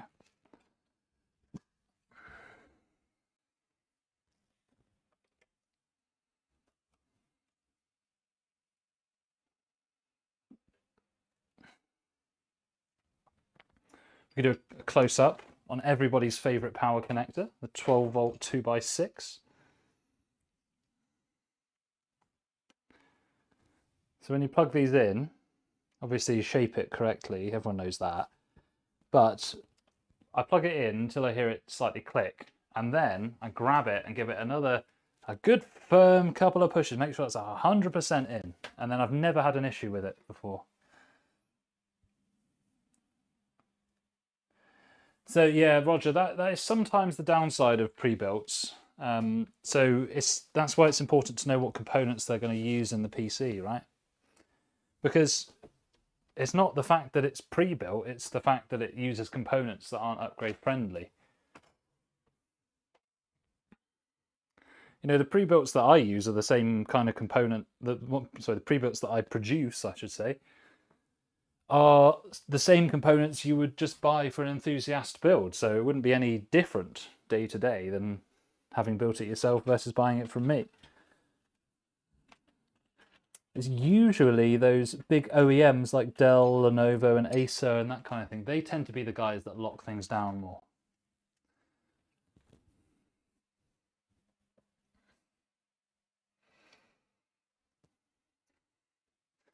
I agree. Lying the case down flat is easier for installing many things. It's just not it's not quite as stream friendly. That's the only difference. Thanks, Wizard Tech. So this build, it was expensive. It was like £2,400 or something crazy. But it is nice. We'll have a look over it in a minute. We just got to do the cable management, and then we'll do a full fly through. I think the cables will probably take me about 5 minutes. I'm just going to secure the GPU in place. And we're good. But I quite like, the more PCs I build, the less I like RGB, actually. The more I appreciate a calm, non-RGB build. Some people may not like the sort of champagne colour of this shroud, and that's perfectly legitimate criticism. Some might say that that colour really works well with the wood accents on the case. You know, so there's different opinions, and opinions are like arseholes. Everyone's got one, and they all stink. Okay, so let's do some cable managing. Got to keep that door open, otherwise I'll lose my Wi-Fi signal.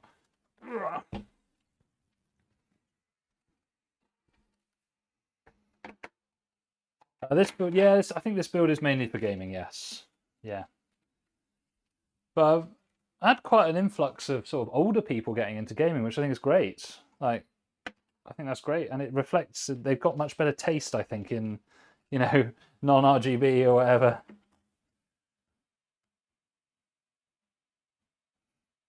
Geojet. Possible multi-components favour RTX 4090. The only way to know how any component works is by testing it. That's the only way. There's not really any special thing that you can do to check apart from putting the pieces together and finding out which ones work, unfortunately. Okay, so I'm going to bring that on background there and tie that down there. But we'll try to do a top to bottom kind of style of cable management so that we're a bit more systematic about things. So luckily the right hand side of the case is taken care of because Antec have put these nice clips in, and these are great. And the left hand side is taken care of here by these Velcro straps, so there's not actually a massive amount for us to do. We'll just probably pop this one along the top here. This is for some of the case fans.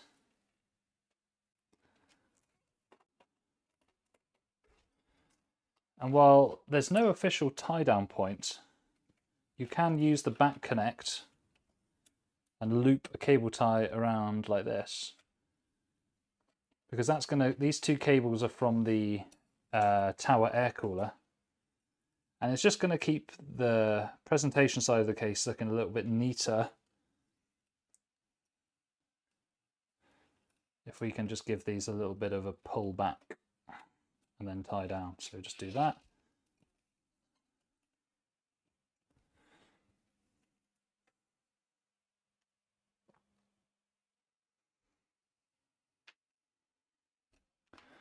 Fab. We give those a snip.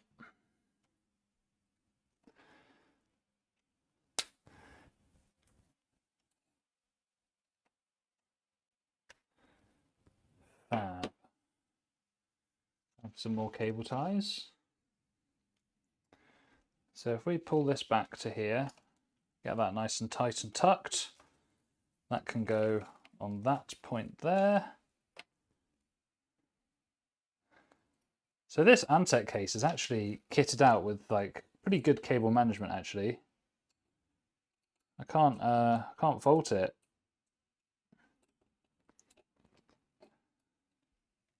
So this is the Antec Flux case, if anyone was wondering, and I do recommend it. It's a great case. Great temperatures, nice sort of understated, classy. Ooh, that cable tie just broke. Interesting. Just a nice sort of understated design. Looks good, kind of a timeless look with great airflow.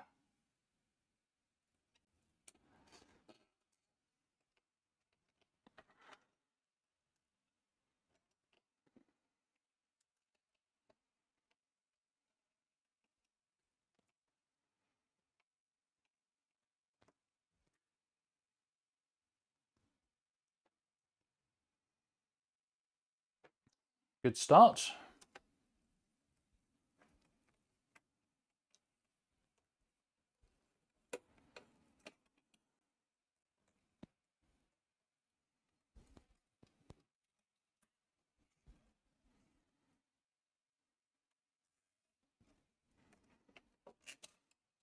God, this cable, I'm getting rid of that. Bye-bye.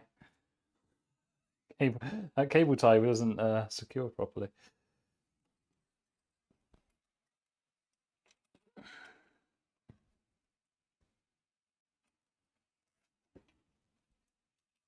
Have I ever made the mistake of using twist ties for cable management? No, I wouldn't use them because they're really difficult to use. So I wouldn't see any reason to use them.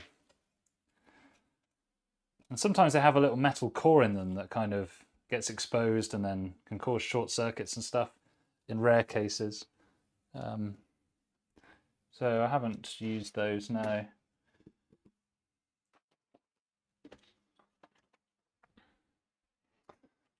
Okay, not looking too bad.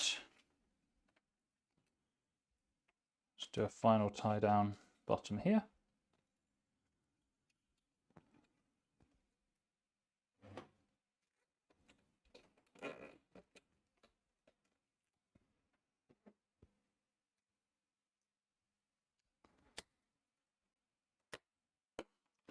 Marvellous. I think we've done well there. We'll just tuck some of these underneath. And the last thing is we need to plug this in, don't we? I think that's coming from the hub. So I'm going to... There's not actually a header within reach there. So I'm just going to feed that back up through. Just going to make sure I move the right one.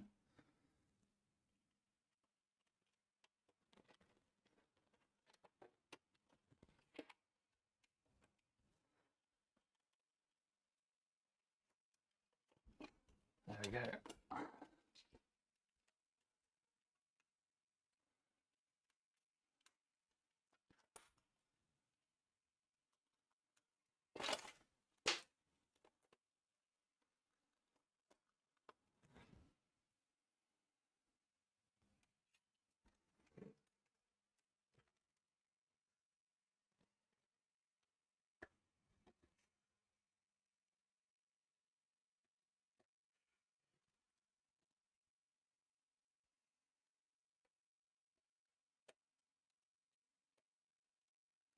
We'll just grab another cable tie to fix that there, and then we're looking really good then.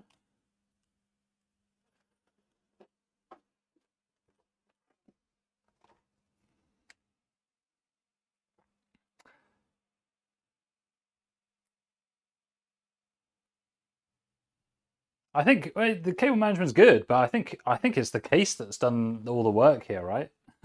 I don't think I've done a whole lot. The right case makes the cable management so much easier. And this is the benefit of not getting a fish tank case, is that it does just make this so much easier.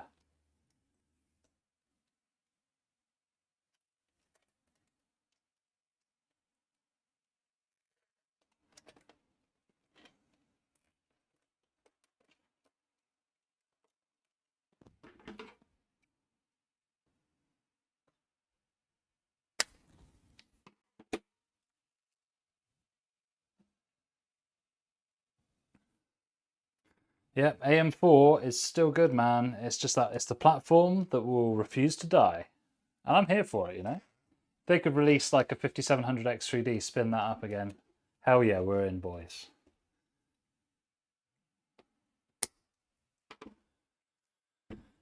Fab. All right, so I don't think I could tidy up the bottom of this anymore. That all seems to be as tidy as it can be. So I think we've done all right there. Obviously this bit here is not going to be visible anyway from the front. So looking good. And then we'll just make sure there's nothing loose on the front that we need to push through. So I think the GPU cable could do with being tightened a bit.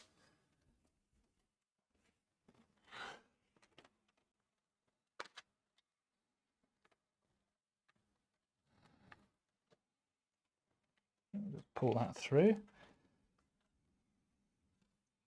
Get that tight and tucked.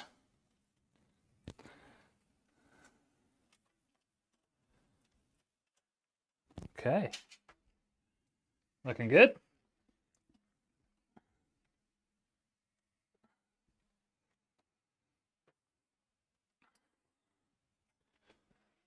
Cool. Any glaring errors that anyone can see there that we need to fix? I think we're looking pretty well organized. Can't see anything myself. Looks quite good. That fan can still spin. Yeah, I think we're looking fab. So let's boot it up and get it going. Hopefully I've got the BIOS update for this board because I did use one recently. Now let's see. Whip that back around.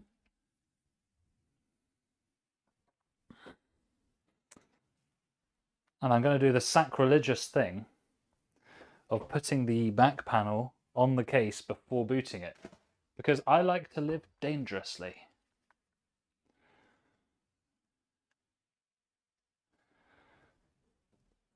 Good case though, right? This will look good for a long time. It's classic.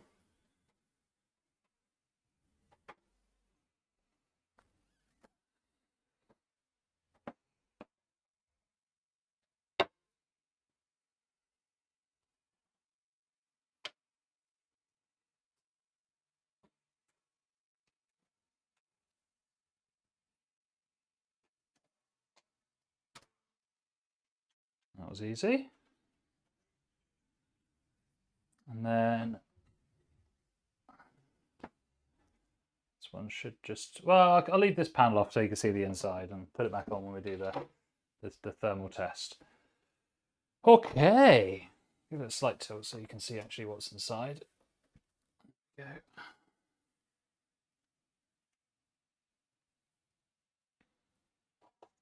Oh, you can see my OBS, yeah. Funny. Okay. Right, ready for a first boot, boys? What do you think? Chance of success with this one? First time boot? I'm going to give myself 97% chance.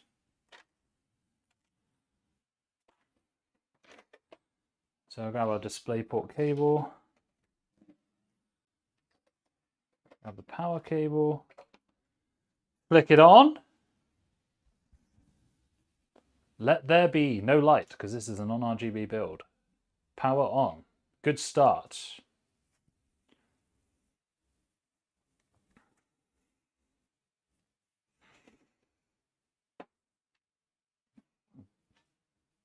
Very quiet. Nice build. Not seeing a picture yet, but it's probably RAM training, so that's okay. You're with 100%. I love that confidence. I love that confidence. I'm going to turn this, actually going to look on OBS screen to see if there's a, does this have debug lights? Can't remember. Oh, it does, yeah. It's RAM training at the moment, so we'll give that a minute. You might be able to see it. It's like a light here. Don't know if you can see it on, you probably can't because it's only a stream, but looks like it's going to work. Yes, we do. We have a picture. Fantastic. Lovely. Okay, so I'll spin the camera around so you can see the BIOS screen. We'll update that. Have a grand time. This motherboard's pretty nice, you know. It's got loads of USB ports. Cool. Just need keyboard, mouse, all that good stuff. This has become one of my favorite types of build to do, actually, the non-RGB air-cooled style, you know? Just forever classic.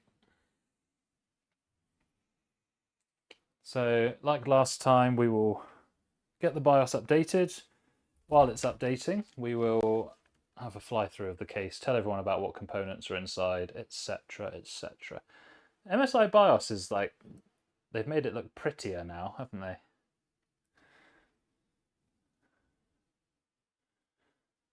Okay, just going to grab my keyboard wherever I've put it.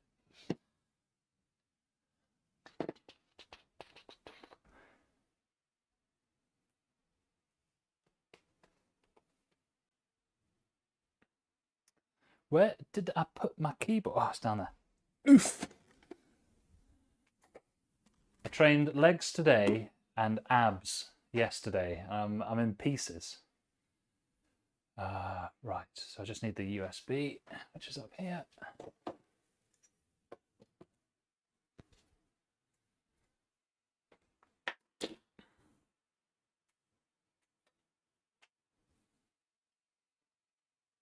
Cool, so we just need to do a little flash, don't we? Now, this is the new BIOS. I think it's up here somewhere, isn't it? M flash, there we go.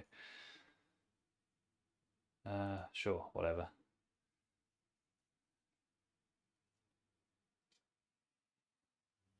Whoa, look at that zoom.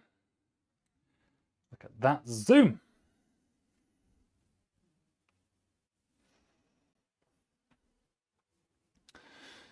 Philip says, what do you recommend for $2,000? RTX 5080, Ryzen 7 7700X, or 5070 Ti 7800X 3D? Philip, it will depend on the games that you're playing, my friend, and the resolution. So let me know what kind of gamer are you? Are you more of that competitive high FPS gamer, or are you more of a sort of a high 4K story type gamer? Because that will make a difference. Always buy the PC that fits your use case more than what people online tell you is just the best, because it does depend. MSI B850S Wi-Fi X, that's it, we got it. Perfect.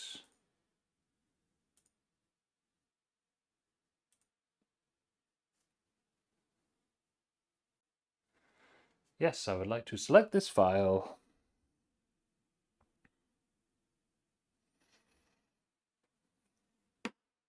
Fab. All right, well, that's running. Why don't we fly through?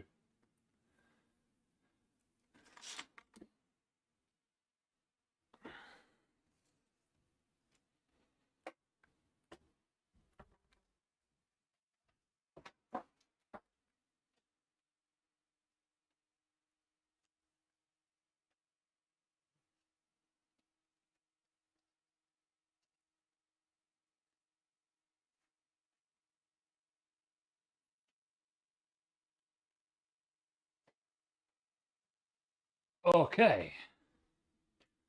So, obviously this is the overall build. We have the Antec Flux case. This is a pretty tidy looking build. Wood accents on the front, nice perforated mesh in the front as well.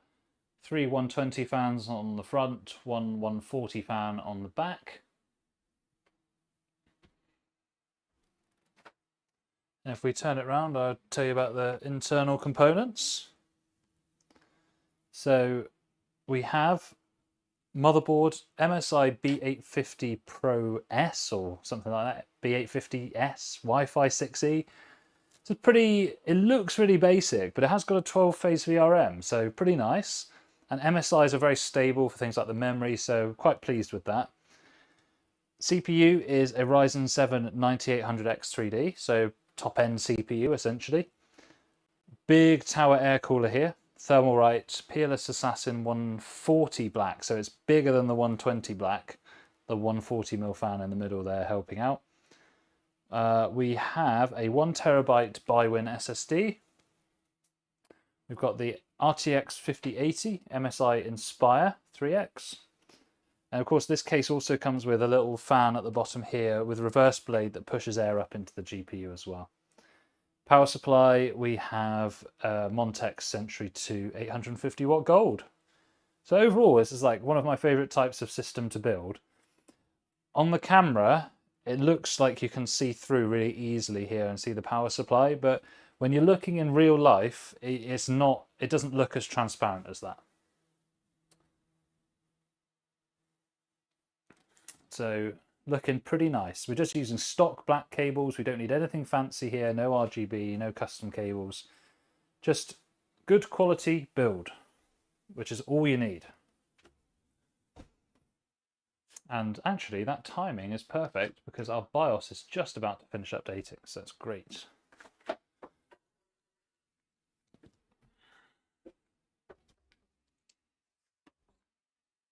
There it is. So just like last time, we will install Windows and then go and tweak the BIOS after.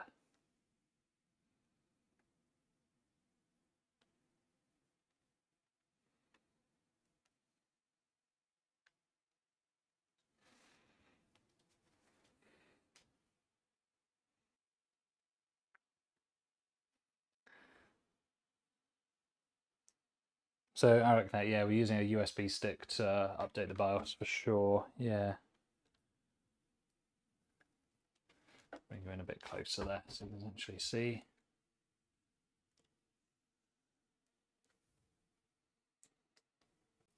We're not going to install Linux because it's not ready yet. It doesn't work with all games, therefore we will not be installing it. We're going to do some testing on the channel with some other systems. Going to see what the performance is like on Linux and the user experience. But for now, if you want all your games to work, the only platform is Windows 11. If you don't play games that use kernel level anti-cheat, then great, crack on with Linux. But we can't do it here. It just won't work.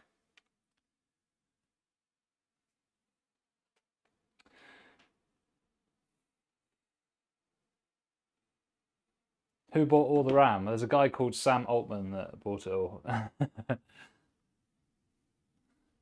He's got it, and I think we should just go and get him.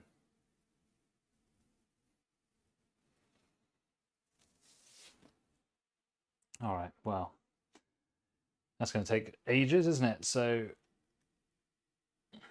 it's the PC for anybody new.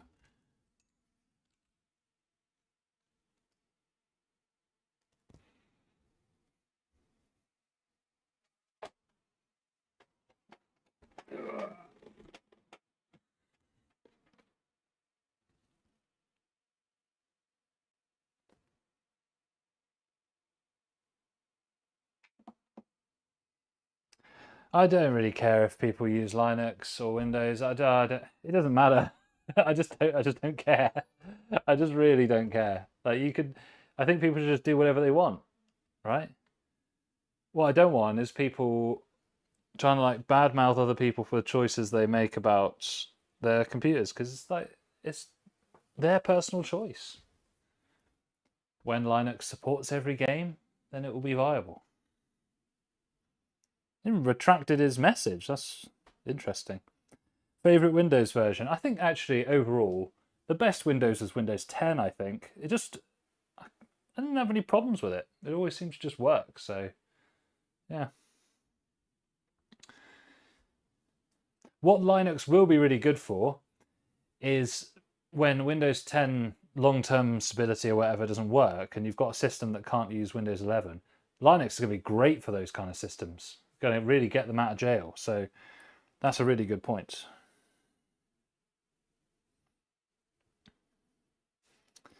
Well, the thing is about Linux bashing Windows, like, grow up. I don't care. You can say what you want. I don't care. I don't care which operating system you use. I don't care if you hate Windows. I don't care if you hate Linux. I don't care if you love either of them. It doesn't matter. Who cares? Grow up.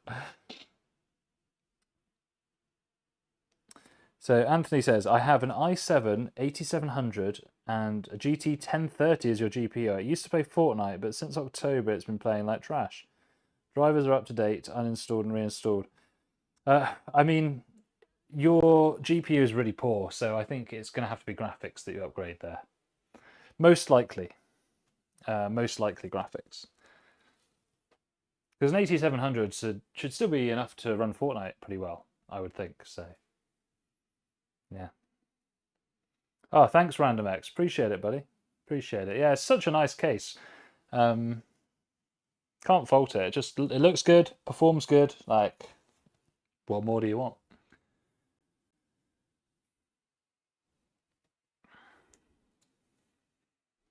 Viewership today's been really good, guys. Appreciate everybody in the chat there. We've got 56 people watching at the time of looking at this, so pretty happy with that.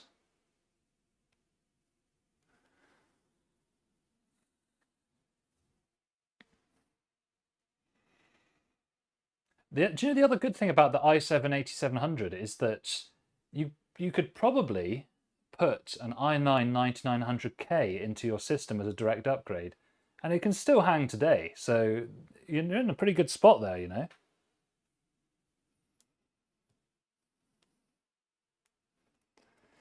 What I like about this one is that they didn't go like overboard with the wood. It's just a little bit just to accent things. It's not like they've gone completely overboard with it. I do appreciate that.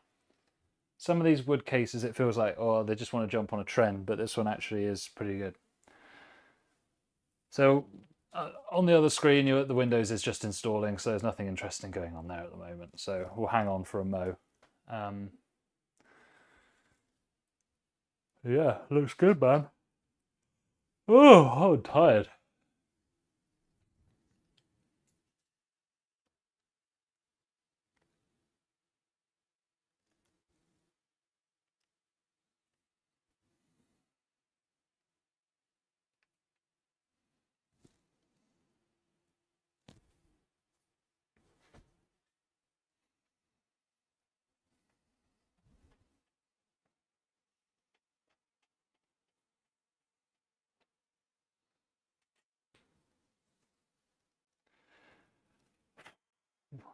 When has just a moment ever been accurate? It takes so long.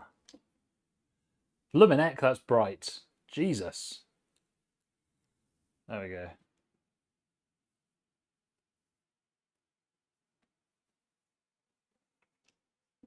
Okay. I don't have internet. I will look up the customer's name here.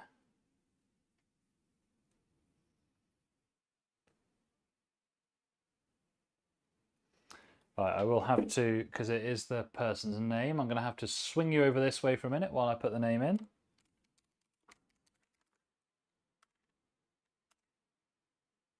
There we go.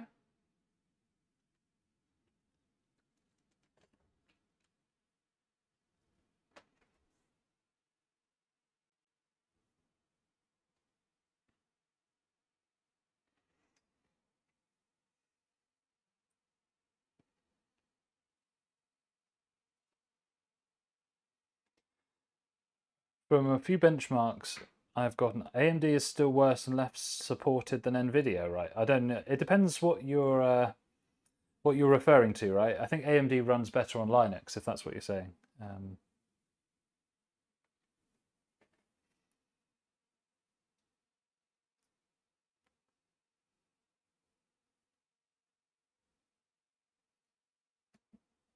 I don't know. I would just...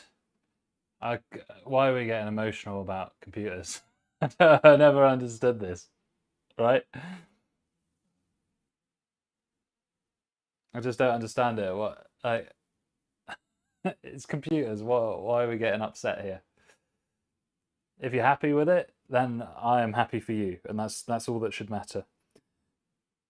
Would a B580 work on an 8700? I actually don't know. I haven't tested that combination, but sometimes the ARC cards can be a little bit funny which CPUs and platforms they want to work with. So that's something to be wary of. That's all I'll say. You need to definitely have resize bar on, for example. Oh, 48 gigs of DDR4. You're good. Yeah, you're very good.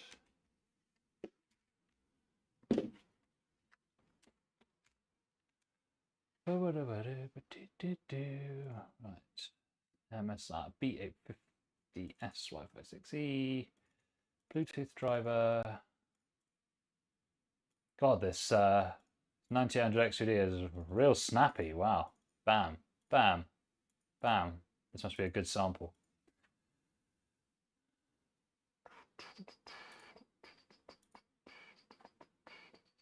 Cool, so they're both ready.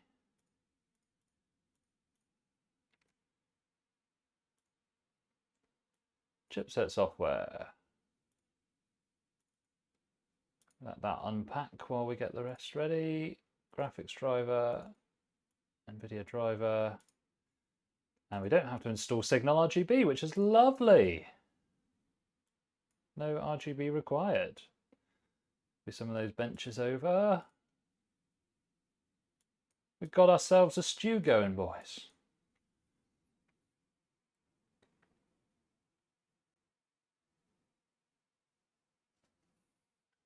Yeah, usually if I'm going to debloat Windows, I use the Chris Titus tool for that. Works pretty well, gets rid of Copilot. I won't do it on this PC. I only do it if the customer pays for the debloat option. Otherwise, I just leave it vanilla Windows.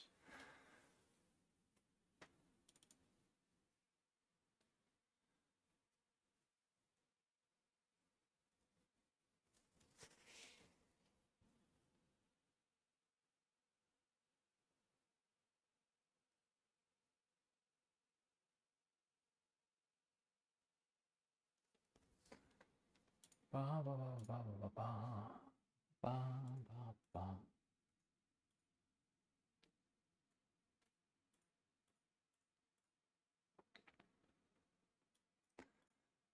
Bam, bam, bam, bam. I'm going to edit the power plan while we wait for that. Choose what the power buttons do. Turn off fast startup. Perfect.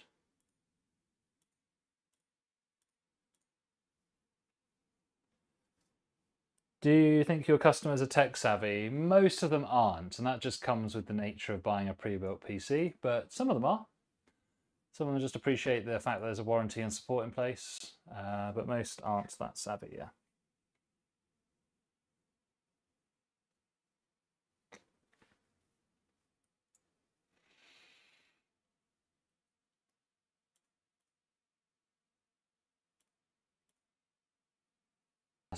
For a minute. I'm going to put the Windows activation key in, so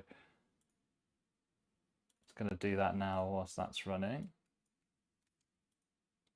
I might not have any activations left on this code actually, but we'll see.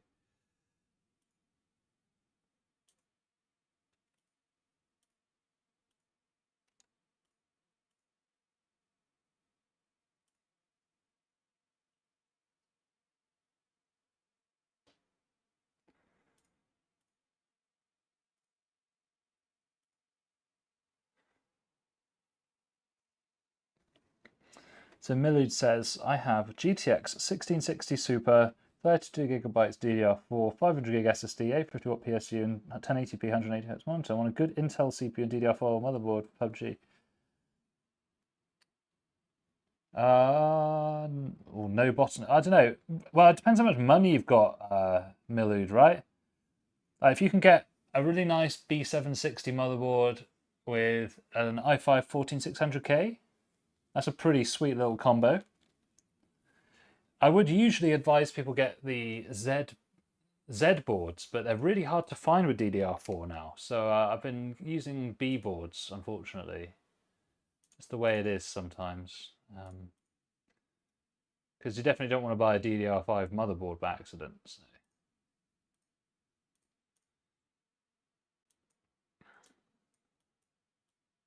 Sweet.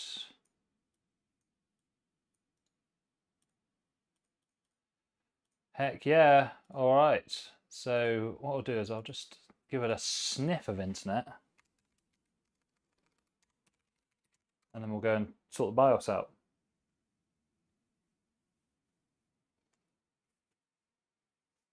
Silver Crow Media, hello, hello, hello, hello. Good to see you, my friend. Unable to connect to this network.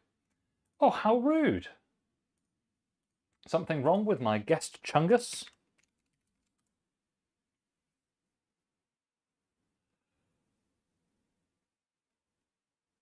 Oh, doesn't like it. It's probably because I haven't put the antenna in fairness. We're just going to sort the BIOS out first. Oh, Milud, yeah, you could you could certainly get a 14600K. So 14600K and something like an MSI B760 Gaming Plus D4, you're laughing with that. If there's any Z series boards on DDR4, get that. It'll be slightly more performance, but yeah, you're in a good position there, you know?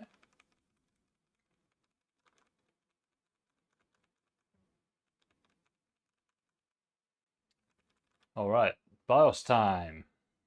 Get you a little bit closer.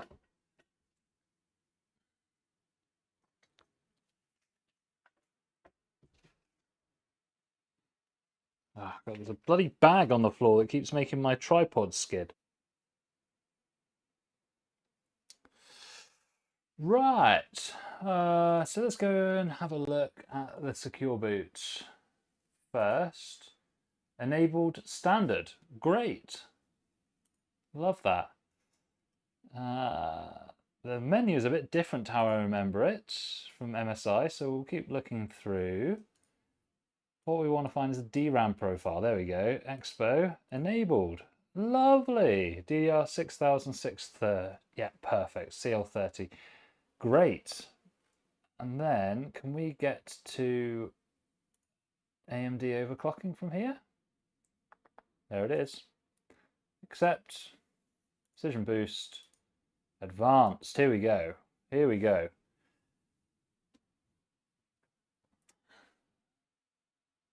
So to be safe, I would put, as a general sort of customer build, I would just put the PBO limits to motherboard and then I would leave it for a customer build. But if I was going to tune this for somebody, the settings that I tend to end up on is I'd put the scaler to manual, I change it to 2x scaler. I don't want it any higher than that, you're going to push too much voltage through the CPU. Boost clock override, I would start with 100. I'd test it. I'd see if I could get that to 200. You can usually get that to 200 with a 9800X3D, most of the time. And a thermal throttle limit, I'd set this to 85 degrees. Because that's going to stop you really going mental with the voltage too high. And then you just go to curve optimizer, all cores, negative. And with a 9800X3D, I'd start on -20, and then you might be able to push it up to -25 or -30. But because this is a customer build, we are not going to do any of that because they haven't paid for the additional tuning. And anytime you put additional tuning on, it increases your risk of having returns and issues with it. So that's why I wouldn't just leave it on for this customer. So yeah, pretty good. We might come back and set a thermal limit if things run away too much. We are using an air cooler on a 9800X3D, so we might have to come back and set that thermal throttle limit, but we'll see how things go. Now, hardware monitor, I think, isn't it? Yeah, perfect. So we can now do our system fans. This is a really nice interface, by the way. Obviously, you can set your fan curves however you want, but this is the kind of thing that I find works really well, this kind of curve. But everyone has their preference, and that's fine.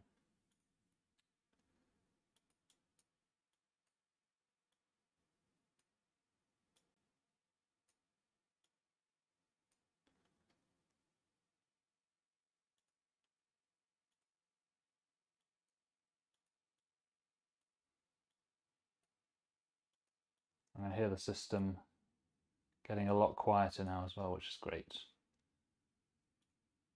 Might be able to get that slightly lower.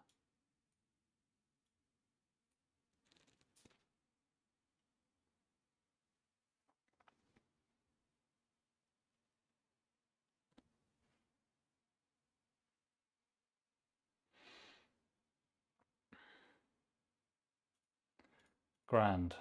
Okay, shift that up slightly. Get that slightly higher RPM.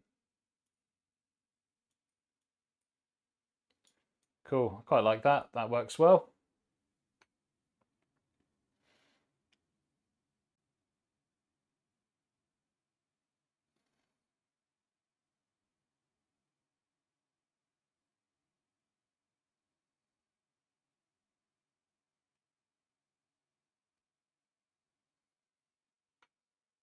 Well, you need to go into the BIOS because you need to enable your RAM XMP or Expo, don't you? Otherwise, you are going to lose performance from not enabling that. But otherwise, there's not a whole lot else you need to do in here for the novice user. Right, so I just want to save profile.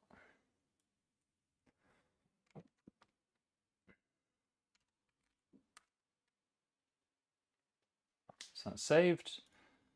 Then we just want to exit. Save and exit. Perfect.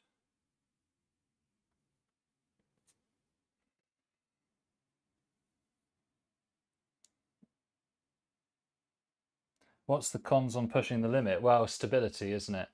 And if I'm selling PCs to people, I don't really want to be dealing with instability. So what you'll get from a company selling you a PC is going to be a little bit less than you could achieve on your own with overclocking because of the risk profile. Yeah, the debloating does generate income because it takes time and it's not without risk. You know, sometimes removing one aspect of Windows will mean that it causes an issue later. You know, and that time I spend giving support has to be paid for. That's why an extended warranty, you pay for it. You're not paying expecting people to use it every time. You're paying so that on a total customer base basis, you can afford to do RMAs, basically. That's the gist.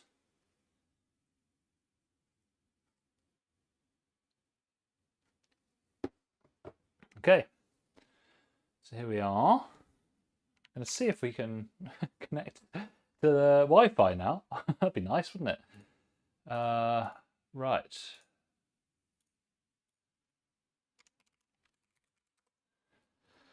If not, I will get a USB Wi-Fi dongle instead. No? Alright then. Alright then. If you really must be that way.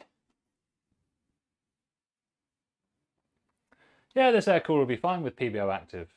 Because you shouldn't be turning PBO off at all, unless you're using a super low profile cooler. And even with a low profile cooler, you can still get the PBO to work just fine if you know what you're doing in the BIOS and tuning it.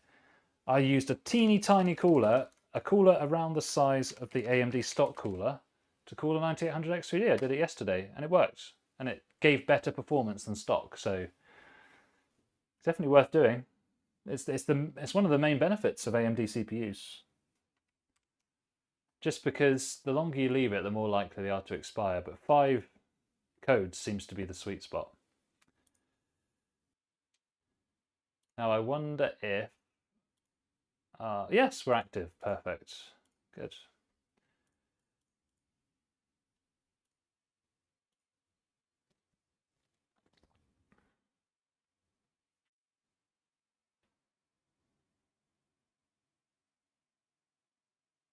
That sounds nice, Anthony. I think that's a good idea. And getting a new case is a really good way to make it feel like you've got a new PC as well. You can really make it look the way you want.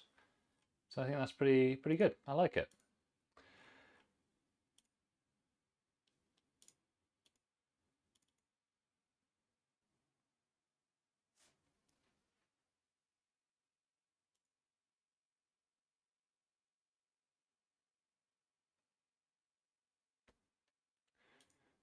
Okay, so just on Windows desktop, 42 degrees. Pretty good, right? CPU test together, so all that heat that's being dumped out from the 5080 into the case will also be having an effect on the temperature. Because lots of people will just test only the AMD driver for the built-in graphics, so I'm expecting this to stop in a minute. But I just wanted to get some heat into the system going now. No thanks, MSI. Goodbye. Prime 95. Here we go. So it's going to heat up our CPU a bit. Let's see what kind of wattage we hit and how that affects things. 49 watts. That's a lot for a 9800 X3D. Holy moly.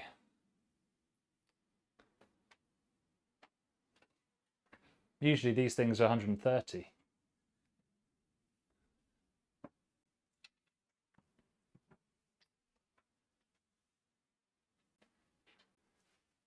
So we're getting a little bit on the heated side now. We'll keep an eye on things. If we need to tweak things, we can. No problem.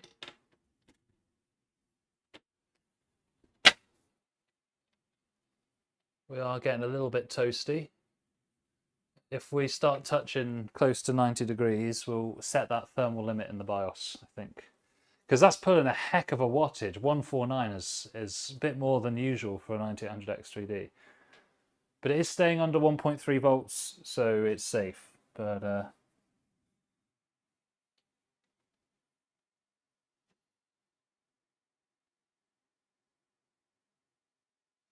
Pantheon says, PC randomly shut down, something smelled like burning. Wow.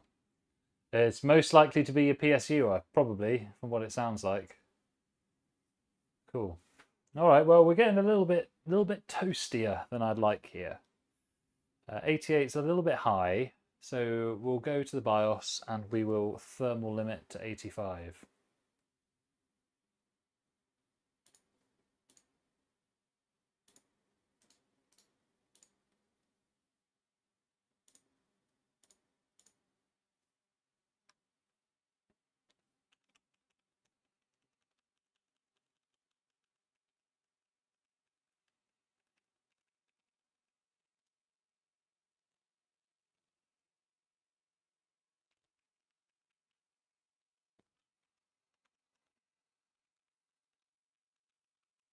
But it probably doesn't help that there's 360 watts of GPU power floating up into the case as well, so yeah. I have never been to Singapore, actually. I haven't been to that area of the world at all, actually. Something I do want to do eventually. I've heard Singapore has very clean streets. I don't really know anything else about it. Met a few people from there. Lovely. Really nice people. AMD overclocking. Precision boost overdrive. Thermal limit. Manual. Let's be a bit more conservative. Let's set it at 82, shall we? 82. No, something has changed. I've changed the thermal limit to 82. So don't tell me nothing's changed.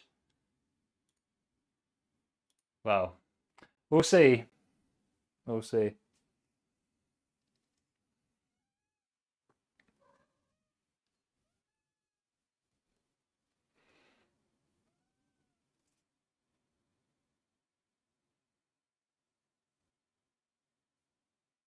It pales in comparison to Japan. That's interesting because Japan is somewhere I'm really interested in going as well. Completely different kind of society, different culture and everything.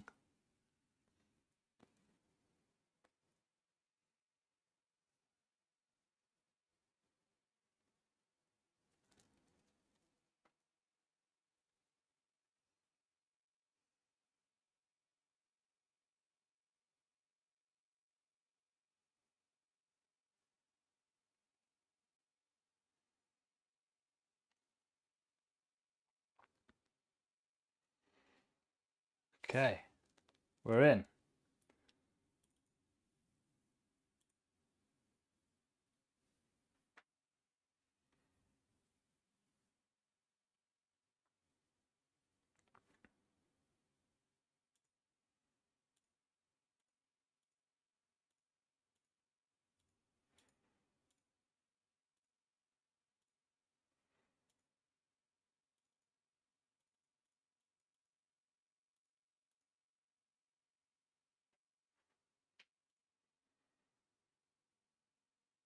I've heated up pretty quick. Let's see how we do. Your PC won't detect Ethernet, so you need to install the Ethernet driver for your motherboard or laptop or whatever. And you also need to make sure it's not the cable. The cable can sometimes break, so try it on another device if you can. Well, it's being pretty faithful to the thermal limit. It's not going over 82, in fairness. So, and the clock frequency is the same as it was before. So it has applied, and I think that is perfectly reasonable.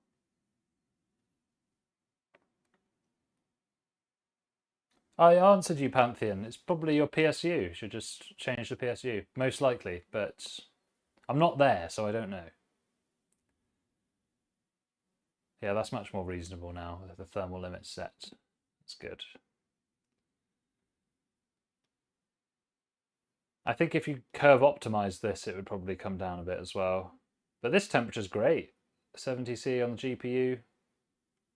Pretty reasonable for a 5080. HDMI or DP? Oh, it depends. I tend to use DP. Just, I don't know, just find it easier, but it doesn't matter. It doesn't make any difference.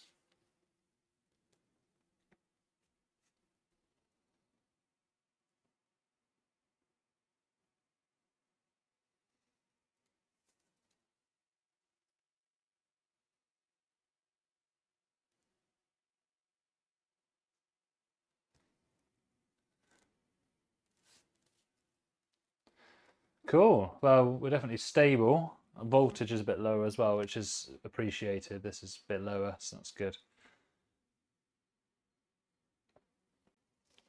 And it's not silent, but it's not an annoying noise. It's just like just air blowing. That's all you can hear. So pretty good. Have another look at the PC for anybody that's new.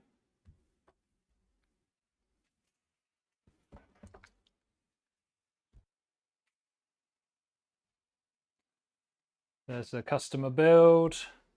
Doing well, getting there now. We'll probably end the stream in about 5 minutes time, guys. So if there's any other comments or questions that you want to ask, I would suggest to do it now.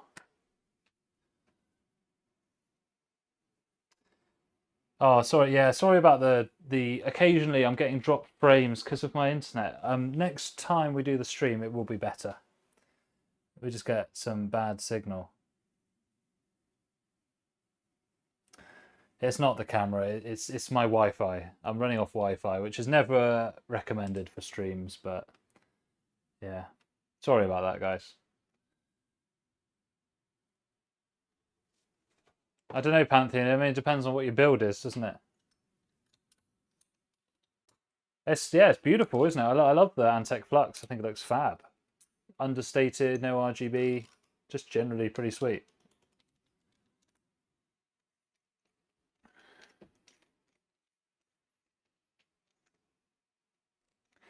So you can just get Pantheon, just get a 750 bronze or an 850 gold, whatever you can afford. You'll be fine.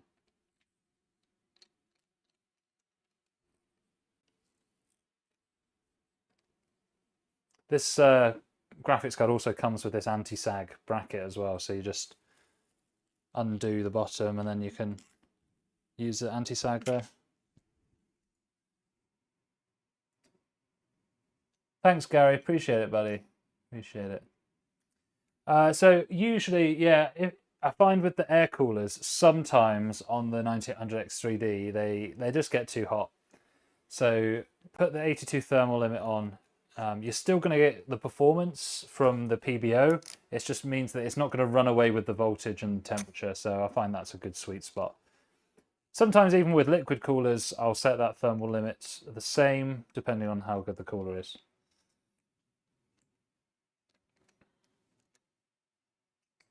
No RGB vomit is plus 3 points. Love it.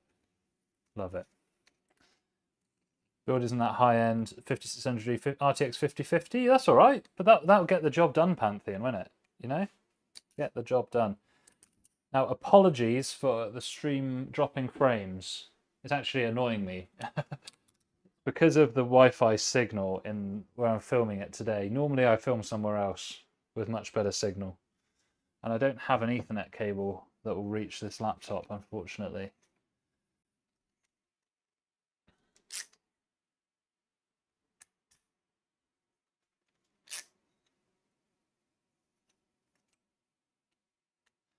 Cool. Right. So guys, if anybody has anything to say, go for it now. Otherwise, I am out of here. I need to get some food, sort everything out. I actually need to put the packaging material into these and get them shipped as well.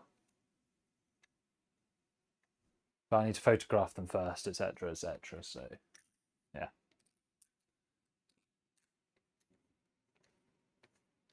You think the RTX 4 series GPUs are better? Well, it depends as always, it depends on how much it costs. You just look at what the relative performance is and if it's the best for your money. That's always the case for everything. Okay, cool. No Roy, dressed like crazy, love it. Love seeing everybody here. Thanks everybody for sticking with the stream despite the internet issues. And I will see you all next time.